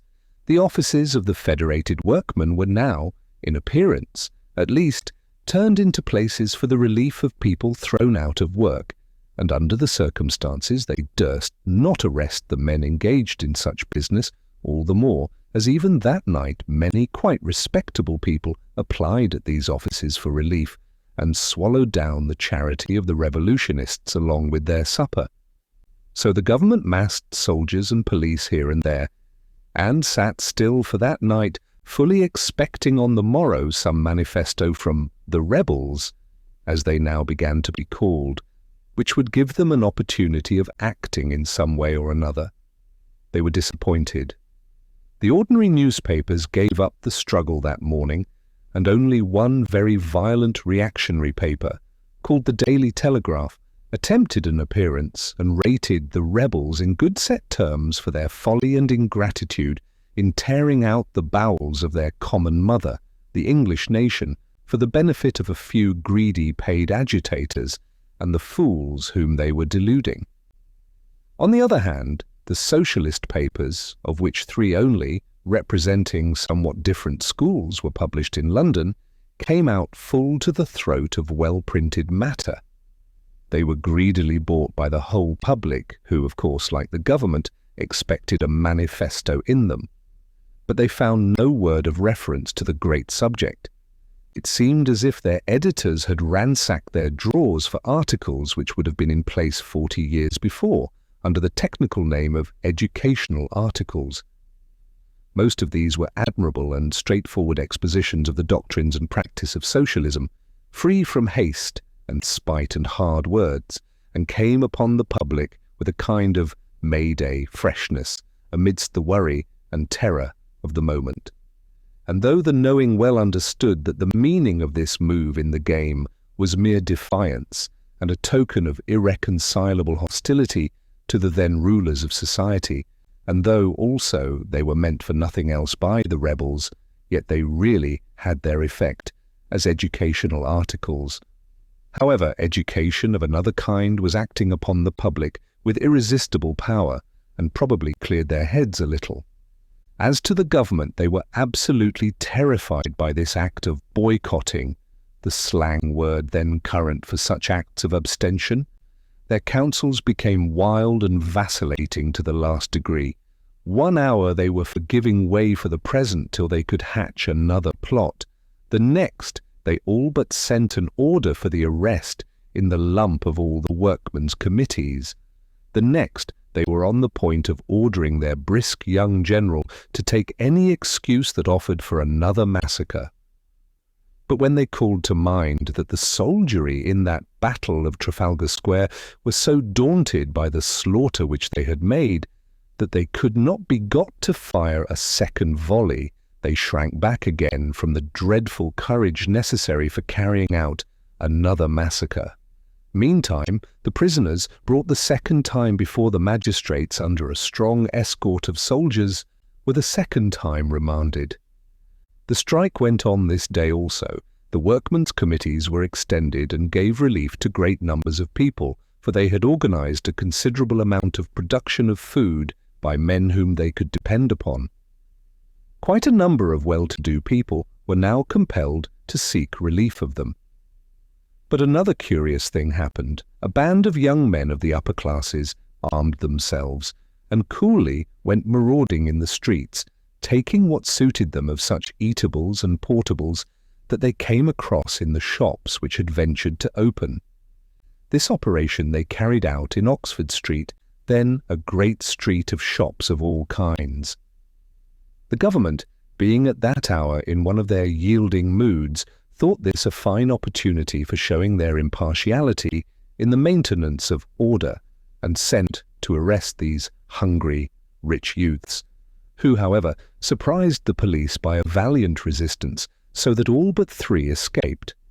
The government did not gain the reputation for impartiality which they expected from this move, for they forgot that there were no evening papers, and the account of the skirmish spread wide indeed, but in a distorted form, for it was mostly told simply as an exploit of the starving people from the East End, and everybody thought it was but natural for the government to put them down when and where they could.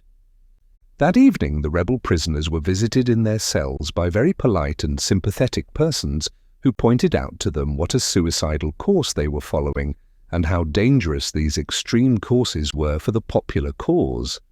Says one of the prisoners, "It was great sport comparing notes when we came out, anent the attempt of the government to get at us separately in prison, and how we answered the blandishments of the highly intelligent and refined persons set on to pump us." One laughed, another told extravagant longbow stories to the envoy, a third held a sulky silence, a fourth damned the polite spy and bade him hold his jaw, and that was all they got out of us. So passed the second day of the great strike. It was clear to all thinking people that the third day would bring on the crisis. For the present suspense and ill-concealed terror was unendurable.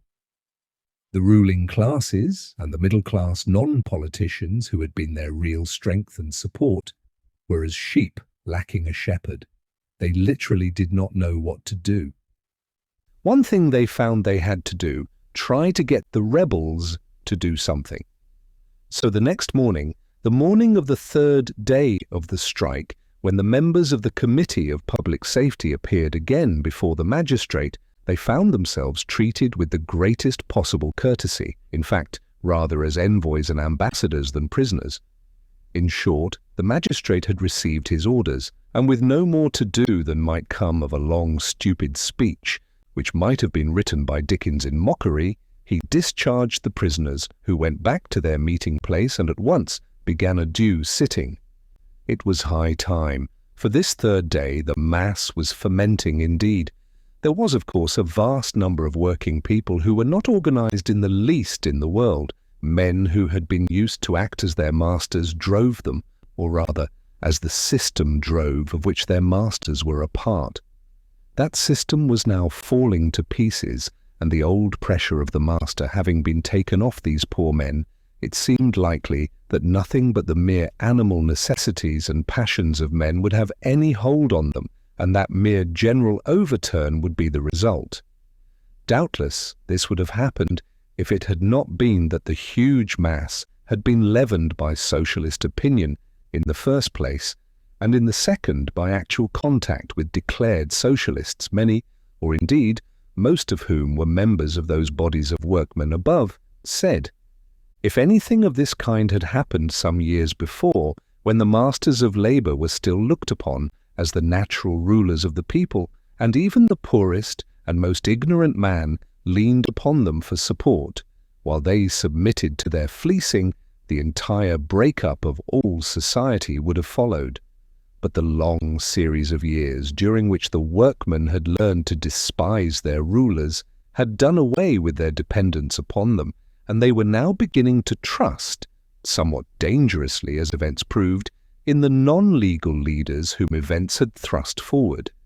And though most of these were now become mere figureheads, their names and reputations were useful in this crisis as a stopgap. The effect of the news, therefore, of the release of the committee gave the government some breathing time, for it was received with the greatest joy by the workers, and even the well-to-do saw in it a respite from the mere destruction which they had begun to dread, and the fear of which most of them attributed to the weakness of the government. As far as the passing hour went, perhaps they were right in this. "How do you mean?" said I.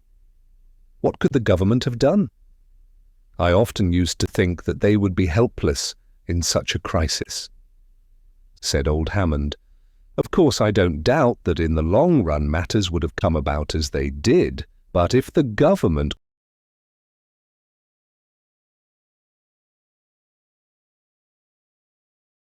could have treated their army as a real army and used them strategically as a general would have done, looking on the people as a mere open enemy to be shot at and dispersed wherever they turned up, they would probably have gained the victory at the time." "But would the soldiers have acted against the people in this way?" said I. Said he, "I think from all I have heard that they would have done so if they had met bodies of men, armed however badly, and however badly they had been organized.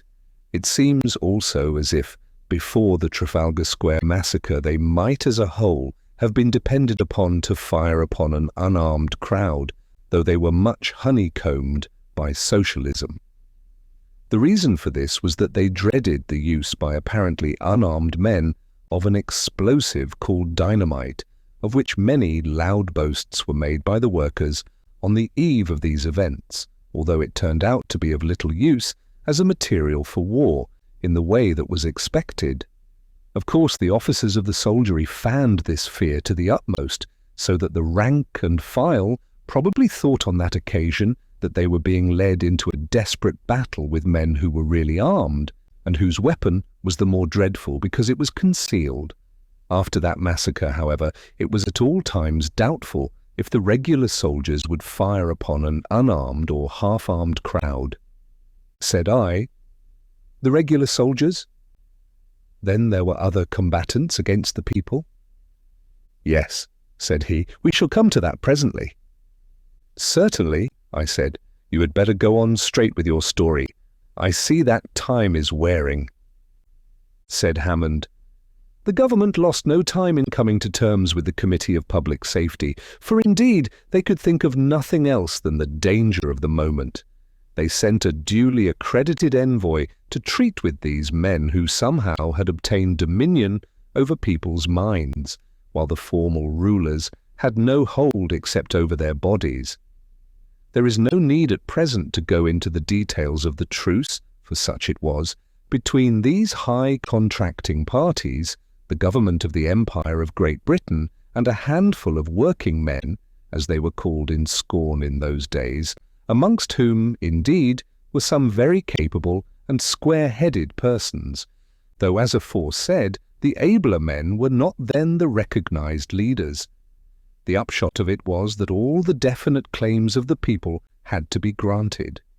We can now see that most of these claims were of themselves not worth either demanding or resisting, but they were looked on at that time as most important, and they were at least tokens of revolt against the miserable system of life which was then beginning to tumble to pieces. One claim, however, was of the utmost immediate importance, and this the government tried hard to evade, but as they were not dealing with fools, they had to yield at last. This was the claim of recognition and formal status for the Committee of Public Safety and all the associations which it fostered under its wing. This, it is clear, meant two things. First, amnesty for the rebels, great and small, who, without a distinct act of civil war, could no longer be attacked, and next, a continuance of the organized revolution. Only one point the government could gain, and that was a name. The dreadful revolutionary title was dropped, and the body, with its branches, acted under the respectable name of the Board of Conciliation and its local offices. Carrying this name, it became the leader of the people in the Civil War, which soon followed. "Oh," said I, somewhat startled. "So the Civil War went on, in spite of all that had happened?" "So it was," said he. In fact, it was this very legal recognition which made the Civil War possible in the ordinary sense of war. It took the struggle out of the element of mere massacres on one side and endurance plus strikes on the other. "And can you tell me in what kind of way the war was carried on?" said I. "Yes," he said. "We have records and to spare of all that, and the essence of them I can give you in a few words. As I told you, the rank and file of the army was not to be trusted by the reactionists, but the officers generally were prepared for anything, for they were mostly the very stupidest men in the country. Whatever the government might do, a great part of the upper and middle classes were determined to set on foot a counter-revolution. For the communism which now loomed ahead seemed quite unendurable to them.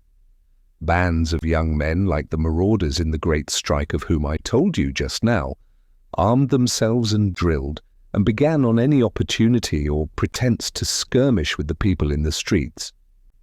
The government neither helped them nor put them down, but stood by, hoping that something might come of it. These friends of order, as they were called, had some successes at first, and grew bolder.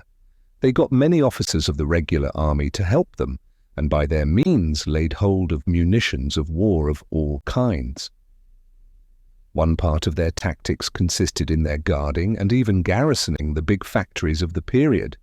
They held at one time, for instance, the whole of that place called Manchester, which I spoke of just now.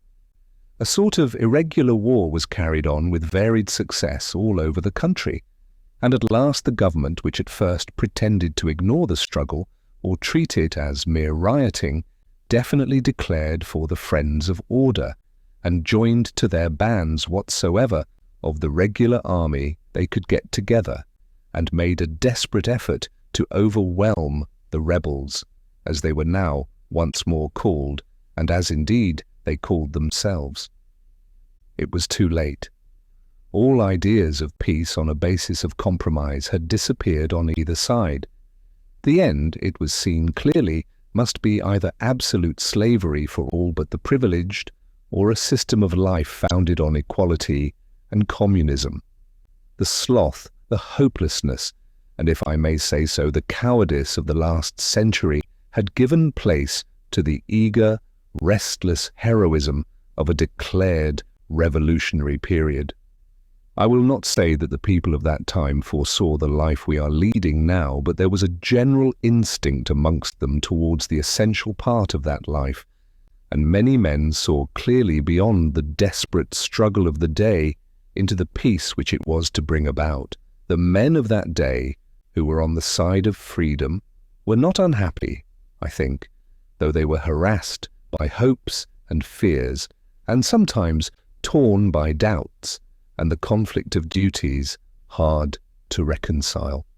But how did the people, the revolutionists, carry on the war? What were the elements of success on their side? I put this question because I wanted to bring the old man back to the definite history and take him out of the musing mood so natural to an old man. He answered, well, they did not lack organizers, for the very conflict itself in days when, as I told you, men of any strength of mind cast away all consideration for the ordinary business of life, developed the necessary talent amongst them. Indeed, from all I have read and heard, I much doubt whether without this seemingly dreadful civil war, the due talent for administration would have been developed amongst the working men. Anyhow, it was there, and they soon got leaders far more than equal to the best men amongst the reactionaries. For the rest, they had no difficulty about the material of their army, for that revolutionary instinct so acted on the ordinary soldier in the ranks that the greater part, certainly the best part, of the soldiers joined the side of the people. But the main element of their success was this, that wherever the working people were not coerced, they worked not for the reactionists, but for the rebels. The reactionists could get no work done for them outside the districts where they were all powerful, and even in those districts they were harassed by continual risings, and in all cases and everywhere got nothing done without obstruction and black looks and sulkiness, so that not only were their armies quite worn out with the difficulties which they had to meet, but the non-combatants who were on their side were so worried and beset with hatred and 1,000 little troubles and annoyances that life became almost unendurable to them on those terms. Not a few of them actually died of the worry. Many committed suicide.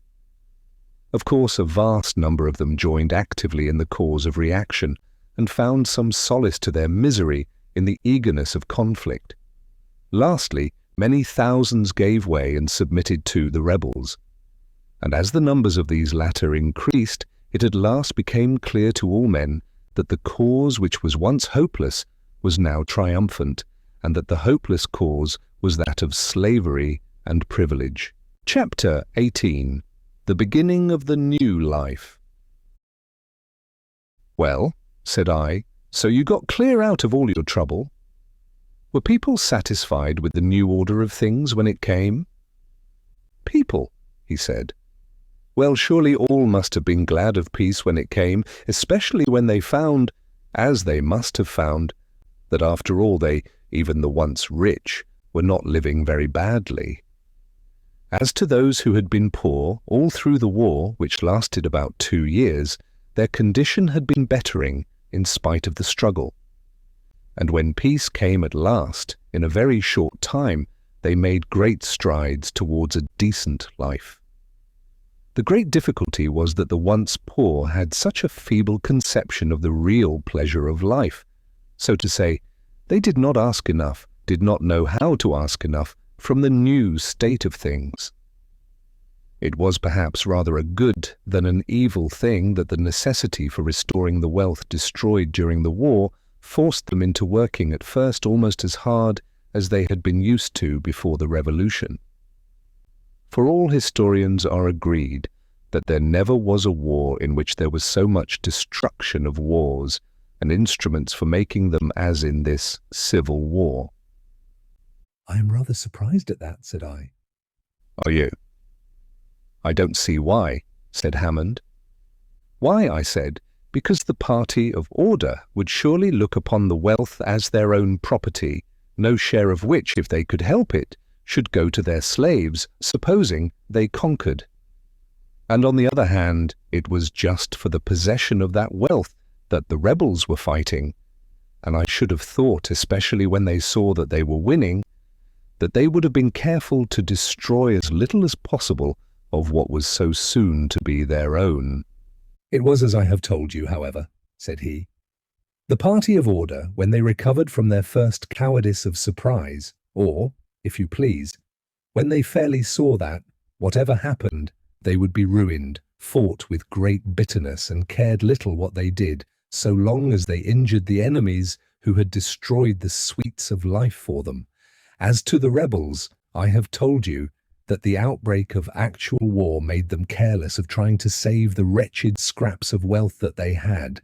It was a common saying amongst them, let the country be cleared of everything except valiant living men, rather than that we fall into slavery again. He sat silently thinking a little while and then said, When the conflict was once really begun, it was seen how little of any value there was in the old world of slavery and inequality. Don't you see what it means? In the times which you are thinking of, and of which you seem to know so much, there was no hope. Nothing but the dull jog of the mill horse under compulsion of collar and whip. But in that fighting time that followed, all was hope. The rebels, at least, felt themselves strong enough to build up the world again from its dry bones. And they did it too, said the old man, his eyes glittering under his beetling brows. He went on, and their opponents at least and at last learned something about the reality of life and its sorrows which they, their class, I mean, had once known nothing of. In short, the two combatants, the workman and the gentleman, between them, said I quickly, they destroyed commercialism. Yes, yes, yes, said he, that is it. Nor could it have been destroyed otherwise, except perhaps by the whole of society gradually falling into lower depths, till it should at last reach a condition as rude as barbarism, but lacking both the hope and the pleasures of barbarism. Surely the sharper, shorter remedy was the happiest. Most surely, said I. Yes, said the old man. The world was being brought to its second birth. How could that take place without a tragedy? Moreover, think of it. The spirit of the new days, of our days, was to be delight in the life of the world, intense and overweening love of the very skin and surface of the earth on which man dwells, such as a lover has in the fair flesh of the woman he loves. This, I say, was to be the new spirit of the time. All other moods, save this, had been exhausted, the unceasing criticism, the boundless curiosity in the ways and thoughts of man, which was the mood of the ancient Greek, to whom these things were not so much a means as an end, was gone past recovery. Nor had there been really any shadow of it in the so-called science of the 19th century, which, as you must know, was in the main an appendage to the commercial system. Nay, not seldom an appendage to the police of that system. In spite of appearances, it was limited and cowardly because it did not really believe in itself. It was the outcome, as it was the sole relief, of the unhappiness of the period which made life so bitter even to the rich, and which, as you may see with your bodily eyes, the great change has swept away. More akin to our way of looking at life was the spirit of the Middle Ages, to whom heaven and the life of the next world was such a reality that it became to them a part of the life upon the earth, which accordingly they loved and adorned, in spite of the ascetic doctrines of their formal creed, which bade them contemn it. But that also, with its assured belief in heaven and hell, as two countries in which to live, has gone, and now we do, both in word and in deed, believe in the continuous life of the world of men, and, as it were, add every day of that common life to the little stock of days which our own mere individual experience wins for us, and consequently we are happy. Do you wonder at it? In times past, indeed, men were told to love their kind, to believe in the religion of humanity and so forth. But look you, just in the degree that a man had elevation of mind and refinement enough to be able to value this idea, was he repelled by the obvious aspect of the individuals composing the mass which he was to worship. And he could only evade that repulsion by making a conventional abstraction of mankind that had little actual or historical relation to the race, which to his eyes was divided into blind tyrants on the one hand and apathetic degraded slaves on the other. But now, where is the difficulty in accepting the religion of humanity, when the men and women who go to make up humanity are free, happy, and energetic at least, and most commonly beautiful of body also, and surrounded by beautiful things of their own fashioning, and a nature bettered and not worsened by contact with mankind? This is what this age of the world has reserved for us. It seems true, said I, or ought to be, if what my eyes have seen is a token of the general life you lead. Can you now tell me anything of your progress after the years of the struggle? Said he, I could easily tell you more than you have time to listen to, but I can at least hint at one of the chief difficulties which had to be met, and that was that when men began to settle down after the war, and their labour had pretty much filled up the gap in wealth caused by the destruction of that war, a kind of disappointment seemed coming over us, and the prophecies of some of the reactionists of past times seemed as if they would come true, and a dull level of utilitarian comfort be the end for a while of our aspirations and success. The loss of the competitive spur to exertion had not indeed done anything to interfere with the necessary production of the community, but how if it should make men dull by giving them too much time for thought or idle musing? But, after all, this dull thundercloud only threatened us.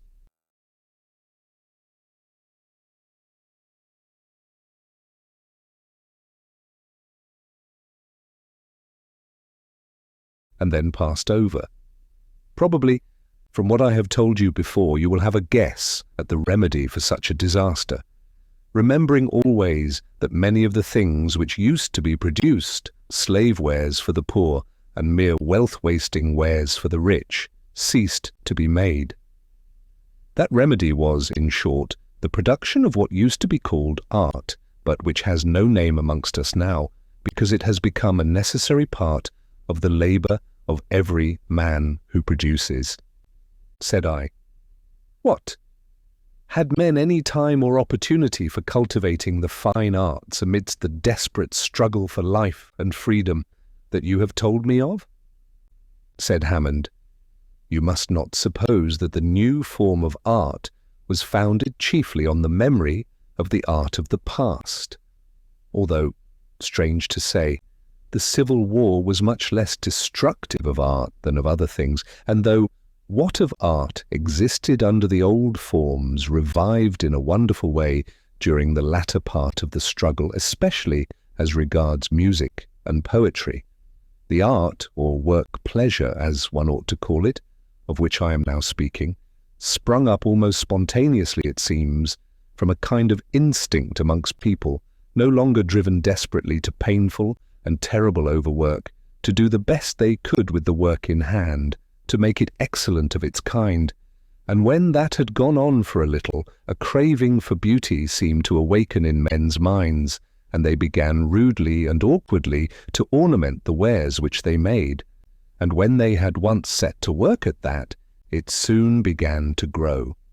All this was much helped by the abolition of the squalor which our immediate ancestors put up with so coolly, and by the leisurely but not stupid country life which now grew, as I told you before, to be common amongst us. Thus at last, and by slow degrees, we got pleasure into our work. Then we became conscious of that pleasure and cultivated it, and took care that we had our fill of it, and then all was gained, and we were happy. So may it be for ages and ages. The old man fell into a reverie, not altogether without melancholy, I thought, but I would not break it. Suddenly he started and said, "Well, dear guest, here are come Dick and Clara to fetch you away, and there is an end of my talk, which I dare say you will not be sorry for.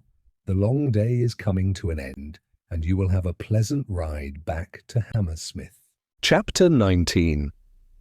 The Drive Back to Hammersmith. I said nothing, for I was not inclined for mere politeness to him after such very serious talk, but in fact I should like to have gone on talking with the older man who could understand something at least of my wonted ways of looking at life, whereas with the younger people, in spite of all their kindness, I really was a being from another planet. However, I made the best of it, and smiled as amiably as I could on the young couple, and Dick returned the smile by saying, "Well guessed. I am glad to have you again, and to find that you and my kinsman have not quite talked yourselves into another world. I was half suspecting, as I was listening to the Welshman yonder, that you would presently be vanishing away from us, and began to picture my kinsman sitting in the hall, staring at nothing and finding that he had been talking a while past to nobody. I felt rather uncomfortable at this speech, for suddenly the picture of the sordid squabble, the dirty and miserable tragedy of the life I had left for a while, came before my eyes, and I had, as it were, a vision of all my longings for rest and peace in the past, and I loathed the idea of going back to it again. But the old man chuckled and said, "Don't be afraid, Dick. In any case, I have not been talking to thin air, nor indeed to this new friend of ours only. Who knows but I may not have been talking to many people? For perhaps our guest may some day go back to the people he has come from, and may take a message from us which may bear fruit for them, and consequently for us." Dick looked puzzled and said, "Well, Gaffer, I do not quite understand what you mean. All I can say is that I hope he will not leave us, for don't you see, he is another kind of man to what we are used to, and somehow he makes us think of all kind of things. And already I feel as if I could understand Dickens the better for having talked with him." "Yes," said Clara, "and I think in a few months we shall make him look younger, and I should like to see what he was like with the wrinkles smoothed out of his face. Don't you think he will look younger after a little time with us?"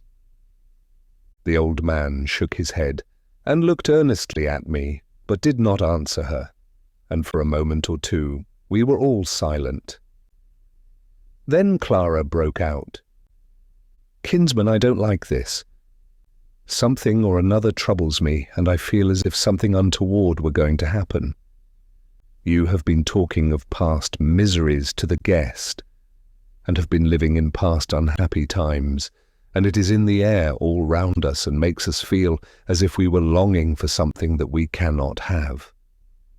The old man smiled on her kindly and said, "Well, my child, if that be so, go and live in the present, and you will soon shake it off." Then he turned to me and said, "Do you remember anything like that guest in the country from which you come?" The lovers had turned aside now and were talking together softly, and not heeding us, so I said, but in a low voice, "Yes, when I was a happy child on a sunny holiday, and had everything that I could think of." "So it is," said he. "You remember just now you twitted me with living in the second childhood of the world. You will find it a happy world to live in. You will be happy there, for a while." Again I did not like his scarcely veiled threat, and was beginning to trouble myself with trying to remember how I had got amongst this curious people, when the old man called out in a cheery voice, "Now, my children, take your guest away and make much of him, for it is your business to make him sleek of skin and peaceful of mind. He has by no means been as lucky as you have. Farewell, guest." And he grasped my hand warmly. "Goodbye," said I, "and thank you very much for all that you have told me. I will come and see you as soon as I come back to London. May I?" "Yes," he said. "Come by all means, if you can."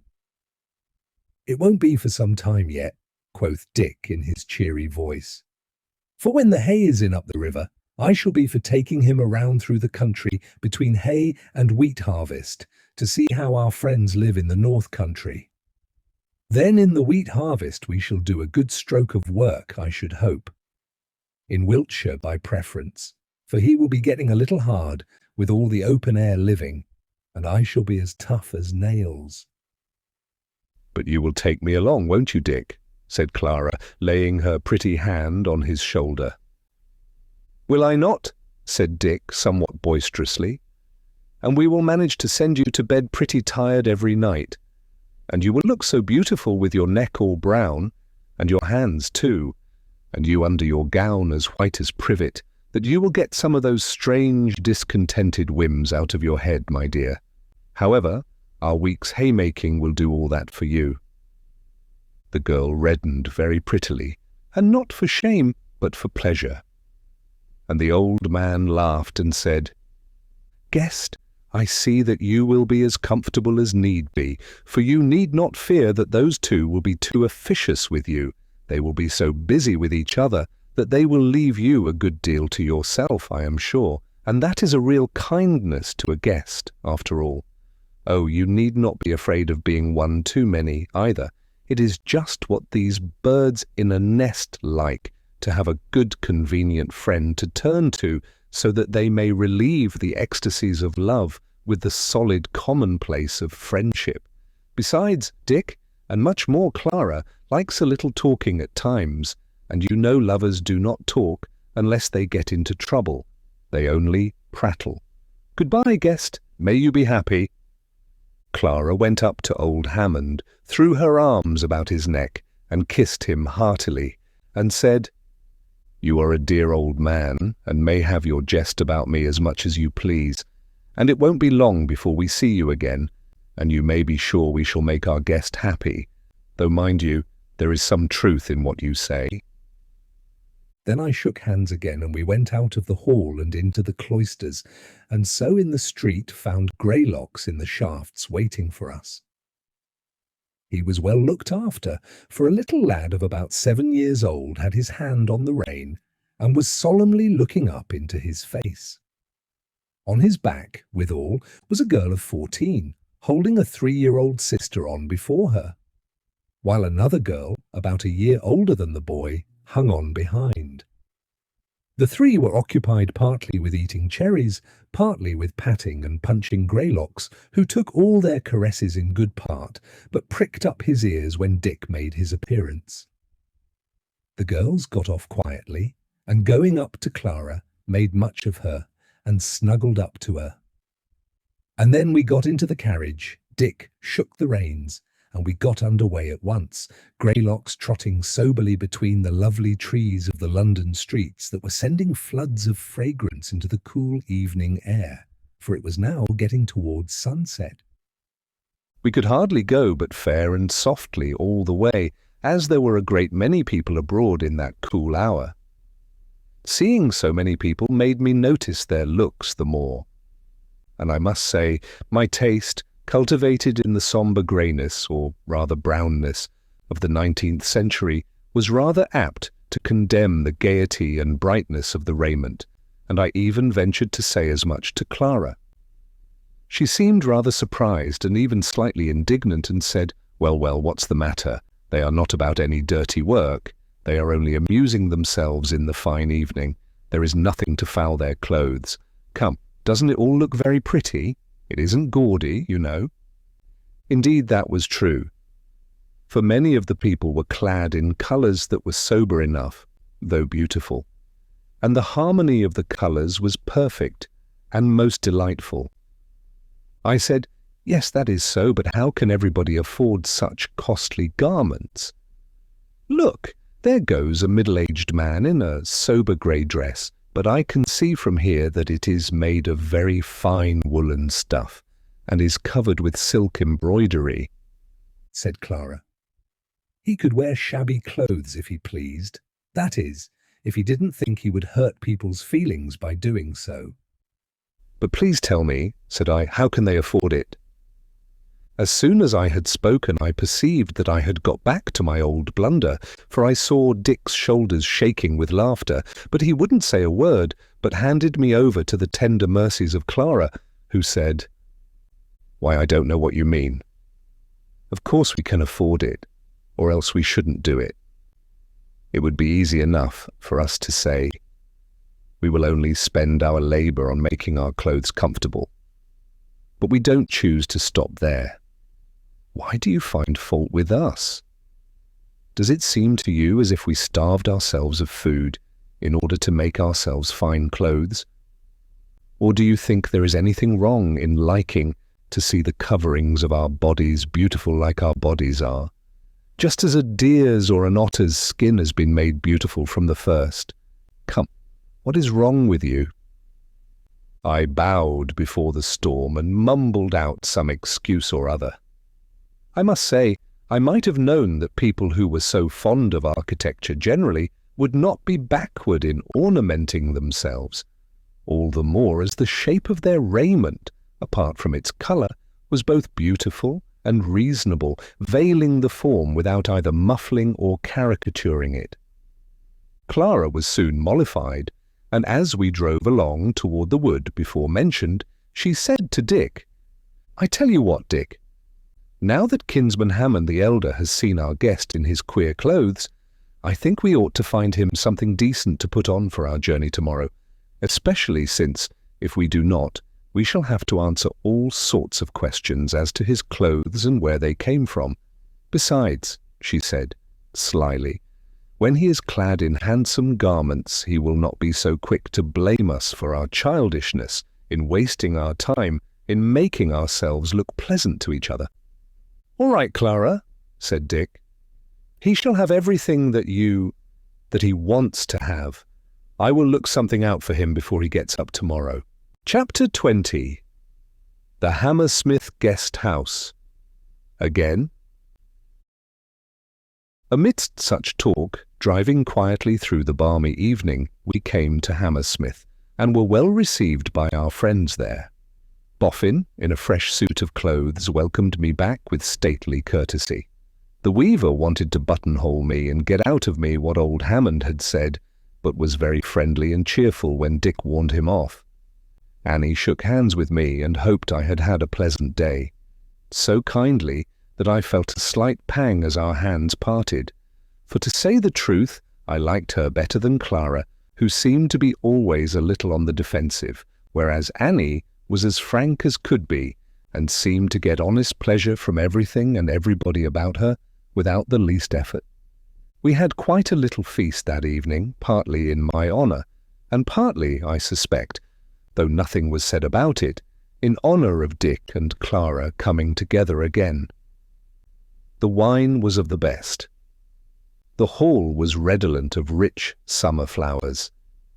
And after supper, we not only had music, Annie, to my mind, surpassing all the others for sweetness and clearness of voice, as well as for feeling and meaning, but at last we even got to telling stories, and sat there listening, with no other light but that of the summer moon, streaming through the beautiful traceries of the windows, as if we had belonged to time long past, when books were scarce, and the art of reading somewhat rare. Indeed, I may say here that though, as you will have noted, my friends had mostly something to say about books, yet they were not great readers, considering the refinement of their manners, and the great amount of leisure which they obviously had. In fact, when Dick especially mentioned a book, he did so with an air of a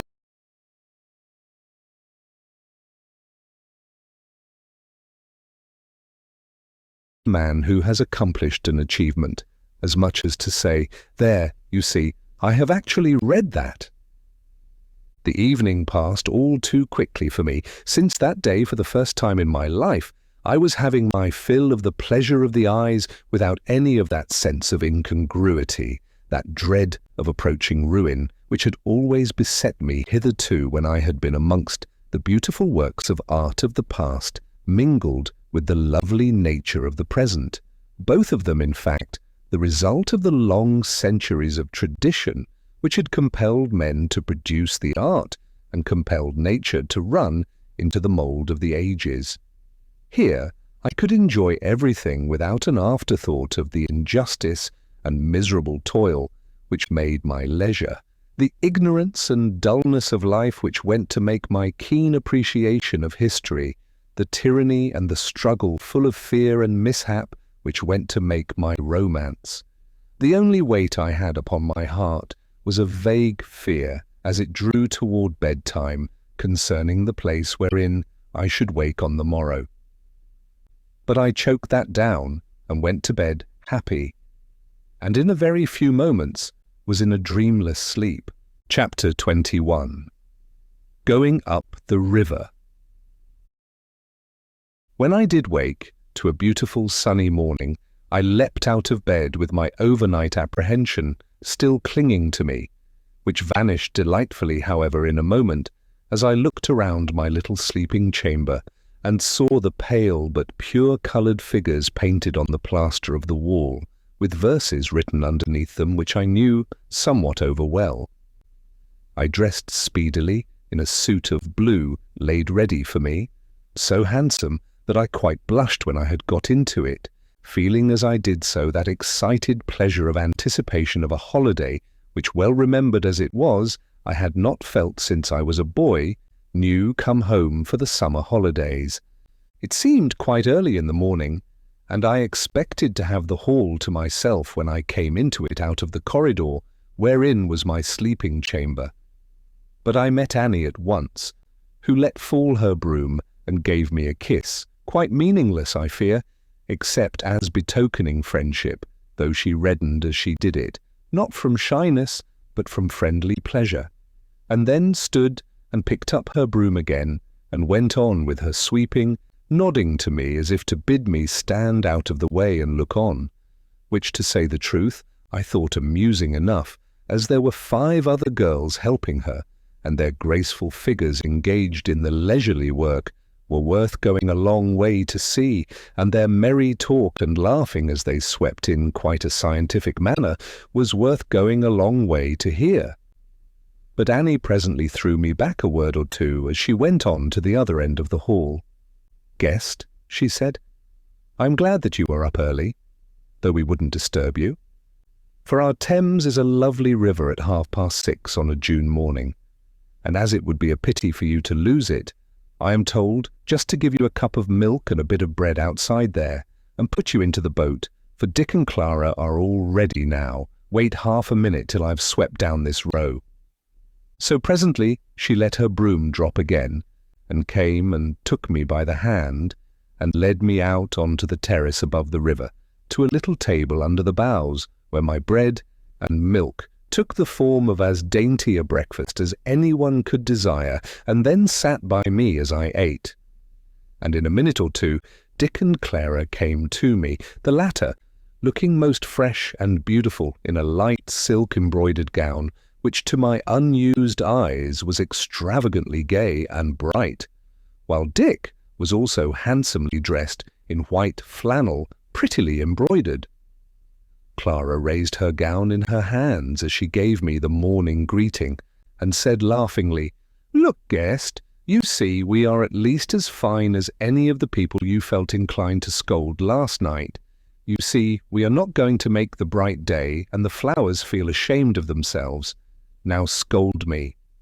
Quoth I, "No, indeed, the pair of you seem as if you were born out of the summer day itself, and I will scold you when I scold it." "Well, you know," said Dick, "this is a special day, all these days are, I mean. The hay harvest is in some ways better than corn harvest because of the beautiful weather. And really, unless you had worked in the hay field in fine weather, you couldn't tell what pleasant work it is. The women look so pretty at it too," he said shyly. "So all things considered, I think we are right to adorn it in a simple manner." "Do the women work at it in silk dresses?" said I, smiling. Dick was going to answer me soberly, but Clara put her hand over his mouth and said, "No, no, Dick, not too much information for him, or I shall think that you are your old kinsman again. Let him find out for himself. He will not have long to wait." "Yes," quoth Annie, "don't make your description of the picture too fine, or else he will be disappointed when the curtain is drawn. I don't want him to be disappointed. But now it's time for you to be gone, if you are to have the best of the tide and also of the sunny morning. Goodbye, guest." She kissed me in her frank, friendly way, and almost took away from me my desire for the expedition thereby. But I had to get over that, as it was clear that so delightful a woman would hardly be without a due lover of her own age. We went down the steps of the landing stage and got into a pretty boat, not too light to hold us and our belongings comfortably, and handsomely ornamented. And just as we got in, down came Boffin and the weaver to see us off. The former had now veiled his splendour in a due suit of working clothes, crowned with a fantail hat, which he took off, however, to wave us farewell with his grave old Spanish-like courtesy. Then Dick pushed off into the stream and bent vigorously to his sculls, and Hammersmith, with its noble trees and beautiful waterside houses, began to slip away from us. As we went, I could not help putting beside his promised picture of the hayfield, as it was then the picture of it as I remembered it, and especially the images of the women engaged in the work rose up before me. The row of gaunt figures, lean, flat-breasted, ugly, without a grace of form or face about them, dressed in wretched, skimpy print gowns and hideous flapping sunbonnets, moving their rakes in a listless, mechanical way. How often had that marred the loveliness of the June day to me? How often had I longed to see the hay fields peopled with men and women worthy of the sweet abundance of midsummer, of its endless wealth of beautiful sights and delicious sounds and scents. And now the world had grown old and wiser, and I was to see my hope realized at last. Chapter 22. Hampton Court, an appraiser of past times. So on we went, Dick rowing in an easy, tireless way, and Clara sitting by my side admiring his manly beauty and heartily good-natured face, and thinking, I fancy, of nothing else. As we went higher up the river, there was less difference between the Thames of that day and Thames as I remembered it, for setting aside the hideous vulgarity of the Cockney villas of the well-to-do, stockbrokers and other such, which in older time marred the beauty of the bow-hung banks, even this beginning of the country. Thames was always beautiful, and as we slipped between the lovely summer greenery, I almost felt my youth come back to me, and as if I were on one of those water excursions which I used to enjoy so much in days when I was too happy to think that there could be much amiss anywhere. At last we came to a reach of the river, where on the left hand a very pretty little village with some old houses in it came down to the edge of the water, over which was a ferry, and beyond these houses the elm-beset meadows ended in a fringe of tall willows, while on the right hand went the towpath and a clear space before a row of trees, which rose up behind huge and ancient, the ornaments of a great park. But these drew back still further from the river at the end of the reach to make way for a little town of quaint and pretty houses, some new, some old, dominated by the long walls and sharp gables of a great red-brick pile of building, partly of the latest Gothic, partly of the court style of Dutch William, but so blended together by the bright sun and beautiful surroundings, including the bright blue river which it looked down upon, that even amidst the beautiful buildings of that new, happy time, it had a strange charm about it. A great wave of fragrance, amidst which the lime tree blossom was clearly to be distinguished, came down to us from its unseen gardens, as Clara sat up in her place and said, "Oh, Dick, dear, couldn't we stop at Hampton Court for today and take the guest about the park a little and show him those sweet old buildings? Somehow, I suppose, because you have lived so near it, you have seldom taken me to Hampton Court." Dick rested on his oars a little and said, Well, well, Clara, you are lazy today. I didn't feel like stopping short of Shepperton for the night. Suppose we just go and have our dinner at the court and go on again about 5 o'clock? Well, she said, so be it. But I should like the guest to have spent an hour or two in the park. The park, said Dick. Why, the whole Thames side is a park this time of the year, and for my part I had rather lie under an elm tree on the borders of a wheat field, with the bees humming about me and the corncrake crying from furrow to furrow, than in any park in England. Besides, said she, you want to get on to your dearly loved Upper Thames and show your prowess down the heavy swathes of the mowing grass. She looked at him fondly, and I could tell that she was seeing him in her mind's eye, showing his splendid form at its best amidst the rhymed strokes of the scythes. And she looked down at her own pretty feet with a half sigh, as though she were contrasting her slight woman's beauty with his man's beauty, as women will when they are really in love and are not spoiled with conventional sentiment. As for Dick, he looked at her admiringly a while and then said at last, "Well, Clara, I do wish we were there, but hilloa, we are getting back way." And he set to work sculling again, and in 2 minutes we were all standing on the gravelly strand below the bridge, which, as you may imagine, was no longer the old hideous iron abortion, but a handsome piece of very solid oak framing. We went into the court and straight into the great hall, so well remembered, where there were tables spread for dinner, and everything arranged much as in Hammersmith Guest Hall.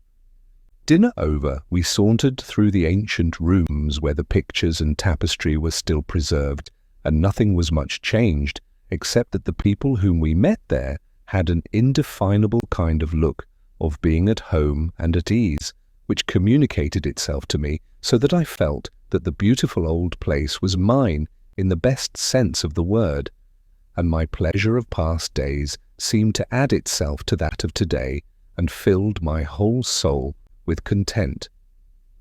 Dick, who, in spite of Clara's jibe, knew the place very well, told me that the beautiful old Tudor rooms which I remembered had been the dwellings of the lesser fry of court flunkies were now much used by people coming and going, for, beautiful as architecture had now become, and although the whole face of the country had quite recovered its beauty, there was still a sort of tradition of pleasure and beauty which clung to that group of buildings, and people thought going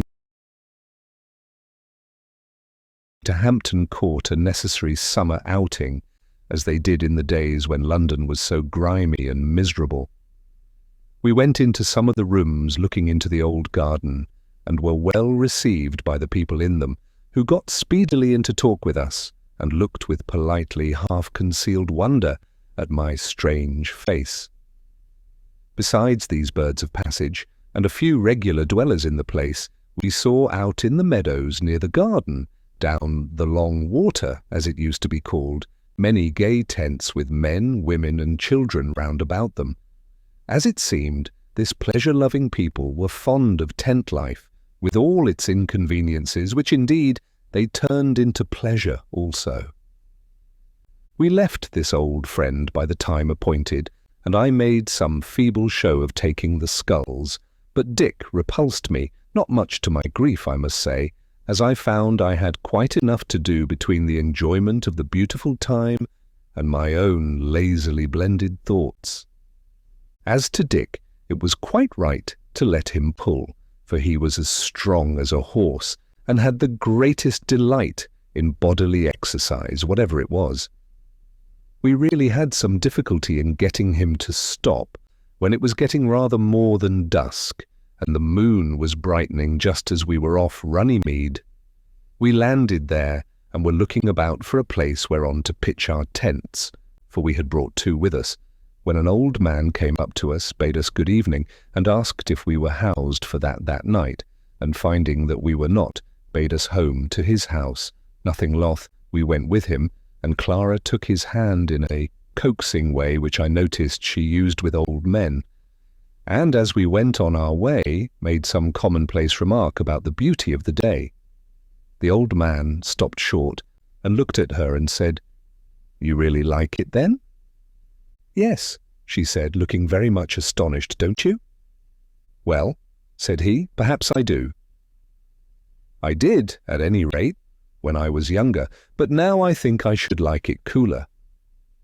She said nothing and went on, the night growing about as dark as it would be, till just at the rise of the hill we came to a hedge with a gate in it, which the old man unlatched and led us into a garden, at the end of which we could see a little house, one of whose little windows was already yellow with candlelight.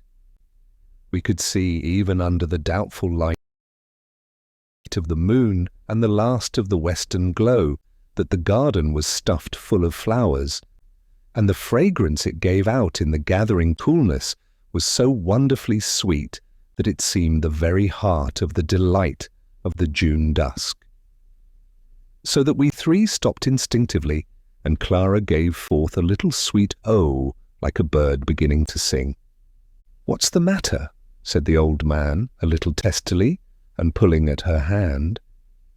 "There's no dog, or have you trodden on a thorn and hurt your foot?" "No, no, neighbour," she said, "but how sweet it is." "Of course it is," said he, "but do you care so much for that?" She laughed out musically, and we followed suit in our gruffer voices, and then she said, "Of course I do, neighbour, don't you?" "Well, I don't know," quoth the old fellow. Then he added, as if somewhat ashamed of himself, "Besides, you know when the waters are out and all Runnymede is flooded, it's none so pleasant." "I should like it," quoth Dick. "What a jolly sail one would get about here on the floods on a bright frosty January morning."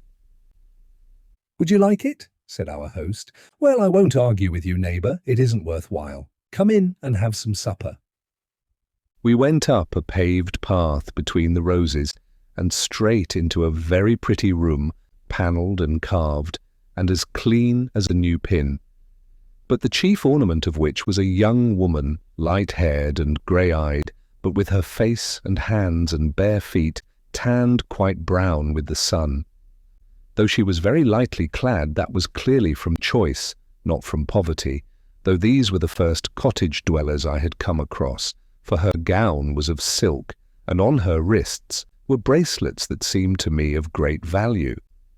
She was lying on a sheepskin near the window, but jumped up as soon as we entered, and when she saw the guests behind the old man, she clapped her hands and cried out with pleasure, and when she got us into the middle of the room, fairly danced round us in delight of our company. "What?" said the old man. "You are pleased, are you, Ellen?" The girl danced up to him and threw her arms round him and said, "Yes, I am, and so ought you to be, grandfather." "Well, well, I am," said he, "as much as I can be pleased. Guests, please be seated." This seemed rather strange to us. Stranger, I suspect, to my friends than to me. But Dick took the opportunity of both the host and his granddaughter being out of the room to say to me softly, "A grumbler. There are a few of them still. Once upon a time, I am told, they were quite a nuisance." The old man came in as he spoke and sat down beside us with a sigh, which indeed seemed fetched up as if he wanted us to take notice of it. But just then the girl came in with the victuals, and the carle missed his mark, what between our hunger generally, and that I was pretty busy, watching the granddaughter moving about as beautiful as a picture. Everything to eat and drink, though it was somewhat different to what we had had in London, was better than good. But the old man eyed rather sulkily the chief dish on the table, on which lay a leash of fine perch, and said, Perch. I am sorry we can't do better for you guests. The time was when we might have had a good piece of salmon up from London for you, but the times have grown mean and petty."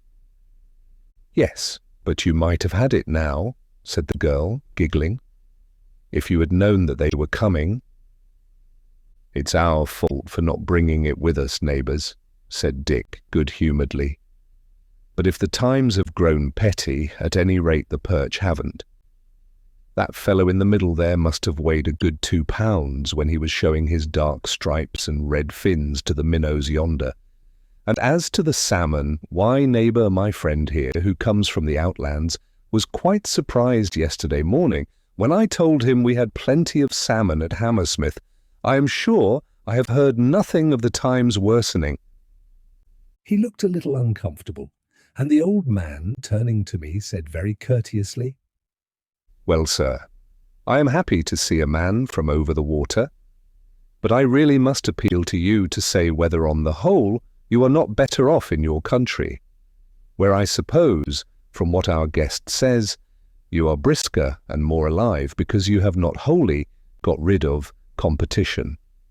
You see, I have read not a few books of the past days, and certainly they are much more alive than those which are written now.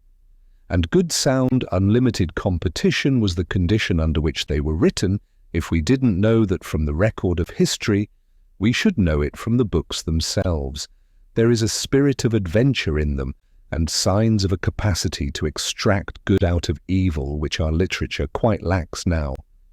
And I cannot help thinking that our moralists and historians exaggerate hugely the unhappiness of the past days in which such splendid works of imagination and intellect were produced.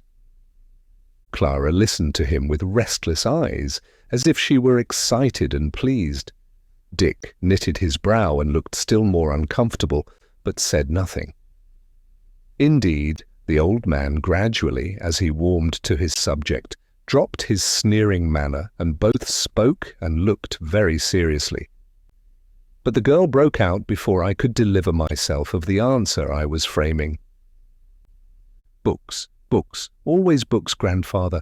When will you understand that after all it is the world we live in which interests us, the world of which we are a part, and which we can never love too much? Look, she said, throwing open the casement wider and showing us the white light sparkling between the black shadows of the moonlit garden, through which ran a little shiver of the summer night wind. Look, these are our books in these days, and these, she said, stepping lightly up to the two lovers and laying a hand on each of their shoulders. And the guest there, with his oversea knowledge and experience, yes, and even you, grandfather. A smile ran over her face as she spoke. With all your grumbling and wishing yourself back again in the good old days, in which, as far as I can make out, a harmless and lazy old man like you would either have pretty nearly starved or have had to pay soldiers and people to take the folks' victuals and clothes and houses away from them by force. Yes, these are our books, and if we want more, can we not find work to do in the beautiful buildings that we raise up all over the country? And I know there was nothing like them in past times, wherein a man can put forth whatever is in him and make his hands set forth his mind and his soul.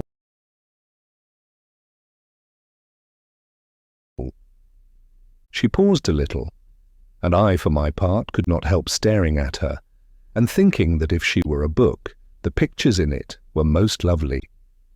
The colour mantled in her delicate sunburnt cheeks. Her grey eyes, light amidst the tan of her face, kindly looked on us all as she spoke. She paused and said again, As for your books, they were well enough for times when intelligent people had but little else in which they could take pleasure, and when they must needs supplement the sordid miseries of their own lives with imaginations of the lives of other people. But I say flatly that in spite of all their cleverness and vigour and capacity for storytelling, there is something loathsome about them. Some of them indeed do here and there show some feeling for those whom the history books call poor, and of the misery of whose lives we have some inkling. But presently they give it up, and towards the end of the story we must be contented to see the hero and heroine living happily in an island of bliss on other people's troubles, and that after a long series of sham troubles, or mostly sham, of their own making, illustrated by dreary, introspective nonsense about their feelings and aspirations and all the rest of it, while the world must even then have gone on its way and dug and sowed and baked and built and carpentered round about these useless animals. "There," said the old man, reverting to his dry, sulky manner again. "There's eloquence. I suppose you like it?" "Yes," said I, very emphatically. "Well," said he, "now the storm of eloquence has lulled for a little, suppose you answer my question, that is, if you like, you know," quoth he, with a sudden access of courtesy. "What question?" said I, for I must confess that Ellen's strange and almost wild beauty had put it out of my head. Said he, "First of all, excuse my catechizing, is there competition in life, after the old kind, in the country, whence you come?" "Yes," said I, "it is the rule there." And I wondered as I spoke what fresh complications I should get into as a result of this answer. "Question 2, said the Carl. "Are you not on the whole much freer, more energetic, in a word, healthier and happier for it?" I smiled. "You wouldn't talk so if you had any idea of our life. To me you seem here as if you were living in heaven compared with us, of the country from which I came." "Heaven?" said he. "You like heaven, do you?" "Yes," said I, snappishly, I am afraid, for I was beginning rather to resent his formula. "Well, I am far from sure that I do," quoth he. "I think one may do more with one's life than sitting on a damp cloud and singing hymns." I was rather nettled by this inconsequence and said, "Well, neighbour, to be short, and without using metaphors, in the land whence I come, where the competition which produced those literary works which you admire so much is still the rule, most people are thoroughly unhappy. Here, to me at least, most people seem thoroughly happy." "No offence, guest, no offence," said he, "but let me ask you, you like that, do you?"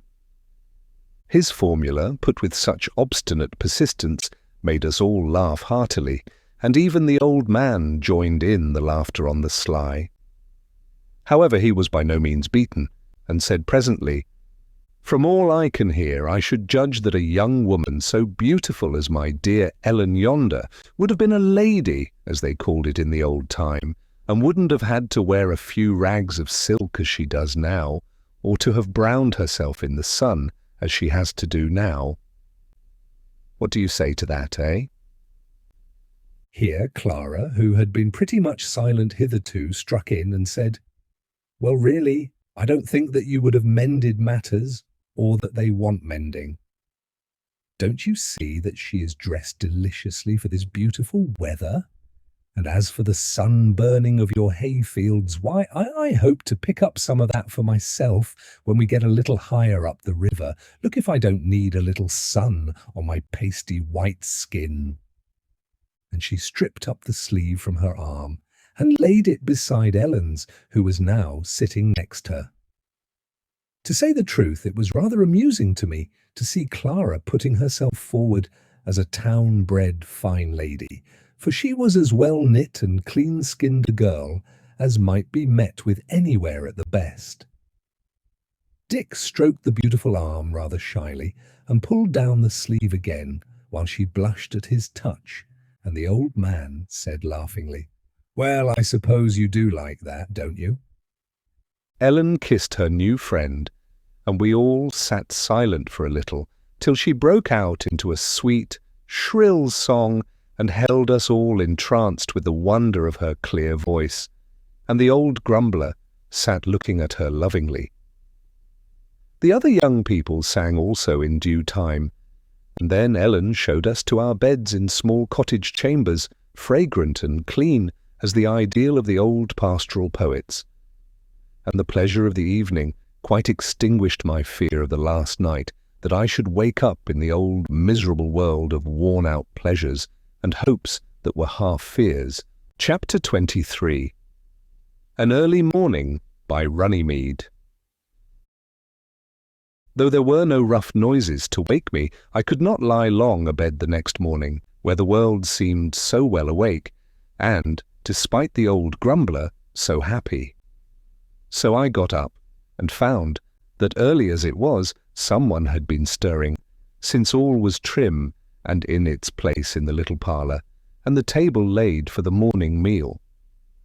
Nobody was afoot in the house as then, however, so I went out doors, and after a turn or two round the superabundant garden, I wandered down over the meadow to the riverside, where lay our boat, looking quite familiar and friendly to me.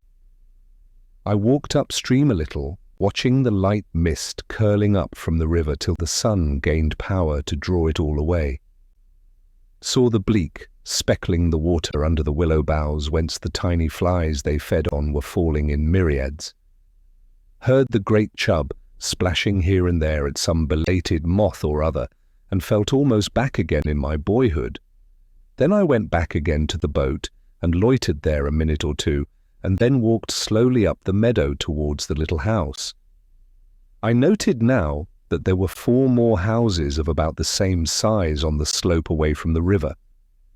The meadow in which I was going was not up for hay, but a row of flake hurdles ran up the slope not far from me on each side, and in the field, so parted off from ours on the left, they were making hay busily by now, in the simple fashion of the days when I was a boy. My feet turned that way instinctively, as I wanted to see how haymakers looked in these new and better times, and also I rather expected to see Ellen there. I came to the hurdles and stood looking over into the hayfield, and was close to the end of the long line of haymakers who were spreading the low ridges to dry off the night dew. The majority of these were young women clad much like Ellen last night, though not mostly in silk, but in light woolen, mostly gaily embroidered, the men being all clad in white flannel embroidered in bright colours. The meadow looked like a gigantic tulip bed because of them. All hands were working deliberately but well and steadily, though they were as noisy with merry talk as a grove of autumn starlings.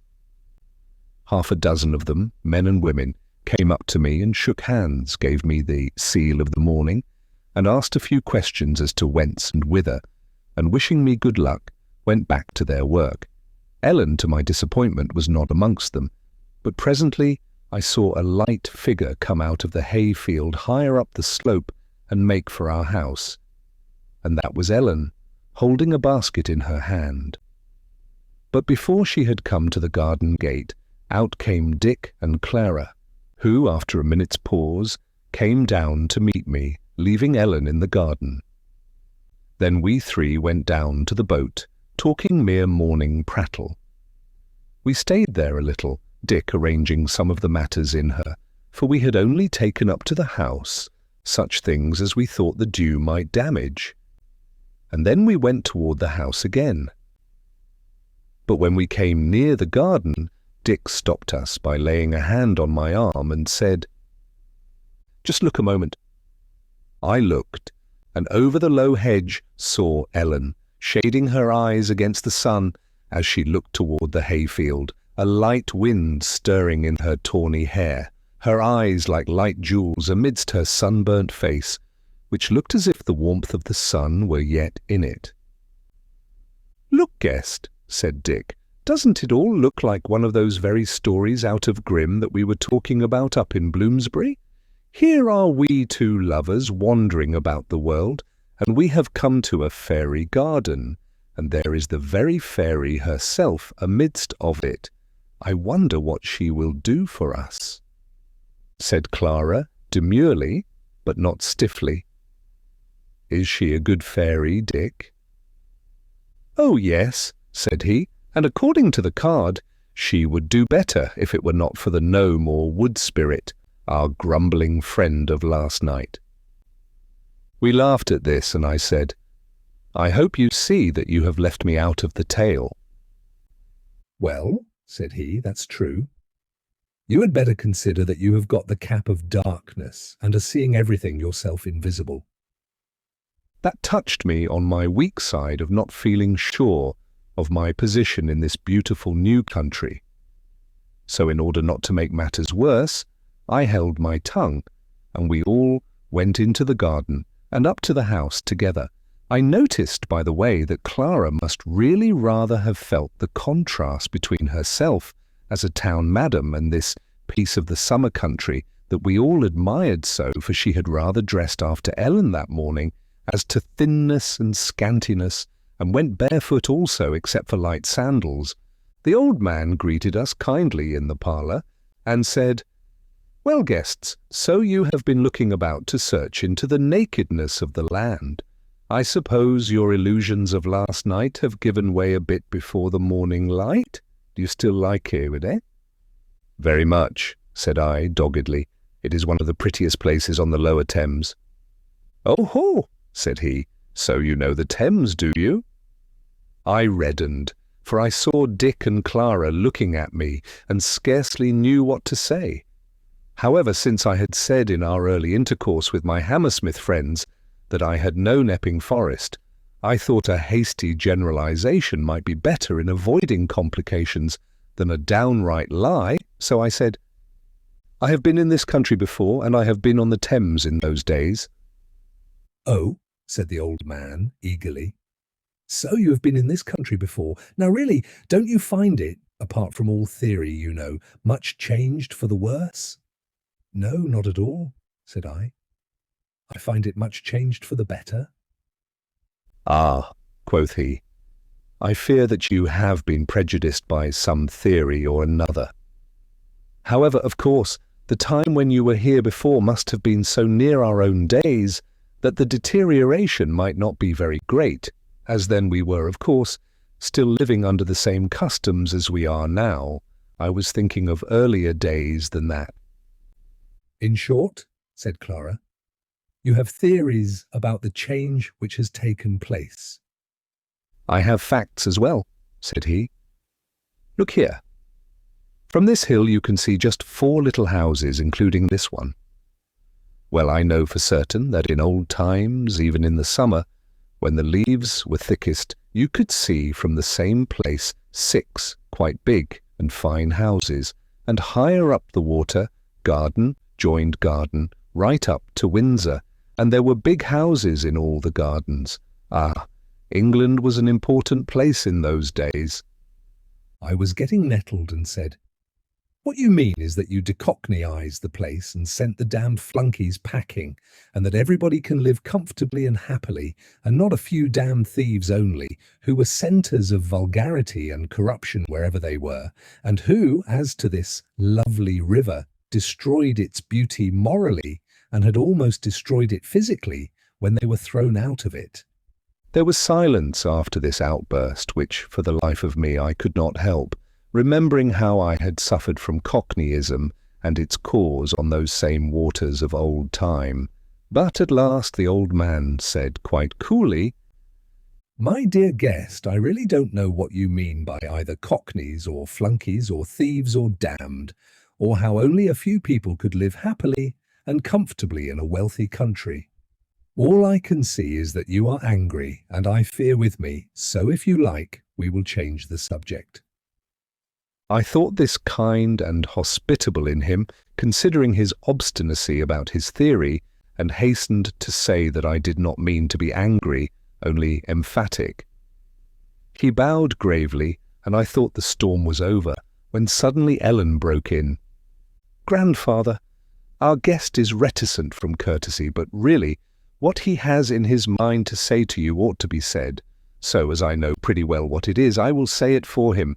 For as you know, I have been taught these things by people who—" "Yes," said the old man, "by the sage of Bloomsbury and others."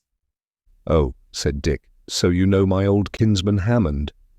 "Yes," said she. "And other people too, as my grandfather says. And they have taught me things, and this is the upshot of it.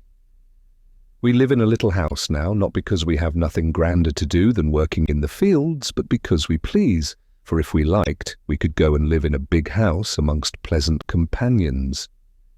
Grumbled the old man. "Just so. As if I would live amongst those conceited fellows, all of them looking down upon me." She smiled on him kindly, but went on as if he had not spoken.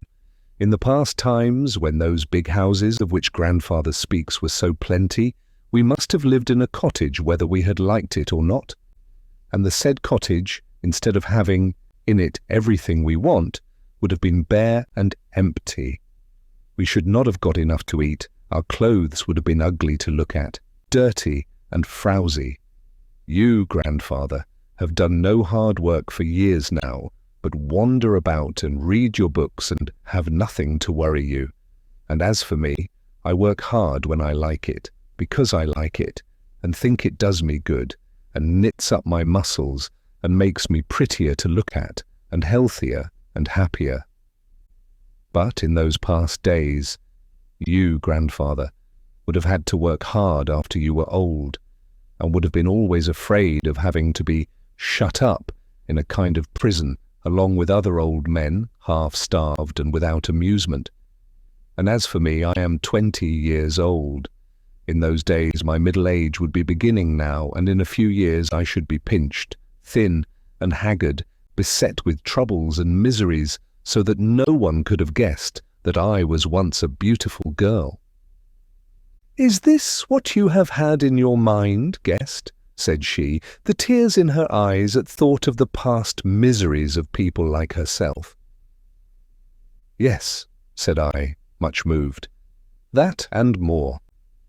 Often in my country I have seen that wretched change you have spoken of, from the fresh, handsome country lass to the poor, draggle-tailed country woman." The old man sat silent for a little, but presently recovered himself and took comfort in his old phrase of, "Well, you like it so, do you?" "Yes," said Ellen. "I love life better than death." "Oh, you do you?" said he. "Well, for my part, I like reading a good old book with plenty of fun in it, like Thackeray's Vanity Fair."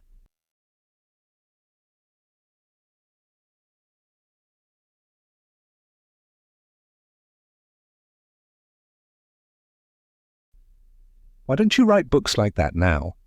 Ask that question of your Bloomsbury sage." Seeing Dick's cheeks reddening a little at this sally, and noting that silence followed, I thought I had better do something. So I said, "I am only the guest, friends, but I know you want to show me your river at its best, so don't you think we had better be moving presently, as it is certainly going to be a hot day?" Chapter 24. Up the Thames the second day.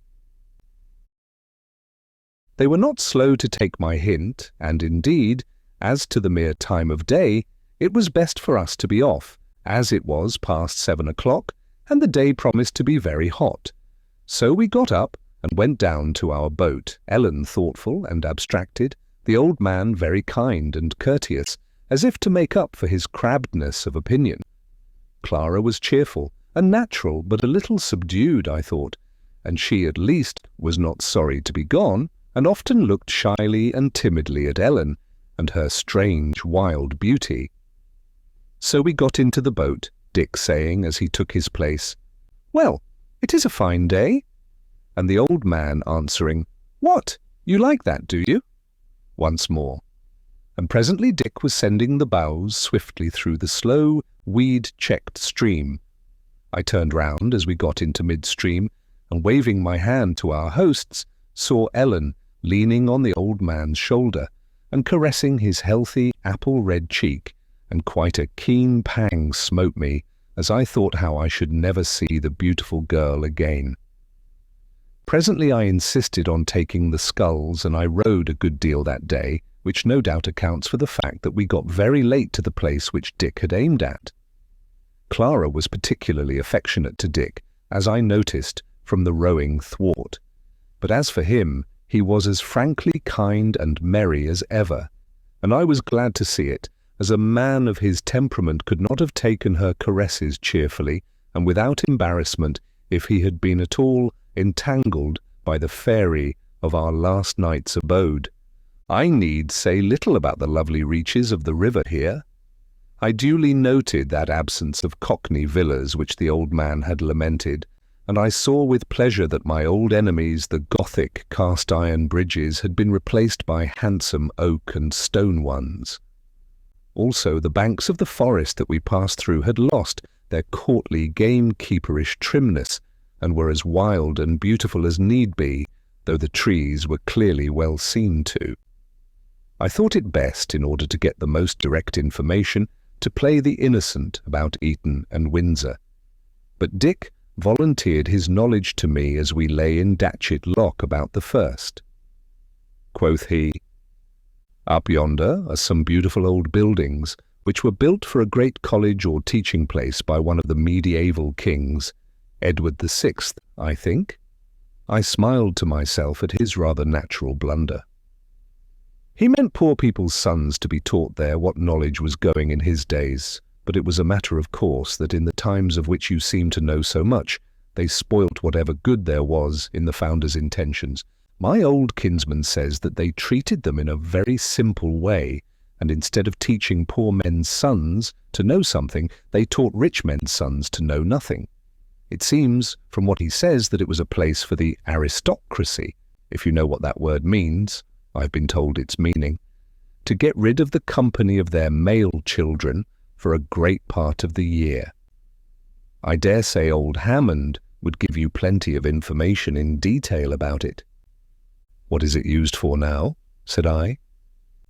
"Well," said he, "the buildings were a good deal spoilt by the last few generations of aristocrats who seem to have had a great hatred against beautiful old buildings, and indeed all records of past history, but it is still a delightful place.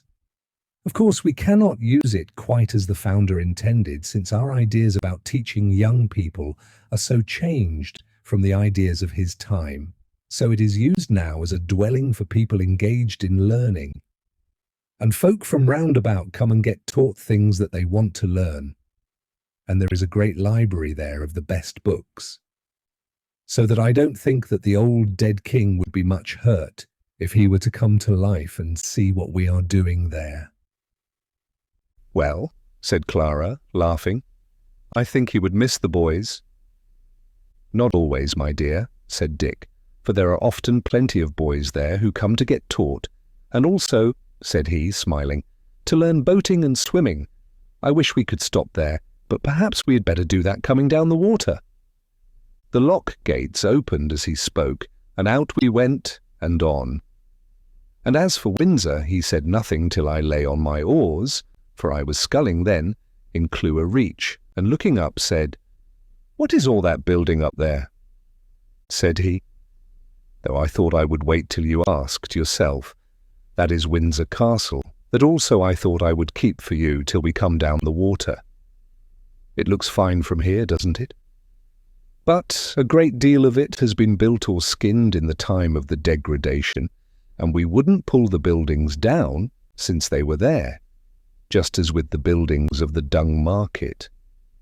You know, of course, that it was the palace of our old medieval kings and was used later on for the same purpose by the parliamentary commercial sham kings, as my old kinsman calls them." "Yes," said I know all that." "What is it used for now?" "A great many people live there," said he. "As with all drawbacks, it is a pleasant place. There is also a well-arranged store of antiquities of various kinds that have seemed worth keeping. A museum, it would have been called in the times you understand so well." I drew my sculls through the water at that last word, and pulled as if I were fleeing from those times which I understood so well, and we were soon going up the once sorely becockneyed reaches of the river about Maidenhead, which now looked as pleasant and enjoyable as the up-river reaches. The morning was now getting on, the morning of a jewel of a summer day. One of those days which, if they were commoner in these islands, would make our climate the best of all climates, without dispute. A light wind blew from the west. The little clouds that had arisen at about our breakfast time had seemed to get higher and higher in the heavens, and in spite of the burning sun, we no more longed for rain than we feared it. Burning as the sun was, there was a fresh feeling in the air, that almost set us a-longing for the rest of the hot afternoon and the stretch of blossoming wheat seen from the shadow of the boughs. No one unburdened with very heavy anxieties could have felt otherwise than happy that morning, and it must be said that whatever anxieties might lie beneath the surface of things, we didn't seem to come across any of them. We passed by several fields where haymaking was going on, but Dick, and especially Clara, were so jealous of our upriver festival that they would not allow me to have much to say to them. I could only notice that the people in the fields looked strong and handsome, both men and women, and that so far from there being any appearance of sordidness about their attire, they seemed to be dressed specially for the occasion, lightly, of course, but gaily, and with plenty of adornment. Both on this day, as well as yesterday, we had, as you may think, met and been passed by many craft of one kind and another. The most part of these were being rowed like ourselves, or were sailing, in the sort of way that sailing is managed on the upper reaches of the river, but every now and then we came on barges laden with hay or other country produce, or carrying bricks, lime, timber, and the like. And these were going on their way without any means of propulsion visible to me, just a man at the tiller, with often a friend or two, laughing and talking with him. Dick, seeing on one occasion this day that I was looking rather hard on one of these, said, "That is one of our force barges. It is quite as easy to work vehicles by force by water as by land." I understood pretty well that these force vehicles had taken the place of our old steam power carrying, but I took good care not to ask any questions about them, as I knew well enough both that I should never be able to understand how they were worked, and that in attempting to do so I should betray myself or get into some complication impossible to explain. So I merely said, "Yes, of course I understand." We went ashore at Bisham, where the remains of the old abbey and the Elizabethan house that had been added to them yet remained, none the worse for many years of careful and appreciative habitation. The folk of the place, however, were mostly in the fields that day, both men and women, so we met only 2 old men there, and a younger one who had stayed at home to get on with some literary work, which I imagine we considerably interrupted. Yet I also think that the hard-working man who received us was not very sorry for the interruption. Anyhow, he kept on pressing us to stay over and over again, till at last we did not get away till the cool of the evening. However, that mattered little to us. The nights were light, for the moon was shining in her 3rd quarter, and it was all one to Dick whether he sculled or sat quiet in the boat. So we went away a great pace. The evening sun shone bright on the remains of the old buildings at Medmenham, close beside which arose an irregular pile of building, which Dick told us was a very pleasant house, and there were plenty of houses visible on the wide meadows opposite, under the hill, for, as it seems that the beauty of Hurley had compelled people to build and live there a good deal. The sun very low down showed us Henley little altered in outward aspect from what I remembered it. Actual daylight failed us as we passed through the lovely reaches of Wargrave and Shiplake, but the moon rose behind us presently. I should like to have seen with my eyes what success the new order of things had had in getting rid of the sprawling mess with which commercialism had littered the banks of the wide stream about Reading and Caversham. Certainly everything smelt too deliciously in the early night for there to be any of the old careless sordidness of so-called manufacture, and in answer to my question as to what sort of a place Reading was, Dick answered, "Oh, a nice town enough in its way, mostly rebuilt within the last 100 years, and there are a good many houses, as you can see by the lights just down under the hills yonder. In fact, it is one of the most populous places on the Thames round about here. Keep up your spirits, guest. We are close to our journey's end for the night. I ought to ask your pardon for not stopping at one of the houses here, or higher up, but a friend who is living in a very pleasant house in the Maple Durham Meads particularly wanted me and Clara to come and see him on our way up the Thames, and I thought you wouldn't mind this bit of night travelling. He need not have adjured me to keep up my spirits, which were as high as possible, though the strangeness and excitement of the happy and quiet life which I saw everywhere around me was, it is true, a little wearing off, yet a deep content, as different as possible from languid acquiescence, was taking its place, and I was, as it were, really newborn. We landed presently just where I remembered the river making an elbow to the north towards the ancient house of the Blunts, with the wide meadows spreading on the right-hand side, and on the left the long line of beautiful old trees overhanging the water. As we got out of the boat, I said to Dick, "Is it the old house we are going to?" "No," he said, "though that is standing still in green old age and is well inhabited. I see, by the way, that you know your Thames well, but my friend Walter Allen, who asked me to stop here, lives in a house, not very big, which has been built here lately because these meadows are so much liked, especially in summer, that there was getting to be rather too much of tenting on the open field. So the parishes hereabout, who rather objected to that, built 3 houses between this and Caversham, and quite a large one at Basildon, a little higher up. Look yonder are the lights of Walter Allen's house." So we walked over the grass of the meadows under a flood of moonlight, and soon came to the house, which was low, and built round a quadrangle, big enough to get plenty of sunshine in it. Walter Allen, Dick's friend, was leaning against the jamb of the doorway waiting for us, and took us into the hall without overplus of words. There were not many people in it, as some of the dwellers there were away at the haymaking in the neighbourhood, and some, as Walter told us, were wandering about the meadow, enjoying the beautiful moonlit night. Dick's friend looked to be a man of about 40, tall, black-haired, very kind-looking and thoughtful, but rather to my surprise there was a shade of melancholy on his face, and he seemed a little abstracted and inattentive to our chat, in spite of obvious efforts to listen. Dick looked on him from time to time and seemed troubled, and at last he said, "I say, old fellow, if there is anything the matter which we didn't know of when you wrote to me, don't you think you had better tell us about it at once? Or else we shall think we have come here at an unlucky time and are not quite wanted."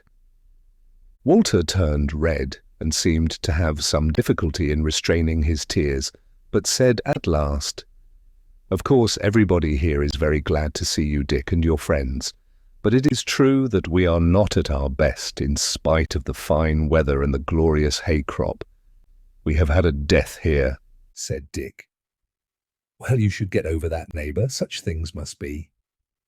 "Yes," Walter said, "but this was a death by violence, and it seems likely to lead to at least one more, and somehow it makes us feel rather shy of one another, and to say the truth, that is one reason why there are so few of us present tonight." "Tell us the story, Walter," said Dick. "Perhaps telling it will help you to shake off your sadness," said Walter. "Well, I will. And I will make it short enough, though I dare say it might be spun out into a long one, as used to be done with such subjects in the old novels. There is a very charming girl here whom we all like, and whom some of us do more than like, and she very naturally liked one of us better than anybody else.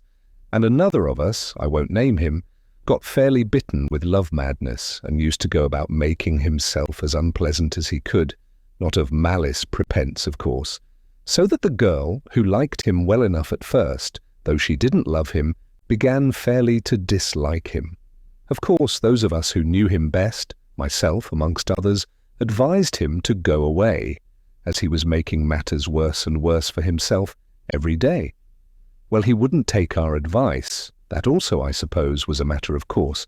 So we had to tell him that he must go, or the inevitable sending to Coventry would follow, for his individual trouble had so overmastered him that we felt that we must go if he did not. He took that better than we expected, when something or other, an interview with the girl, I think, and some hot words with the successful lover following close upon it, threw him quite off his balance, And he got hold of an axe and fell upon his rival when there was no one by, and in the struggle that followed the man attacked, hit him an unlucky blow and killed him. And now the slayer in his turn is so upset that he is like to kill himself. And if he does, the girl will do as much, I fear. And all this we could no more help than the earthquake of the year before last." "It is very unhappy," said Dick. "But since the man is dead, and cannot be brought to life again, and since the slayer had no malice in him, I cannot for the life of me see why he shouldn't get over it before long. Besides, it was the right man that was killed and not the wrong. Why should a man brood over a mere accident forever? And the girl?" "As to her," said Walter, "the whole thing seems to have inspired her with terror rather than grief. What you say about the man is true, or it should be. But then you see, the excitement and jealousy that was the prelude to this tragedy had made an evil and feverish element round about him, from which he does not seem to be able to escape. However, we have advised him to go away, in fact, to cross the seas, but he is in such a state that I do not think he can go unless someone takes him, and I think it will fall to my lot to do so, which is scarcely a cheerful outlook for me." "Oh, you will find a certain kind of interest in it," said Dick, "and of course he must soon look upon the affair from a reasonable point of view sooner or later." "Well, at any rate," quoth Walter, "now that I have eased my mind by making you uncomfortable, let us have an end of the subject for the present. Are you going to take your guest to Oxford?" "Why, of course we must pass through it," said Dick, smiling, "as we are going into the upper waters, but I thought that we wouldn't stop there, or we shall be belated as to the haymaking up our way. So, Oxford, and my learned lecture on it, all got at second hand from my old kinsman, must wait till we come down the water a fortnight hence." I listened to this story with much surprise, and could not help wondering at first that the man who had slain the other had not been put in custody till it could be proved that he killed his rival in self-defence only. However, the more I thought of it, the plainer it grew to me that no amount of examination of witnesses who had witnessed nothing but the ill blood between the two rivals would have done anything to clear up the case. I could not help thinking also that the remorse of this homicide gave point to what old Hammond had said to me about the way in which this strange people dealt with what I had been used to hear called crimes. Truly, the remorse was exaggerated, but it was quite clear that the slayer took the whole consequences of the act upon himself and did not expect society to whitewash him by punishing him. I had no fear any longer that the sacredness of human life was likely to suffer amongst my friends from the absence of gallows and prison. Chapter 25. The third day on the Thames. As we went down to the boat next morning, Walter could not quite keep off the subject of last night, though he was more hopeful than he had been then, and seemed to think that if the unlucky homicide could not be got to go over sea, he might at any rate go and live somewhere in the neighbourhood pretty much by himself. At any rate, that was what he himself had proposed. To Dick, and I must say to me also, this seemed a strange remedy. And Dick said as much. Quoth he, "Friend Walter, don't set the man brooding on the tragedy by letting him live alone. That will only strengthen his idea that he has committed a crime, and you will have him killing himself in good earnest." Said Clara, "I don't know. If I may say what I think of it, it is that he had better have his fill of gloom now, and, so to say, wake up presently to see how little need there has been for it, and then he will live happily afterwards.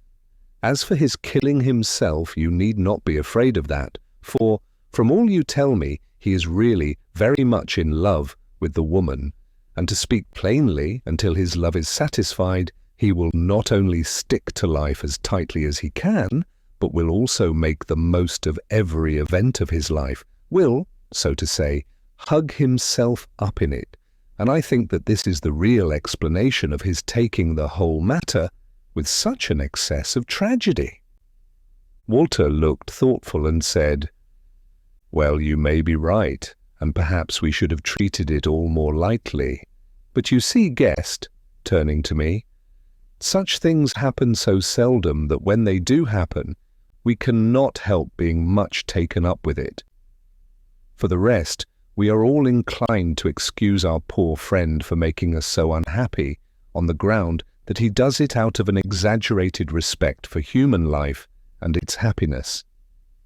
Well, I will say no more about it, only this. Will you give me a cast upstream, as I want to look after a lonely habitation for the poor fellow, since he will have it so, and I hear that there is one which would suit us very well on the downs beyond Streatley, so if you will put me ashore there, I will walk up the hill and look to it." "Is the house in question empty?" said I. "No," said Walter. "But the man who lives there will go out of it, of course, when he hears that we want it. You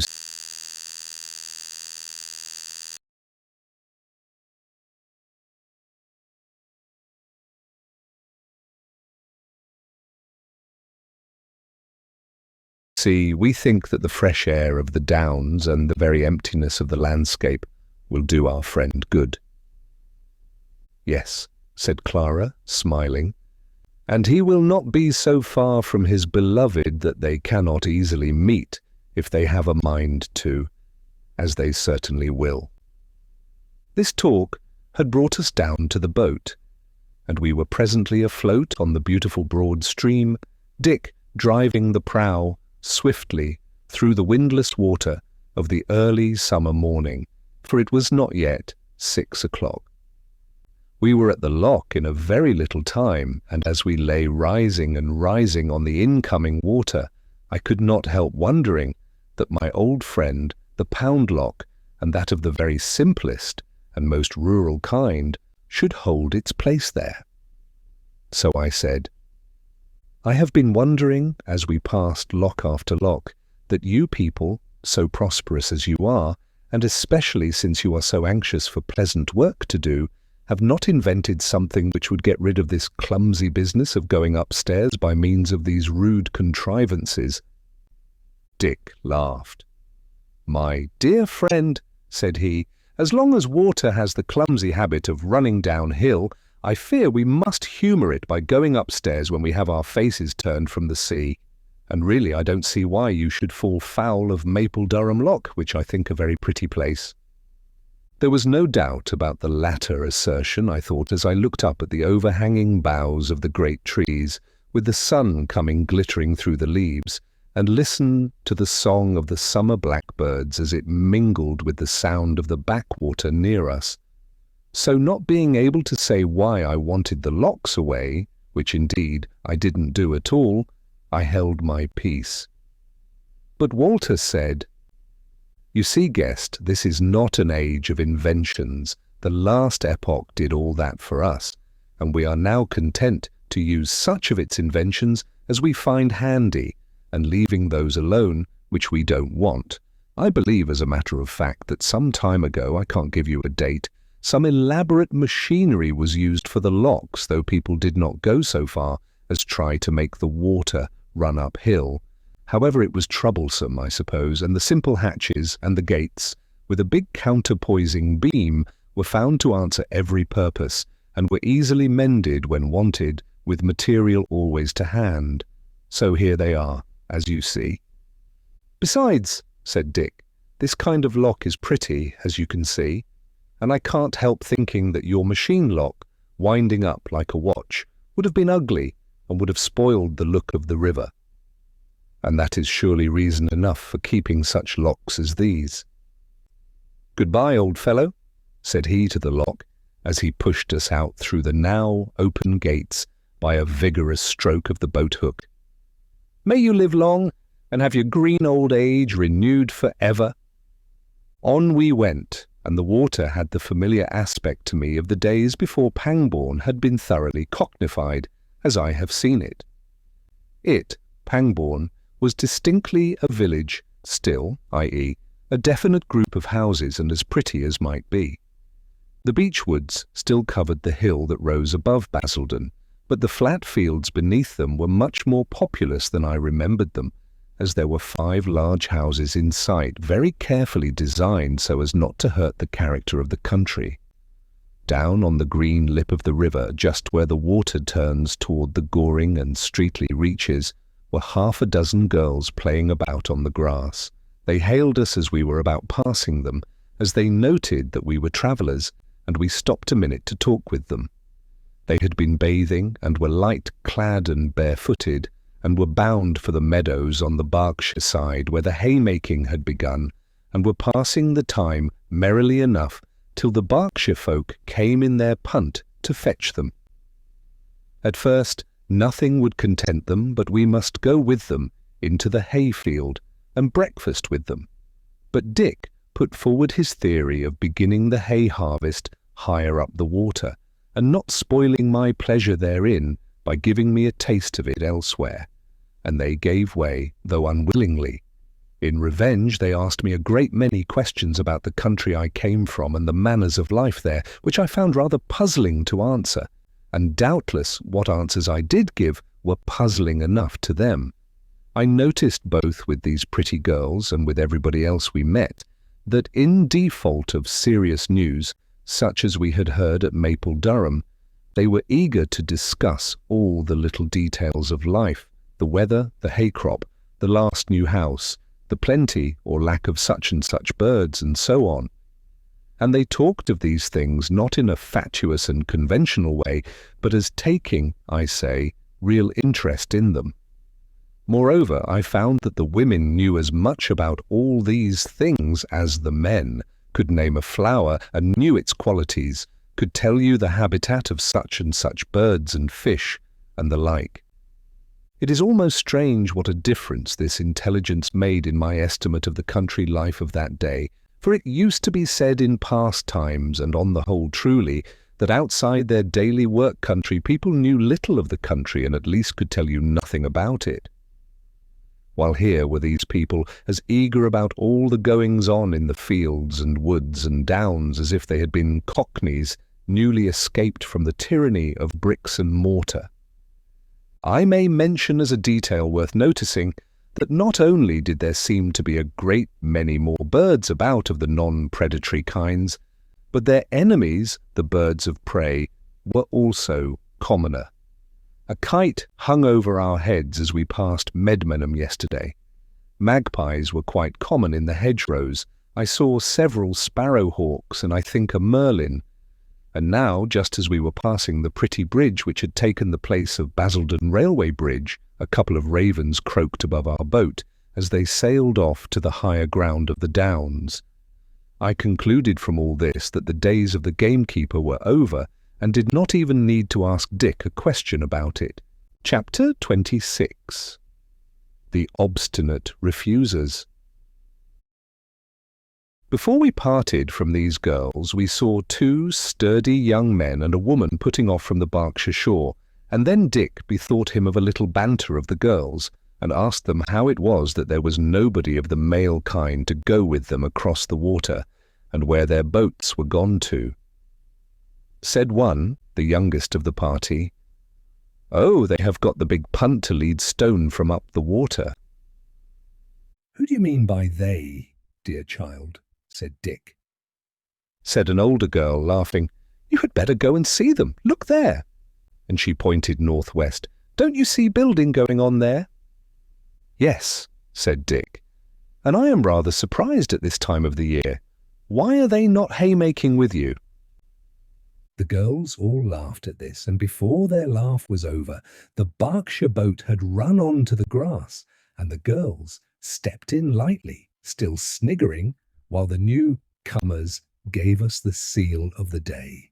But before they were underway again, the tall girl said, "Excuse us for laughing, dear neighbours, but we have had some friendly bickering with the builders up yonder, and as we have no time to tell you the story, you had better go and ask them.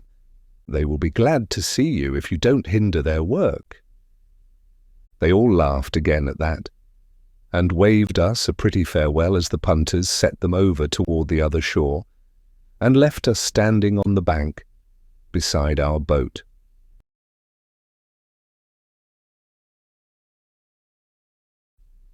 "Let us go and see them," said Clara. "That is, if you are not in a hurry to get to Streatley, Walter." "Oh, no," said Walter. "I shall be glad of the excuse to have a little more of your company." So we left the boat moored there and went on up the slow slope of the hill, but I said to Dick on the way, being somewhat mystified, "What was all that laughing about? What was the joke?" "I can guess pretty well," said Dick. "Some of them up there have got a piece of work which interests them, and they won't go to the haymaking, which doesn't matter at all, because there are plenty of people to do such easy, hard work as that. Only since haymaking is a regular festival, the neighbours find it amusing to jeer good-humouredly at them." "I see," said I, much as if in Dickens's time some young people were so wrapped up in their work that they wouldn't keep Christmas. "Just so," said Dick, "only these people need not be young either." "But what did you mean by easy hard work?" said I. Quoth Dick, "Did I say that? I mean work that tries the muscles and hardens them and sends you pleasantly weary to bed, but which isn't trying in other ways, doesn't harass you, in short. Such work is always pleasant if you don't overdo it. Only, mind you, good mowing requires some little skill. I'm a pretty good mower." This talk brought us up to the house that was a building, not a large one, which stood at the end of a beautiful orchard surrounded by an old stone wall. "Oh yes, I see," said Dick. "I remember, a beautiful place for a house, but a starveling of a 19th century house stood there. I am glad they are rebuilding. It's all stone too, though it need not have been in this part of the country. My word, though, they are making a neat job of it, but I wouldn't have made it all ashlar." Walter and Clara were already talking to a tall man clad in his mason's blouse who looked about 40, but was, I dare say, older, who had his mallet and chisel in hand. There were at work in the shed and on the scaffold about half a dozen men and 2 women, blouse-clad like the carles, while a very pretty woman, who was not in the work, but was dressed in an elegant suit of blue linen, came sauntering up to us with her knitting in her hand. She welcomed us and said, smiling, "So you are come up from the water to see the obstinate refusers. Where are you going haymaking, neighbours?" "Oh, right up above Oxford," said Dick. "It is rather a late country, but what share have you got with the refusers, pretty neighbour?" said she with a laugh. "Oh, I am the lucky one who doesn't want to work, though sometimes I get it, for I serve as model to Mistress Philippa there when she wants one. She is our head carver. Come and see her." She led us up to the door of the unfinished house, where a rather little woman was working with mallet and chisel on the wall nearby. She seemed very intent on what she was doing, and did not turn round when we came up, but a taller woman, quite a girl she seemed, who was at work nearby, had already knocked off, and was standing looking from Clara to Dick with delighted eyes.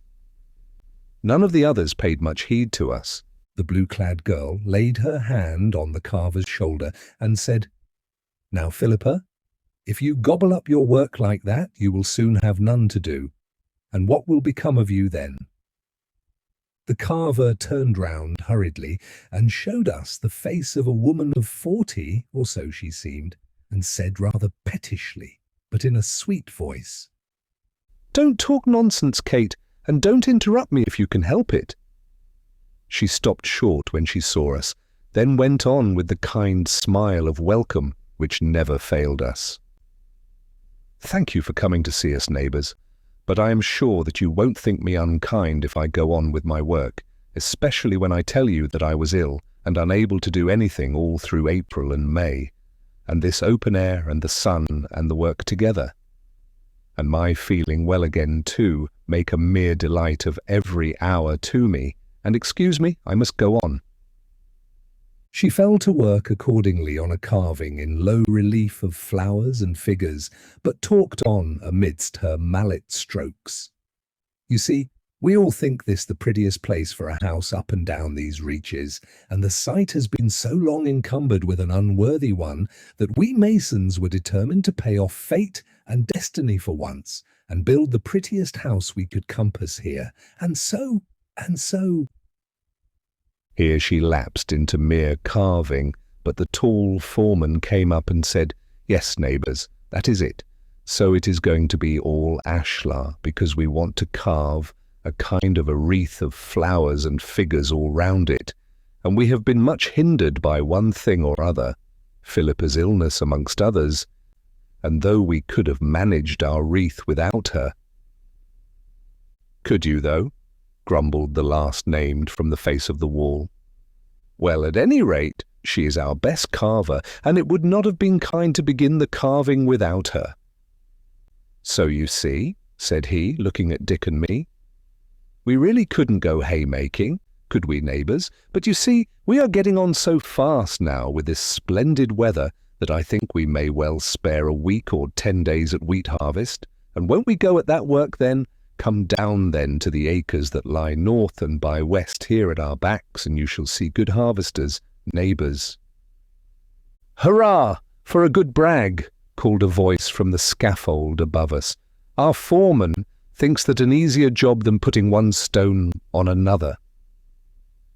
There was a general laugh at this sally, in which the tall foreman joined, and with that we saw a lad bringing out a little table into the shadow of the stone shed, which he set down there, and then going back, came out again with the inevitable big wicker flask and tall glasses, whereon the foreman led us up to due seats on blocks of stone, and said, "Well, neighbours, drink to my brag coming true, or I shall think you don't believe me. Up there," said he, hailing the scaffold, "are you coming down for a glass?" 3 of the workmen came running down the ladder, as men with good building legs will do, but the others didn't answer, except the joker, if he must so be called, who called out without turning round, "Excuse me, neighbours, for not getting down. I must get on. My work is not superintending like the gaffers yonder, but you fellows send us up a glass to drink the haymaker's health." Of course, Philippa would not turn away from her beloved work, but the other woman, carver, came. She turned out to be Philippa's daughter, but was a tall, strong girl, black-haired and gypsy-like of face, and curiously solemn of manner. The rest gathered round us and clinked glasses, and the men on the scaffold turned about and drank to our healths, but the busy little woman by the door would have none of it all, but only shrugged her shoulders when her daughter came up to her and touched her. So we shook hands and turned our backs on the obstinate refusers, went down the slope to our boat, and before we had gone many steps, heard the full tune of tinkling trowels mingle with the humming of the bees and the singing of the larks above the little plain of Basildon. Chapter 27. The Upper Waters. We set Walter ashore on the Berkshire side, amidst all the beauties of Streatley, and so went our ways into what once would have been the deeper country under the foothills of the White Horse. And though the contrast between half cockneyfied and wholly unsophisticated country existed no longer, a feeling of exultation rose within me, as it used to do, at sight of the familiar and still unchanged hills of the Berkshire range. We stopped at Wallingford for our midday meal. Of course, all signs of squalor and poverty had disappeared from the streets of the ancient town, and many ugly houses had been taken down, and many pretty new ones built, but I thought it curious that the town still looked like the old place I remembered so well, for indeed it looked like that ought to have looked. At dinner, we fell in with an old but very bright and intelligent man who seemed in a country way to be another edition of old Hammond.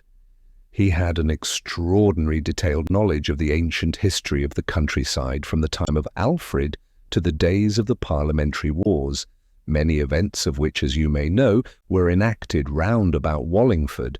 But what was more interesting to us, he had detailed record of the period of the change to the present state of things, and told us a great deal about it, and especially of that exodus of the people from the town to the country, and the gradual recovery by the town-bred people on one side and the country-bred people on the other of those arts of life which they had each lost, which loss, as he told us, had at one time gone so far that not only was it impossible to find a carpenter or a smith in a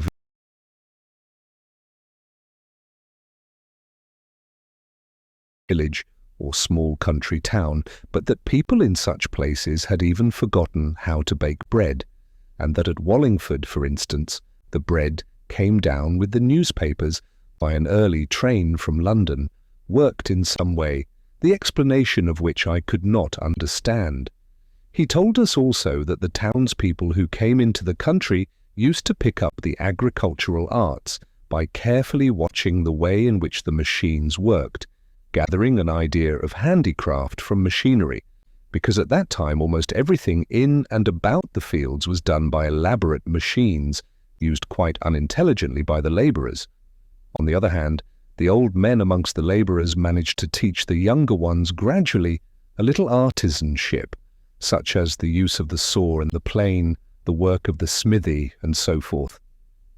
For once more, by that time it was as much as, or rather more than, a man could do to fix an ash-pole to a rake by handiwork, so that it would take a machine worth £1,000, a group of workmen, and half a day's travelling to do 5 shillings worth of work. He showed us, among other things, an account of a certain village council who were working hard at all this business, and the record of their intense earnestness in getting to the bottom of some matter which in time past would have been thought quite trivial, as, for example, the due proportions of alkali and oil for soap-making for the village wash, or the exact heat of the water into which a leg of mutton should be plunged for boiling. All this joined to the utter absence of anything like party feeling, which even in a village assembly would certainly have made its appearance in an earlier epoch, was very amusing and at the same time instructive.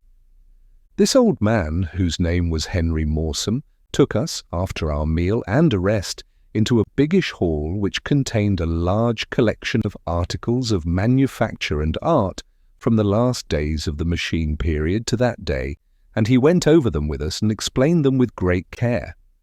They also were very interesting, showing the transition from the makeshift work of the machines, which was at about its worst a little after the Civil War before told of, into the first years of the new handicraft period. Of course, there was much overlapping of the periods, and at first the new handwork came in very slowly. "You must remember," said the old antiquary, "that the handicraft was not the result of what used to be called material necessity. On the contrary, by that time the machines had been so much improved that almost all necessary work might have been done by them. And indeed, many people at that time and before it used to think that machinery would entirely supersede handicraft, which certainly, on the face of it, seemed more than likely. But there was another opinion, far less logical, prevalent amongst the rich people before the days of freedom, which did not die out at once after that epoch had begun. This opinion, which from all I can learn seemed as natural then as it seems absurd now, was that while the ordinary daily work of the world would be done entirely by automatic machinery, the energies of the more intelligent part of mankind would be set free to follow the higher forms of the arts as well as science and the study of history. It was strange, was it not, that they should thus ignore that aspiration after complete equality, which we now recognize as the bond of all happy human society. I did not answer, but thought the more. Dick looked thoughtful and said, "Strange, neighbour? Well, I don't know. I have often heard my old kinsman say the one aim of all people before our time was to avoid work, or at least they thought it was. So of course the work which their daily life forced them to do seemed more like work than that which they seemed to choose for themselves." "True enough," said Mawsome. "Anyhow, they soon began to find out their mistake, and that only slaves and slaveholders could live solely by setting machines going." Clara broke in here, flushing a little as she spoke. Was not their mistake once more bred of the life of slavery that they had been living? A life which was always looking upon everything, except mankind, animate and inanimate, nature, as people used to call it, as one thing, and mankind as another. It was natural to people thinking in this way that they should try to make nature their slave, since they thought nature was something outside them. Surely, said Mawsome, and they were puzzled as to what to do till they found the feeling against a mechanical life which had begun before the great change amongst people who had leisure to think of such things was spreading insensibly, till at last, under the guise of pleasure that was not supposed to be work, work that was pleasure began to push out the mechanical toil, which they had once hoped, at the best, to reduce to narrow limits indeed, but never to get rid of, and which, moreover, they found they could not limit as they had hoped to do. When did this new revolution gather head? Said I. In the half-century that followed the great change, said Mawsome, it began to be noteworthy. Machine after machine was quietly dropped under the excuse that the machines could not produce works of art, and that works of art were more and more called for. Look here, he said, here are some of the works of that time, rough and unskilful in handiwork, but solid and showing some sense of pleasure in the making. They are very curious, said I, taking up a piece of pottery from amongst the specimens which the antiquary was showing us. Not a bit like the work of either savages or barbarians, and yet with what would once have been called a hatred of civilization impressed upon them. Yes, said Mawsome, you must not look for delicacy there. In that period, you could only have got that from a man who was practically a slave. But now you see, said he, leading me on a little, we have learned the trick of handicraft and have added the utmost refinement of workmanship to the freedom of fancy and imagination. I looked and wondered indeed at the deftness and abundance of beauty of the work of men who had at last learned to accept life itself as a pleasure, and the satisfaction of the common needs of mankind and the preparation for them as work fit for the best of the race. I mused silently, but at last I said, "What is to come after this?" The old man laughed. "I don't know," said he. "We will meet it when it comes." "Meanwhile," quoth Dick, "we have got to meet the rest of our day's journey, so out into the street and down to the Strand. Will you come a turn with us, neighbour? Our friend is greedy of your stories." "I will go as far as Oxford with you," said he. "I want a book or two out of the Bodleian Library. I suppose you will sleep in the old city?" "No," said Dick, "we're going higher up. The hay is waiting us there, you know." Mawsome nodded, and we all went into the street together and got into the boat a little above the town bridge. But just as Dick was getting the sculls into the rowlocks, the bows of another boat came thrusting through the low arch. Even at first sight it was a gay little craft indeed, bright green, and painted over with elegantly drawn flowers. As it cleared the arch, a figure as bright and gay-clad as the boat rose up in it, a slim girl dressed in light blue silk that fluttered in the draughty wind of the bridge. I thought I knew the figure, and sure enough, as she turned her head to us and showed her beautiful face, I saw with joy that it was none other than the fairy godmother from the abundant garden on Runnymede, Ellen, to wit. We all stopped to receive her. Dick rose in the boat and cried out a genial good morrow. I tried to be as genial as Dick, but failed. Clara waved a delicate hand to her, and Mawsome nodded and looked on with interest. As to Ellen, the beautiful brown of her face was deepened by a flush as she brought the gunwale of her boat alongside ours and said, "You see, neighbours, I had some doubt if you would all three come back past Runnymede, or if you did, whether you would stop there. And besides, I'm not sure whether we, my father and I, shall not be away in a week or two, for he wants to see a brother of his in the North Country, and I should not like him to go without me. So I thought I might never see you again, and that seemed uncomfortable to me, and so I came after you." "Well," said Dick, "I am sure we are all very glad of that, although you may be sure that as for Clara and me, we should have made a point of coming to see you, and of coming the second time if we had found you away the first. But dear neighbour, there you are alone in the boat, and you have been sculling pretty hard, I should think, and might find a little quiet sitting pleasant, so we had better part our company into two." "Yes," said Ellen. "I thought you would do that, so I have brought a rudder for my boat. Will you help me to ship it, please?" And she went aft in her boat and pushed along our side till she had brought the stern close to Dick's hand. He knelt down in our boat, and she in hers, and the usual fumbling took place over hanging the rudder on its hooks, for, as you may imagine, no change had taken place in the arrangement of such an unimportant matter as the rudder of a pleasure boat. As the two beautiful young faces bent over the rudder, they seemed to me to be very close together, and though it only lasted a moment, a sort of pang shot through me as I looked on. Clara sat in her place and did not look round, but presently she said, with just the least stiffness in her tone, "How shall we divide? Won't you go into Ellen's boat, Dick, since, without offence to our guest, you are the better sculler?" Dick stood up and laid his hand on her shoulder and said, No, let Guest try what he can do. He ought to be getting into training now. Besides, we are in no hurry. We are not going far above Oxford, and even if we are benighted, we shall have the moon, which will give us nothing worse of a night than a greyer day." "Besides," said I may manage to do a little more with my sculling than merely keeping the boat from drifting downstream." They all laughed at this as if it had been a very good joke, and I thought that Ellen's laugh, even amongst the others, was one of the pleasantest sounds I had ever heard.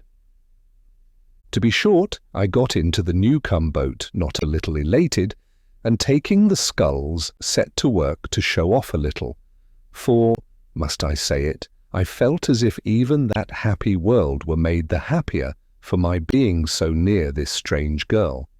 Although I must say that of all the persons I had seen in that world renewed, she was the most unfamiliar to me, the most unlike what I could have thought of. Clara, for instance, beautiful and bright as she was not unlike a very pleasant and unaffected young lady, and the other girls also seemed nothing more than specimens of very much improved types, which I had known in other times. But this girl was not only beautiful with a beauty quite different from that of a young lady, but was in all ways so strangely interesting, so that I kept wondering what she would say or do next to surprise and please me. Not indeed that there was anything startling in what she actually said or did, but it was all done in a new way, and always with that indefinable interest and pleasure of life which I had noticed more or less in everybody, but which in her was more marked and more charming than in anyone else that I had seen. We were soon under way and going at a fair pace through the beautiful reaches of the river between Bensington and Dorchester. It was now about the middle of the afternoon, warm rather than hot, and quite windless. The clouds high up and light pearly white and gleaming softened the sun's burning, but did not hide the pale blue in most places, though they seemed to give it height and consistency. The sky, in short, looked really like a vault, as poets have sometimes called it, and not like mere limitless air, but a vault so vast and full of light that it did not in any way oppress the spirits. It was the sort of afternoon that Tennyson must have been thinking about when he said of the Lotto's eaters' land that it was a land where it was always afternoon. Ellen leaned back in the stern and seemed to enjoy herself thoroughly. I could see that she was really looking at things and let nothing escape her, and as I watched her, an uncomfortable feeling that she had been a little touched by love of the deft, ready and handsome Dick, and that she had been constrained to follow us because of it, faded out of my mind, since if it had been so, she surely could not have been so excitedly pleased, even with the beautiful scenes we were passing through. For some time she did not say much, but at last, as we had passed under Shillingford Bridge, new built, but somewhat on its old lines, she bade me hold the boat while she had a good look at the landscape through the graceful arch. Then she turned about to me and said, "I do not know whether to be sorry or glad that this is the first time that I have been in these reaches. It is true that it is a great pleasure to see all this for the first time. But if I had had a year or two of memory of it, how sweetly it would all have mingled with my life, waking or dreaming. I am so glad Dick has been pulling slowly, so as to linger out the time here. How do you feel about your first visit to these waters?" I do not suppose she meant a trap for me, but anyhow I fell into it and said, "My first visit. It is not my first visit by many a time. I know these reaches well. Indeed, I may say that I know every yard of the Thames from Hammersmith to Cricklade." I saw the complications that might follow, as her eyes fixed mine with a curious look in them that I had seen before at Runnymede, when I had said something which made it difficult for others to understand my present position amongst these people. I reddened and said, in order to cover my mistake, "I wonder you have never been up so high as this, since you live on the Thames, and moreover row so well that it would be no great labour to you, let alone," quoth I insinuatingly, "that anybody would be glad to row you." She laughed, clearly not at my compliment, as I am sure she need not have done, since it was a very commonplace fact, but at something which was stirring in her mind. And she still looked at me kindly, but with the above-said keen look in her eyes, and then she said, "Well, perhaps it is strange, though I have a good deal to do at home, what with looking after my father, and dealing with 2 or 3 young men who have taken a special liking to me, and all of whom I cannot please at once. But you, dear neighbour, it seems to me stranger that you should know the upper river than that I should not know it, for as I understand, you have only been in England a few days. But perhaps you mean that you have read about it in books and seen pictures of it, though that does not come to much either." "Truly," said I. "Besides, I have not read any books about the Thames. It was one of the minor stupidities of our time that no one thought fit to write a decent book about what may fairly be called our only English river." The words were no sooner out of my mouth than I saw that I had made another mistake, and I felt really annoyed with myself, as I did not want to go into a long explanation just then, or begin another series of Odyssean lies. Somehow Ellen seemed to see this, and she took no advantage of my slip. Her piercing look changed into one of mere frank kindness, and she said, "Well, anyhow, I am glad that I am travelling these waters with you, since you know our river so well, and I know little of it past Pangbourne, for you can tell me all I want to know about it." She paused a minute, and then said, "Yet you must understand that the part I do know, I know as thoroughly as you do. I should be sorry for you to think that I am careless of a thing so beautiful and interesting as the Thames." She said this quite earnestly, and with an air of affectionate appeal to me, which pleased me very much, but I could see that she was only keeping her doubts about me for another time. Presently we came to Day's Lock, where Dick and his 2 sitters had waited for us. He would have me go ashore as if to show me something which I had never seen before, and nothing loath I followed him, Ellen by my side, to the well-remembered dykes and the long church beyond them, which was still used for various purposes by the good folk of Dorchester, where, by the way, the village guest-house still had the sign of the fleur-de-luce which it used to bear in the days when hospitality had to be bought and sold. This time, however, I made no sign of all this being familiar to me. though as we sat for a while on the mound of the dykes, looking up at Snowdon and its clear-cut trench and its sister Mamelon of Wittenham, I felt somewhat uncomfortable under Ellen's serious attentive look, which almost drew from me the cry, "How little anything is changed here." We stopped again at Abingdon, which, like Wallingford, was in a way both old and new to me, since it had been lifted out of its 19th century degradation, and otherwise was as little altered as might be.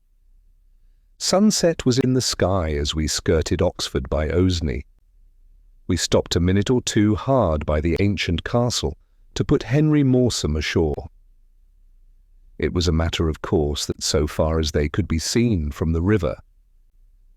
I missed none of the towers and spires of that once Don-beridden city, but the meadows all round, which when I had last passed through them were getting daily more and more squalid, more and more impressed with the seal of the stir and intellectual life of the 19th century, were no longer intellectual but had once again become as beautiful as they should be, and the little hill of Hinksey, with 2 or 3 very pretty stone houses new grown on it, I use the word advisedly for they seemed to belong to it, looked down happily on the full streams and waving grass, grey now, but for the sunset, with its fast ripening seeds. The railway having disappeared, and therewith the various level bridges over the streams of Thames, we were soon through Medley Lock and in the wide water that washes Port Meadow, with its numerous population of geese nowise diminished, and I thought with interest how its name and use had survived from the older imperfect communal period through the time of the confused struggle and tyranny of the rights of property into the present rest and happiness of complete communism. I was taken ashore again at Godstow to see the remains of the old nunnery pretty nearly in the same condition as I had remembered them, and from the high bridge over the cut close by I could see even in the twilight how beautiful the little village with its grey stone houses had become, for we had now come into the stone country in which every house must be either built, walls and roof, of grey stone, or be a blot on the landscape. We still rowed on after this, Ellen taking the sculls in my boat. We passed a weir a little higher up, and about 3 miles beyond it came by moonlight again to a little town, where we slept at a house thinly inhabited, as its folk were mostly tented in the hayfields. Chapter 28. The Little River. We started before 6 o'clock the next morning, as we were still 25 miles from our resting place, and Dick wanted to be there before dusk. The journey was pleasant, though to those who do not know the Upper Thames, there is little to say about it. Ellen and I were once more together in her boat, though Dick, for fairness' sake, was for having me in his, and letting the 2 women scull the green toy. Ellen, however, would not allow this, but claimed me as the interesting person of the company. "After having come so far," said she, "I will not be put off with a companion who will be always thinking of somebody else than me. The guest is the only person who can amuse me properly." "I mean that really," said she, turning to me, "and have not said it merely as a pretty saying." Clara blushed and looked very happy at all this, for I think up to this time she had been rather frightened of Ellen. As for me, I felt young again, and strange hopes of my youth were mingling with the pleasure of the present, almost destroying it and quickening it into something like pain. As we passed through the short and winding reaches of the now quickly lessening stream, Ellen said, "How pleasant this little river is to me, who am used to a great wide wash of water. It almost seems as if we shall have to stop at every reach end. I expect before I get home this evening I shall have realized what a little country England is, since we can so soon get to the end of its biggest river." "It is not big," said I, "but it is pretty." "Yes," she said. "And don't you find it difficult to imagine the times when this little pretty country was treated by its folk as if it had been an ugly, characterless waste, with no delicate beauty to be guarded, with no heed taken of the ever-fresh pleasure of the recurring seasons, and changeful weather, and diverse quality of the soil and so forth, how could people be so cruel to themselves? And to each other, said I. Then a sudden resolution took hold of me, and I said, Dear neighbour, I may as well tell you at once that I find it easier to imagine all that ugly past than you do, because I myself have been part of it. I see both that you have divined something of this in me, and also I think you will believe me when I tell you of it, so that I am going to hide nothing from you at all. She was silent a little, and then she said, My friend, you have guessed right about me. And to tell you the truth, I have followed you up from Runnymede in order that I might ask you many questions, and because I saw that you were not one of us. And that interested and pleased me, and I wanted to make you as happy as you could be. To say the truth, there was a risk in it, said she, blushing. I mean as to Dick and Clara, for I must tell you, since we are going to be such close friends, that even amongst us, where there are so many beautiful women, I have often troubled men's minds disastrously. That is one reason why I was living alone with my father in the cottage at Runnymede, but it did not answer on that score, for of course people came there, as the place is not a desert, and they seemed to find me all the more interesting for living alone like that, and fell to making stories of me to themselves, like I know you did, my friend. Well, let that pass. This evening, or tomorrow morning, I shall make a proposal to you to do something which would please me very much, and I think would not hurt you. I broke in eagerly, saying that I would do anything in the world for her, for indeed, in spite of my years and the too obvious signs of them, though that feeling of renewed youth was not a mere passing sensation, I think. In spite of my years, I say, I felt altogether too happy in the company of this delightful girl, and was prepared to take her confidences for more than they meant, perhaps. She laughed now, but looked very kindly on me. Well, she said, meantime for the present we will let it be, for I must look at this new country that we are passing through. See how the river has changed character again. It is broad now, and the reaches are long and very slow running, and look, there is a ferry. I told her the name of it as I slowed off, to put the ferry chain over our heads, and on we went, passing by a bank clad with oak trees on our left hand, till the stream narrowed again and deepened, and we rode on between walls of tall reeds, whose population of reed sparrows and warblers were delightfully restless, twittering and chuckling as the wash of the boats stirred the reeds from the water upwards in the still, hot morning. She smiled with pleasure, and her lazy enjoyment of the new scene seemed to bring out her beauty doubly as she leaned back amidst the cushions, though she was far from languid, her idleness being the idleness of a person, strong and well-knit both in body and mind, deliberately resting. Look, she said, springing up suddenly from her place without any obvious effort, and balancing herself with exquisite grace and ease. Look at the beautiful old bridge ahead. I need scarcely look at that, said I, not turning my head away from her beauty. I know what it is, though, with a smile, we used not to call it the old bridge time agone. She looked down upon me kindly and said, How well we get on now you are no longer on your guard against me. And she stood, looking thoughtfully at me still, till she had to sit down, as we passed, under the middle one of the row of little pointed arches of the oldest bridge across the Thames. Oh, the beautiful fields, she said. I had no idea of the charm of a very small river like this, the smallness of the scale of everything, the short reaches, and the speedy change of the banks, give one a feeling of going somewhere, of coming to something strange, a feeling of adventure which I have not felt in bigger waters. I looked up at her delightedly, for her voice, saying the very thing which I was thinking, was like a caress to me.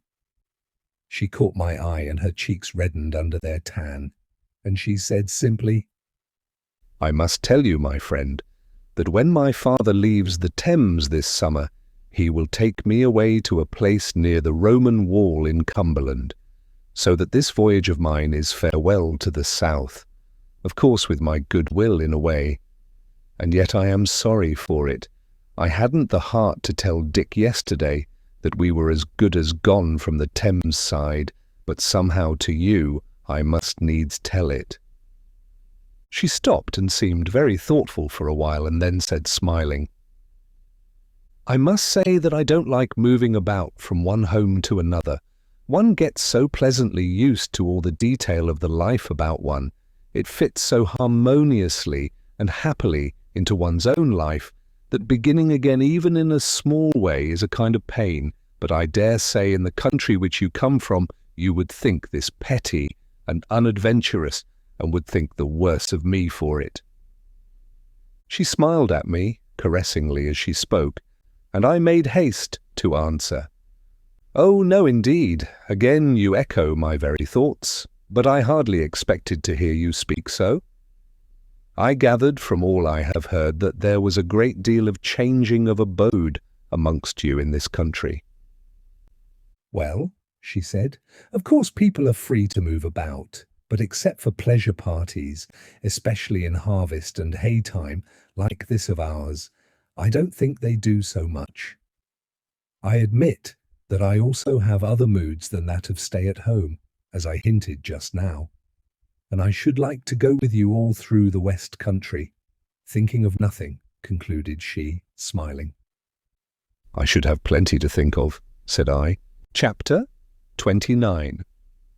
A resting place on the upper Thames. Presently at a place where the river flowed round a headland of the meadows, we stopped a while for rest and victuals, and settled ourselves on a beautiful bank which almost reached the dignity of a hillside. The wide meadows spread before us, and already the scythe was busy amidst the hay. One change I noticed amidst the quiet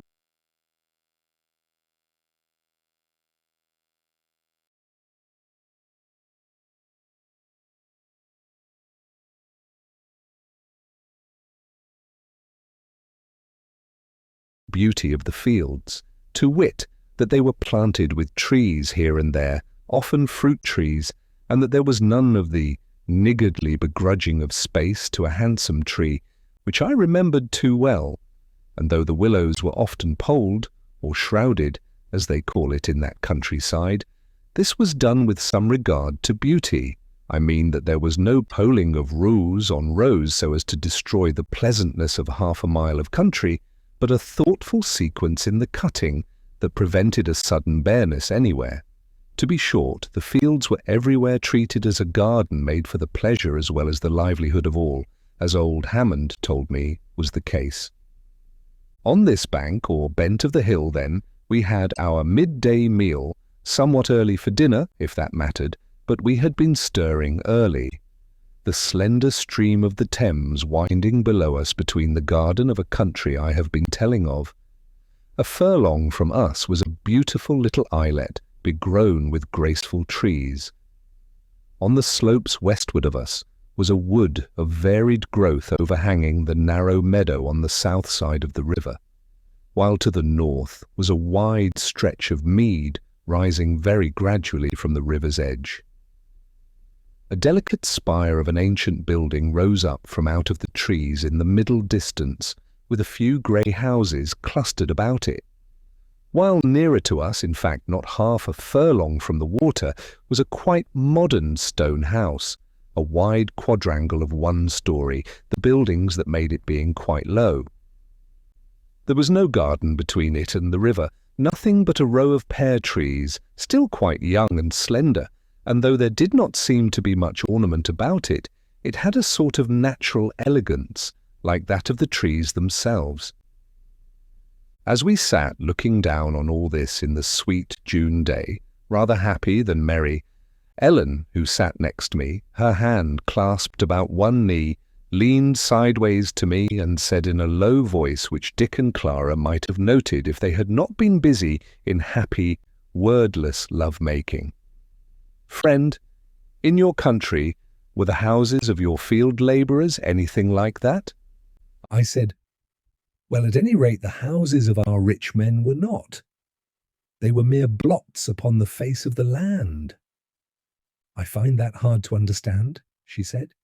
"I can see why the workmen, who were so oppressed, should not have been able to live in beautiful houses, for it takes time and leisure and minds not overburdened with care to make beautiful dwellings, and I quite understand that these poor people were not allowed to live in such a way as to have these, to us, necessary good things.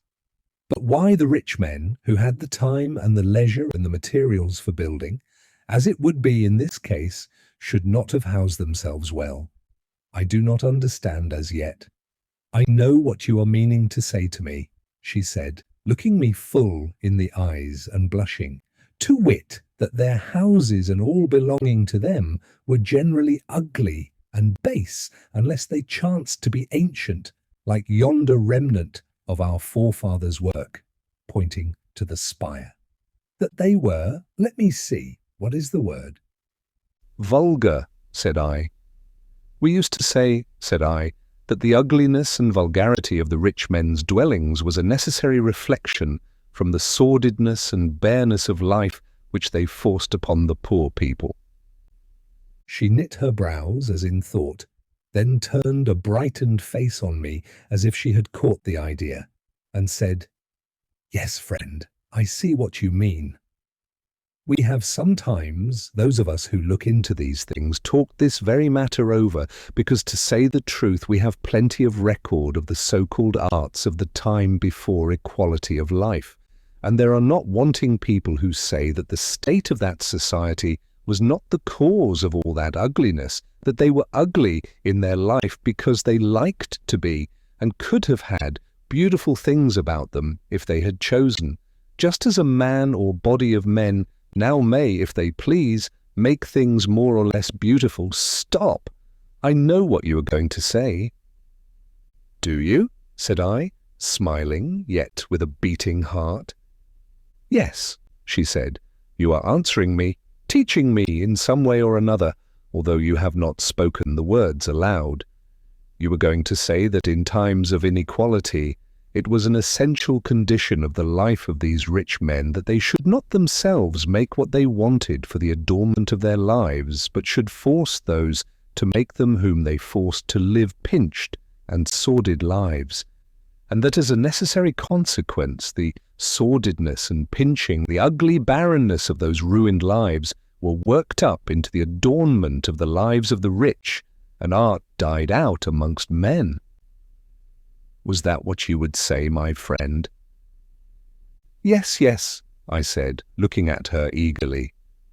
For she had risen and was standing on the edge of the bent, the light wind stirring her dainty raiment, one hand laid on her bosom, the other arm stretched downward and clenched in her earnestness. "It is true," she said. "It is true. We have proved it true." I think amidst my something more than interest in her and admiration for her, I was beginning to wonder how it would all end. I had a glimmering of fear of what might follow, of anxiety as to the remedy which this new age might offer for the missing of something one might set one's heart on. But now Dick rose to his feet and cried out in his hearty manner, "Neighbour Ellen, are you quarrelling with the guest, or are you worrying him to tell you things which he cannot properly explain to our ignorance?" "Neither, dear neighbour," she said. "I was so far from quarrelling with him that I think I have been making him good friends both with himself and me. Is it so, dear guest?" she said, looking down at me with a delightful smile of confidence in being understood. "Indeed it is," said I. "Well, moreover," she said, "I must say for him that he has explained himself to me very well indeed, so that I quite understand him." "All right," quoth Dick. When I first set eyes on you at Runnymede, I knew that there was something wonderful in your keenness of wits. I don't say that as a mere pretty speech to please you, said he quickly, but because it is true and it made me want to see more of you. But come, we ought to be going, for we are not halfway, and we ought to be in well before sunset. And therewith he took Clara's hand and led her down the bent. But Ellen stood thoughtfully looking down for a little, and as I took her hand to follow Dick, she turned round to me and said, "You might tell me a great deal and make many things clear to me if you would." "Yes," said I am pretty well fit for that, and for nothing else, an old man like me." She did not notice the bitterness which, whether I liked it or not, was in my voice as I spoke, but went on, "It is not so much for myself. I should be quite content to dream about past times, and if I could not idealize them, yet at least idealize some of the people who lived in them. But I think sometimes people are too careless of the history of the past, too apt to leave it in the hands of old learned men like Hammond. Who knows?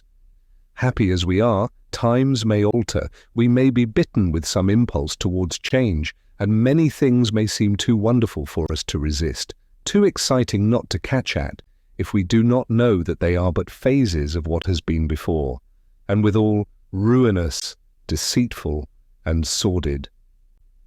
As we went slowly down toward the boats, she said again, "Not for myself alone, dear friend.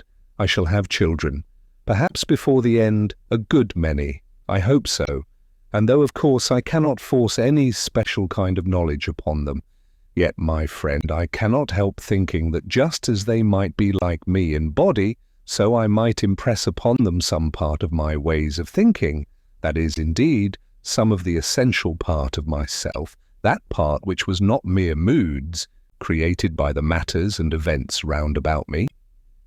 What do you think? Of one thing I was sure, that her beauty and kindness and eagerness combined forced me to think as she did, when she was not earnestly laying herself open to receive my thoughts. I said, what at the time was true, that I thought it most important, and presently stood entranced by the wonder of her grace as she stepped into the light boat and held out her hand to me. And so on we went up the Thames, still, or whither? Chapter 30. The Journey's End. On we went. In spite of my newborn excitement about Ellen, and my gathering fear of where it would land me, I could not help taking abundant interest in the condition of the river and its banks, all the more as she never seemed weary of the changing picture, but looked at every yard of flowery bank and gurgling eddy with the same kind of affectionate interest which I myself once had so fully, as I used to think, and perhaps had not altogether lost, even in this strangely changed society with all its wonders.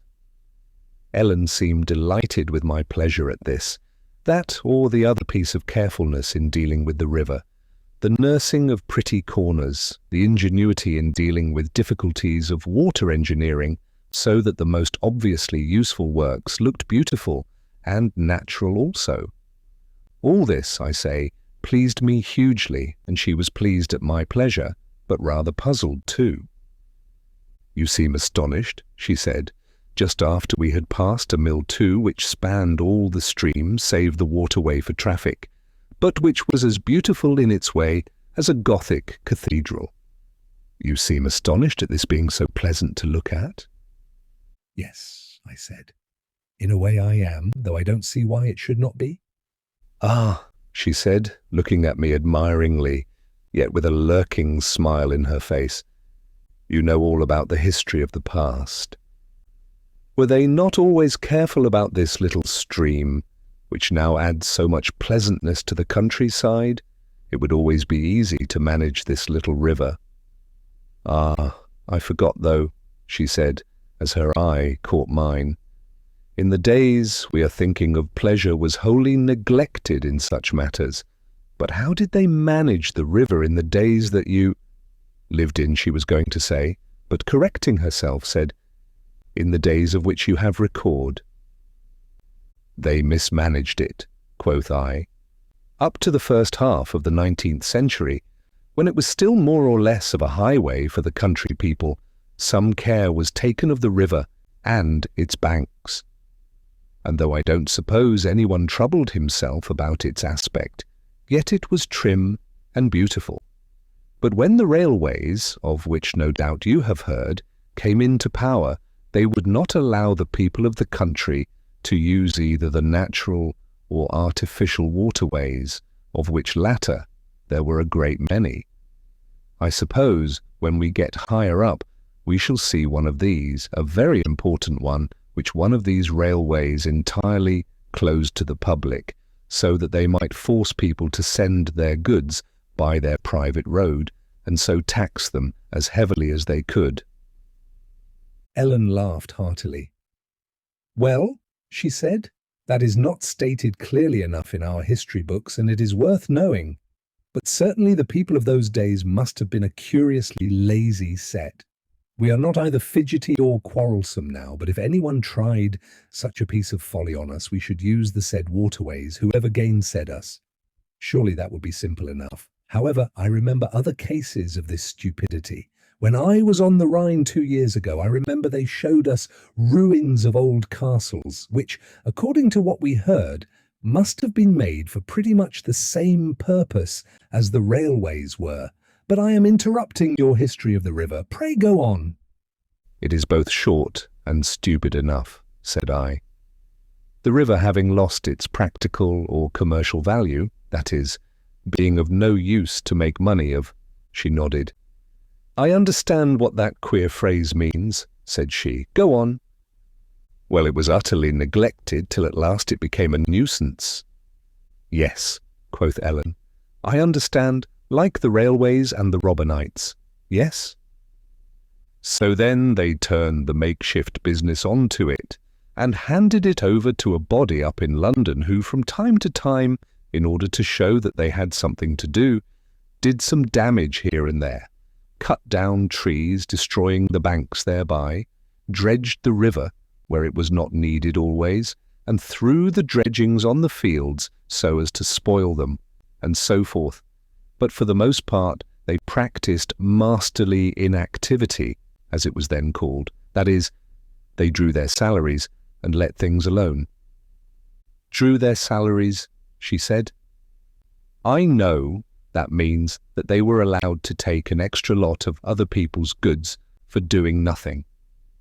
And if that had been all, it really might have been worthwhile to let them do so if you couldn't find any other way of keeping them quiet. But it seems to me that being so paid, they could not help doing something, and that something was bound to be mischief, because, said she, kindling with sudden anger, the whole business was founded on lies and false pretensions. I don't mean only these river guardians, but all these master people I have read of. Yes, said I, how happy you are to have got out of the parsimony of oppression. Why do you sigh? She said, kindly and somewhat anxiously. You seem to think that it will not last. It will last for you, quoth I. But why not for you? Said she. Surely it is for all the world, and if your country is somewhat backward, it will come into line before long. Or, she said quickly, are you thinking that you must soon go back again? I will make my proposal, which I told you of at once, and so perhaps put an end to your anxiety. I was going to propose that you should live with us where we are going. I feel quite old friends with you, and should be sorry to lose you. Then she smiled on me and said, Do you know, I begin to suspect you of wanting to nurse a sham sorrow, like the ridiculous characters in some of those queer old novels that I have come across now and then.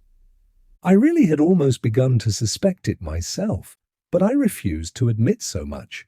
So I sighed no more, but fell to giving my delightful companion what little pieces of history I knew about the river and its borderlands, and the time passed pleasantly enough.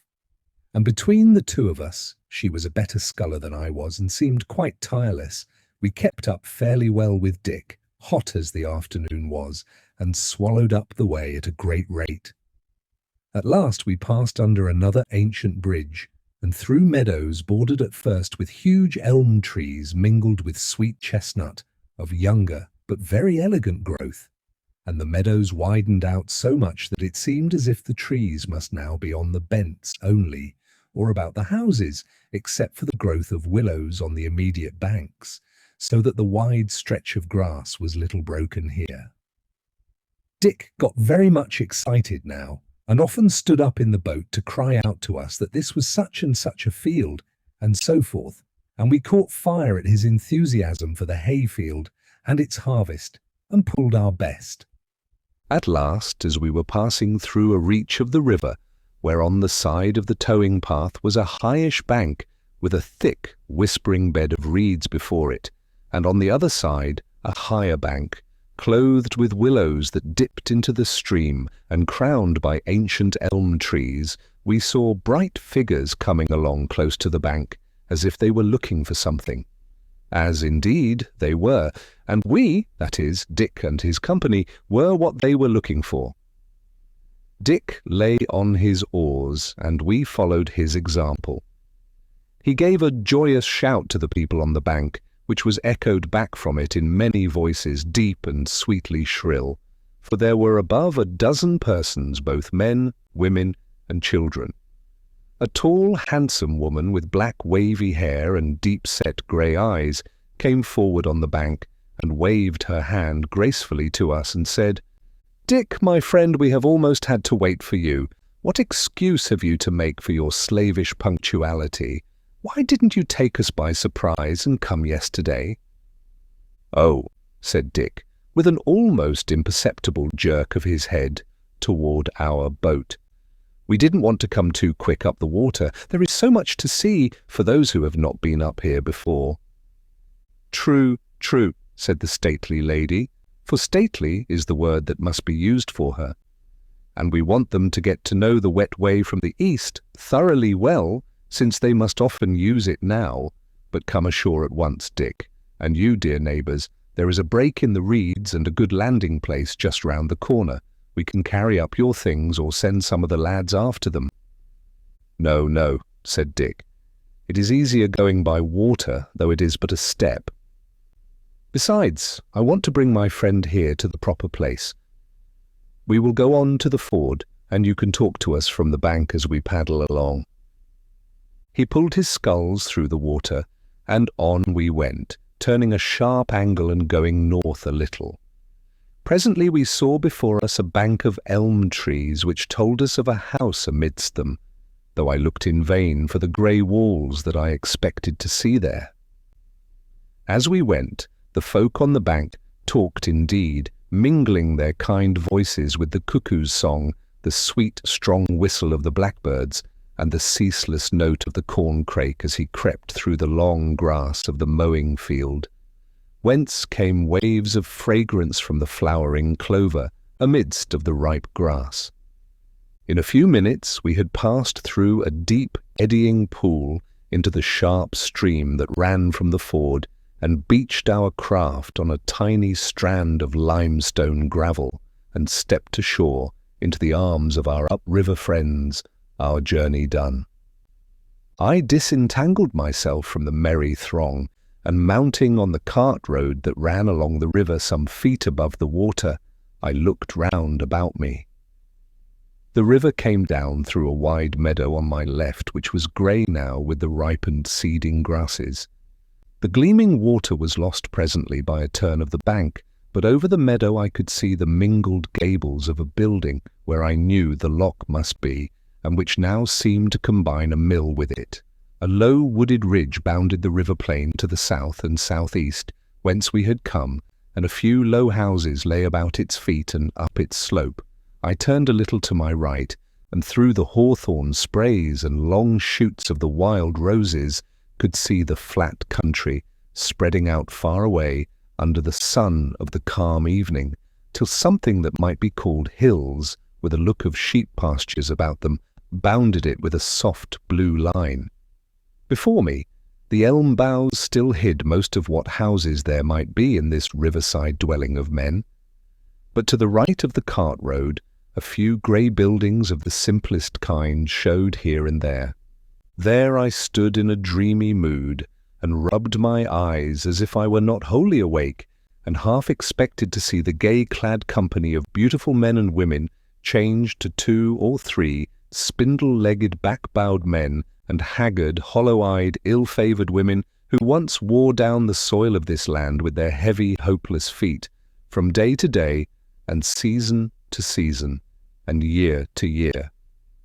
But no change came as yet, and my heart swelled with joy as I thought of all the beautiful grey villages from the river to the plain, and the plain to the uplands, which I could picture to myself so well, all peopled now with this happy and lovely folk who had cast away riches and attained to wealth. Chapter 31. An old house amongst new folk. As I stood there, Ellen detached herself from our happy friends, who still stood on the little strand, and came up to me. She took me by the hand and said softly, "Take me on to the house at once. We need not wait for the others. I had rather not."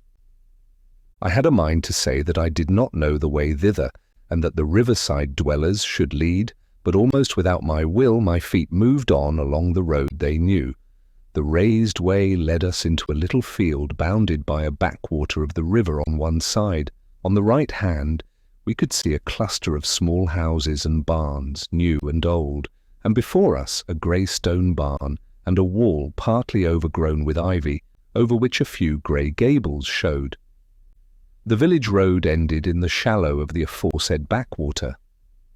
We crossed the road, and again, almost without my will, my hand raised the latch of a door in the wall, and we stood presently on a stone path which led up to the old house to which fate in the shape of Dick had so strangely brought me in this new world of men. My companion gave a sigh of pleased surprise and enjoyment, nor did I wonder, for the garden between the wall and the house was redolent of the June flowers, and the roses were rolling over one another with that delicious superabundance of small, well-tended gardens, which at first sight takes away all thought from the beholder save that of beauty. The blackbirds were singing their loudest, the doves were cooing on the roof ridge, the rooks in the high elm trees beyond were garrulous among the young leaves, and the swifts wheeled, whining about the gables. And the house itself was a fit guardian for all the beauty of this heart of summer. Once again Ellen echoed my thoughts as she said, "Yes, friend, this is what I came out for to see, this many-gabled old house built by the simple country folk of the long-past times, regardless of all the turmoil that was going on in cities and courts, is lovely still amidst all the beauty which these latter days have created. And I do not wonder at our friends tending it carefully and making much of it. It seems to me as if it had waited for these happy days, and held in it the gathered crumbs of happiness of the confused and turbulent past." She led me up close to the house and laid her shapely, sun-browned hand and arm on the lichened wall as if to embrace it, and cried out, "Oh me! Oh me! How I love the earth, and the seasons, and weather, and all things that deal with it, and all that grows out of it, as this has done." I could not answer her, or say a word. Her exultation and pleasure were so keen and exquisite, and her beauty, so delicate, yet so interfused with energy, expressed it so fully, that any added word would have been commonplace and futile. I dreaded lest the others should come in suddenly and break the spell she had cast about me. But we stood there a while by the corner of the big gable of the house, and no one came. I heard the merry voices some way off presently, and knew that they were going along the river to the great meadow on the other side of the house and garden. We drew back a little and looked up at the house. The door and the windows were open to the fragrant sun-cured air. From the upper windowsills hung festoons of flowers in honor of the festival, as if the others shared in the love for the old house. "Come in," said Ellen. "I hope nothing will spoil it inside, but I don't think it will. Come, we must go back presently to the others. They have gone on to the tents, for surely they must have tents pitched for the haymakers. The house would not hold a tithe of the folk, I am sure." She led me on to the door, murmuring little above her breath as she did so. "The earth, and the growth of it, and the life of it. If I could but say or show how I love it." We went in and found no soul in any room as we wandered from room to room, from the rose-covered porch to the strange and quaint garrets amongst the great timbers of the roof, where of old time the tillers and herdsmen of the manor slept, but which at nights seemed now, by the small size of the beds and the litter of useless and disregarded matters, bunches of dying flowers, feathers of birds, shells of starlings' eggs, caddis worms in mugs and the like, seemed to be inhabited for the time by children. Everywhere there was but little furniture, and that only the most necessary and of the simplest forms. The extravagant love of ornament which I had noted in this people elsewhere seemed here to have given place to the feeling that the house itself and its associations was the ornament of the country life amidst which it had been left stranded from old times, and that to re-ornament it would but take away its use as a piece of natural beauty. We sat down at last in a room over the wall which Ellen had caressed, and which was still hung with old tapestry, originally of no artistic value, but now faded into pleasant grey tones which harmonized thoroughly well with the quiet of the place, and which would have been ill supplanted by brighter and more striking decoration. I asked a few random questions of Ellen as we sat there, but scarcely listened to her answers, and presently became silent, and then scarce conscious of anything but that I was there in that old room, the doves crooning from the roofs of the barn and dovecote beyond the window opposite to me.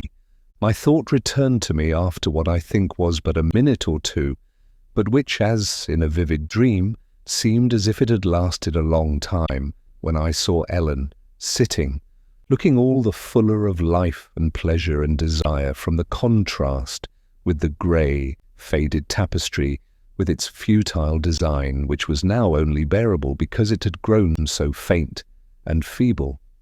She looked at me kindly, but as if she read me through and through.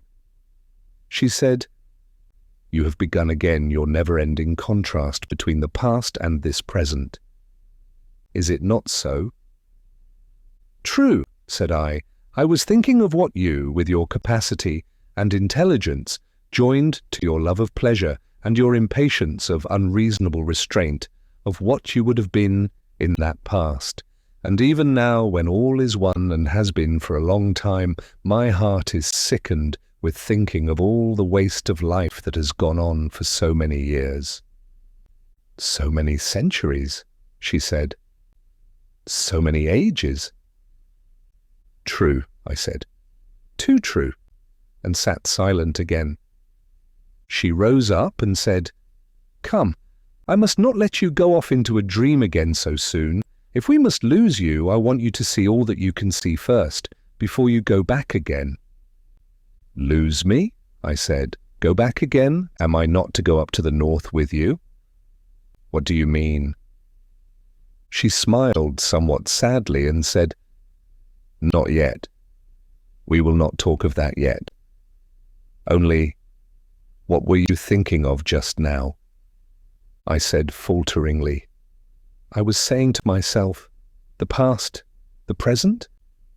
Should she not have said the contrast of the present with the future, of blind despair with hope? "I knew it," she said. Then she caught my hand and said excitedly, "Come, while there is yet time, come." And she led me out of the room. And as we were going downstairs and out of the house, into the garden by a little side door, which opened out of a curious lobby, she said in a calm voice, as if she wished me to forget her sudden nervousness. "Come, we ought to join the others before they come here looking for us.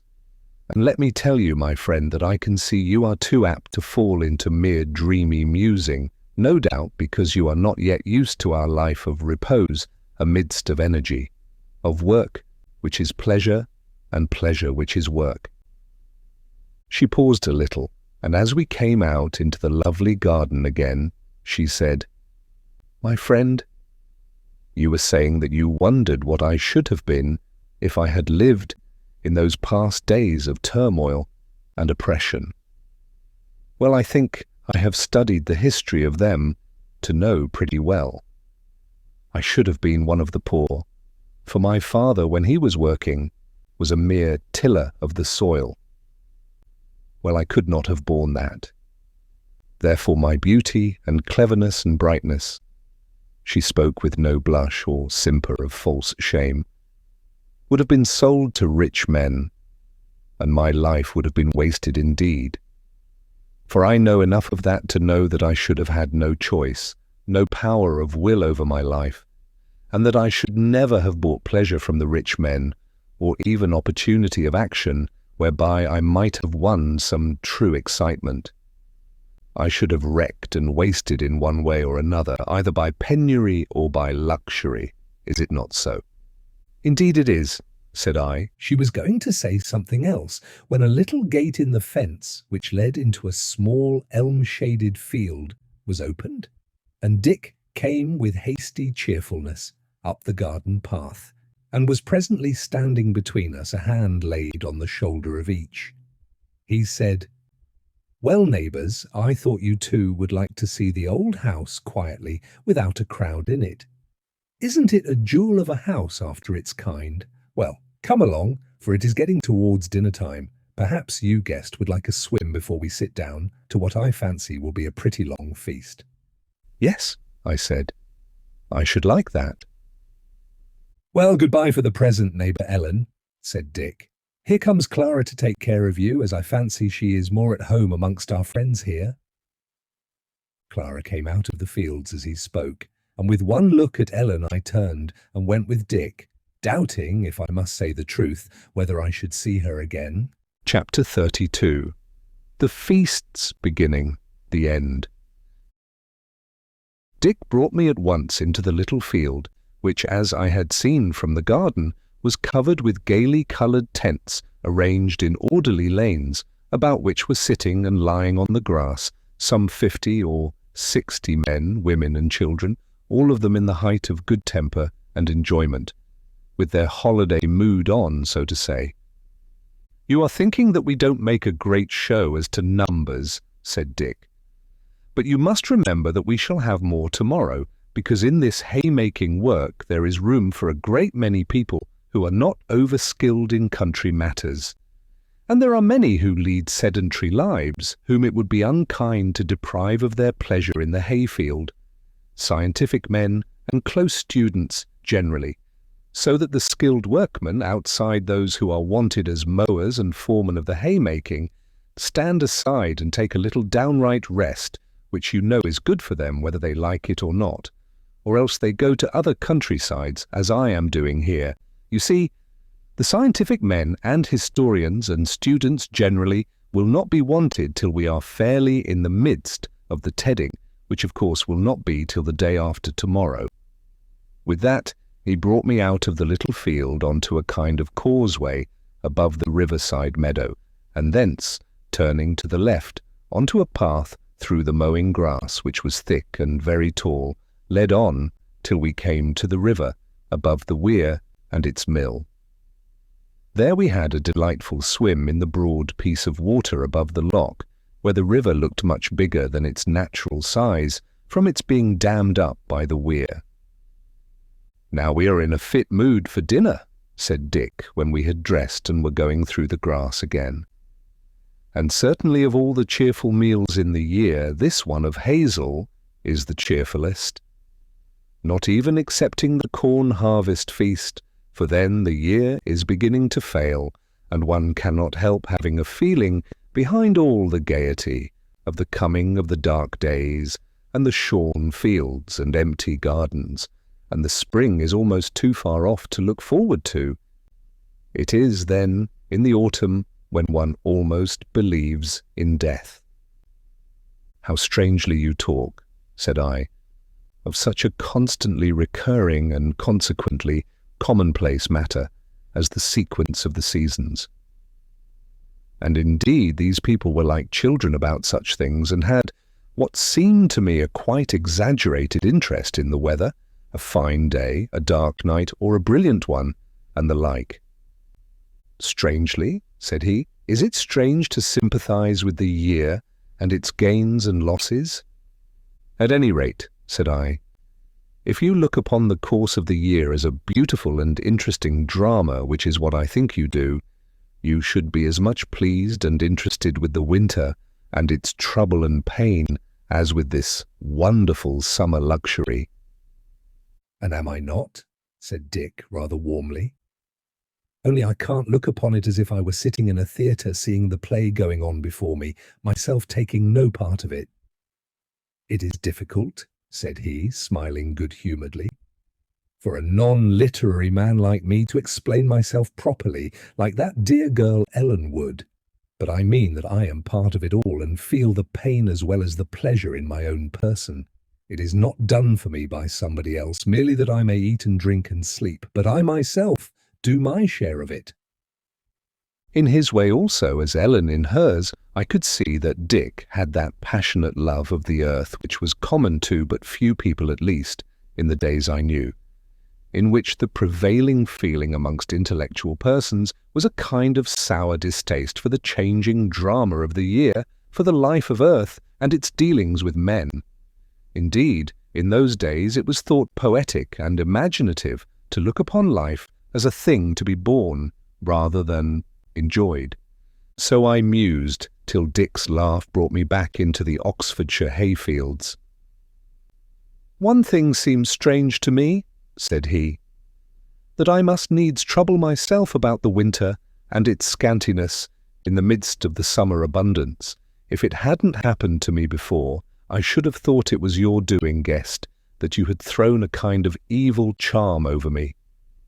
Now you know," said he suddenly, "that's only a joke, so you mustn't take it to heart." "All right," said I don't. Yet I did feel somewhat uneasy at his words after all. We crossed the causeway this time and did not turn back to the house, but went along a path beside a field of wheat, now almost ready to blossom. I said, "We do not dine in the house or garden, then?" As indeed I did not expect to do. Where do we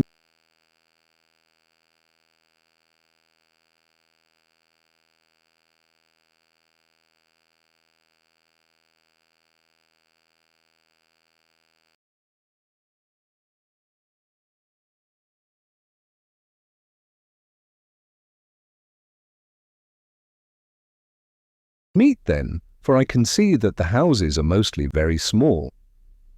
"Yes," said Dick, "you are right. They are small in this countryside. There are so many good old houses left that people dwell a good deal in such small, detached houses. As to our dinner, we are going to have our feast in the church. I wish, for your sake, it were as big and handsome as that of the old Roman town to the west, or the forest town to the north. But however, it will hold us all. And though it is a little thing, it is beautiful in its way." This was somewhat new to me, this dinner in a church, and I thought of the church ales of the Middle Ages. But I said nothing, and presently we came out into the road which ran through the village. Dick looked up and down it, and seeing only two straggling groups before us, said, "It seems as if we must be somewhat late. They are all gone on, and they will be sure to make a point of waiting for you, as the guest of guests, since you come from so far." He hastened as he spoke, and I kept up with him, and presently we came to a little avenue of lime trees which led us straight to the church porch, from whose open door came the sound of cheerful voices and laughter and varied merriment. "Yes," said Dick, "it's the coolest place for one thing this hot evening. "Come along, they will be glad to see you." Indeed, in spite of my bath, I felt the weather more sultry and oppressive than on any day of our journey yet.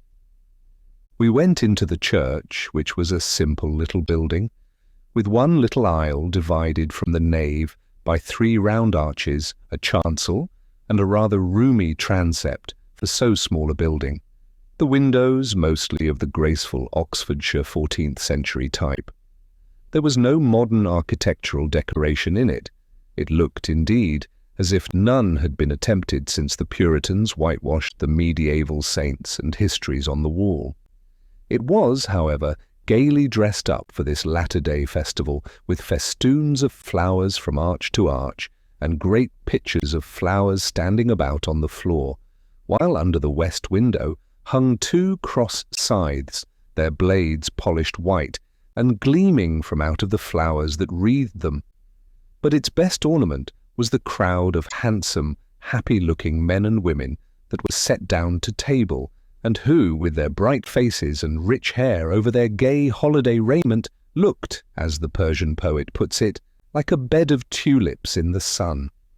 Though the church was a small one, there was plenty of room, for a small church makes a biggish house, and on this evening there was no need to set cross tables along the transepts, though doubtless these would be wanted next day, when the learned men of whom Dick has been speaking should be come to take their more humble part in the haymaking. I stood on the threshold with the expectant smile on my face of a man who is going to take part in a festivity which he is really prepared to enjoy.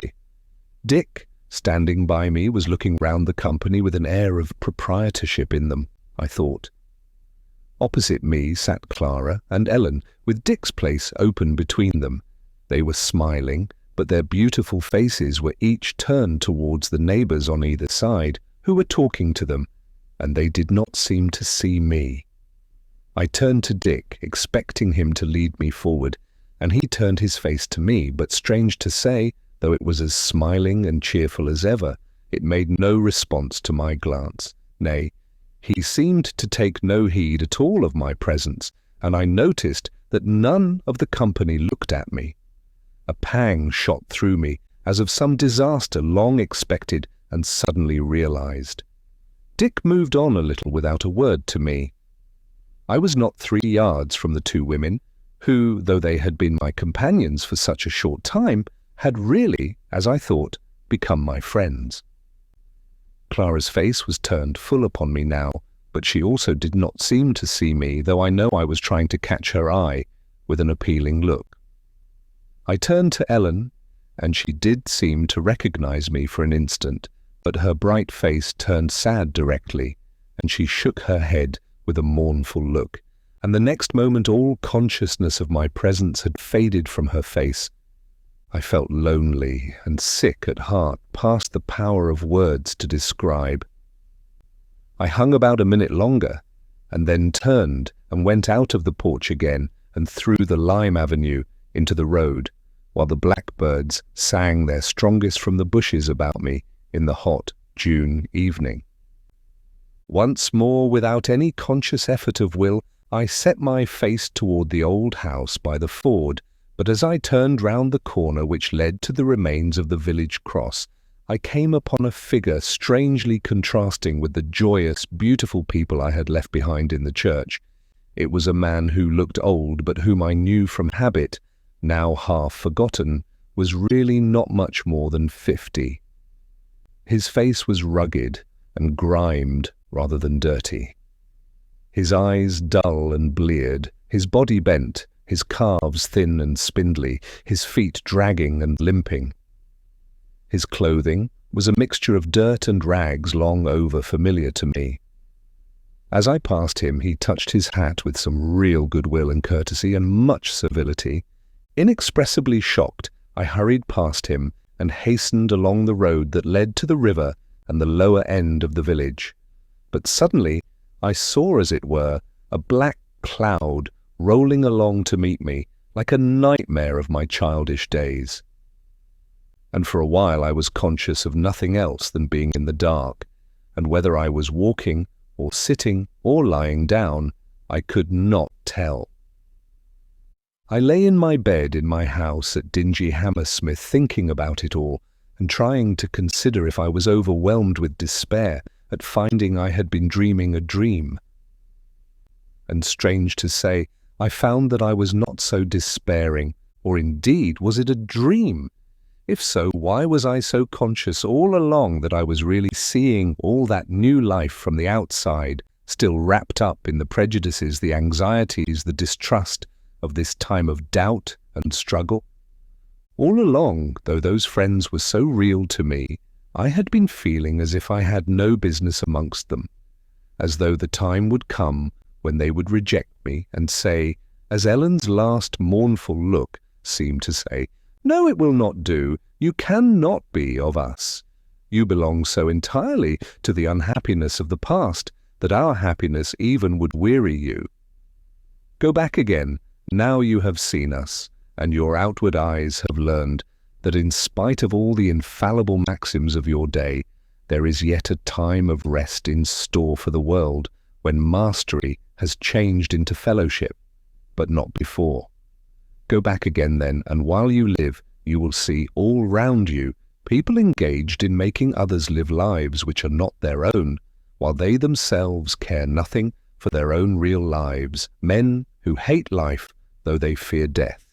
Go back and be the happier for having seen us, for having added a little hope to your struggle. Go on living while you may, striving with whatsoever pain and labour needs must be, to build up little by little the new day of fellowship and rest and happiness. Yes, surely, and if others can see it as I have seen it, then it may be called a vision rather than a dream. Seen it, then it may be called a vision rather than a dream.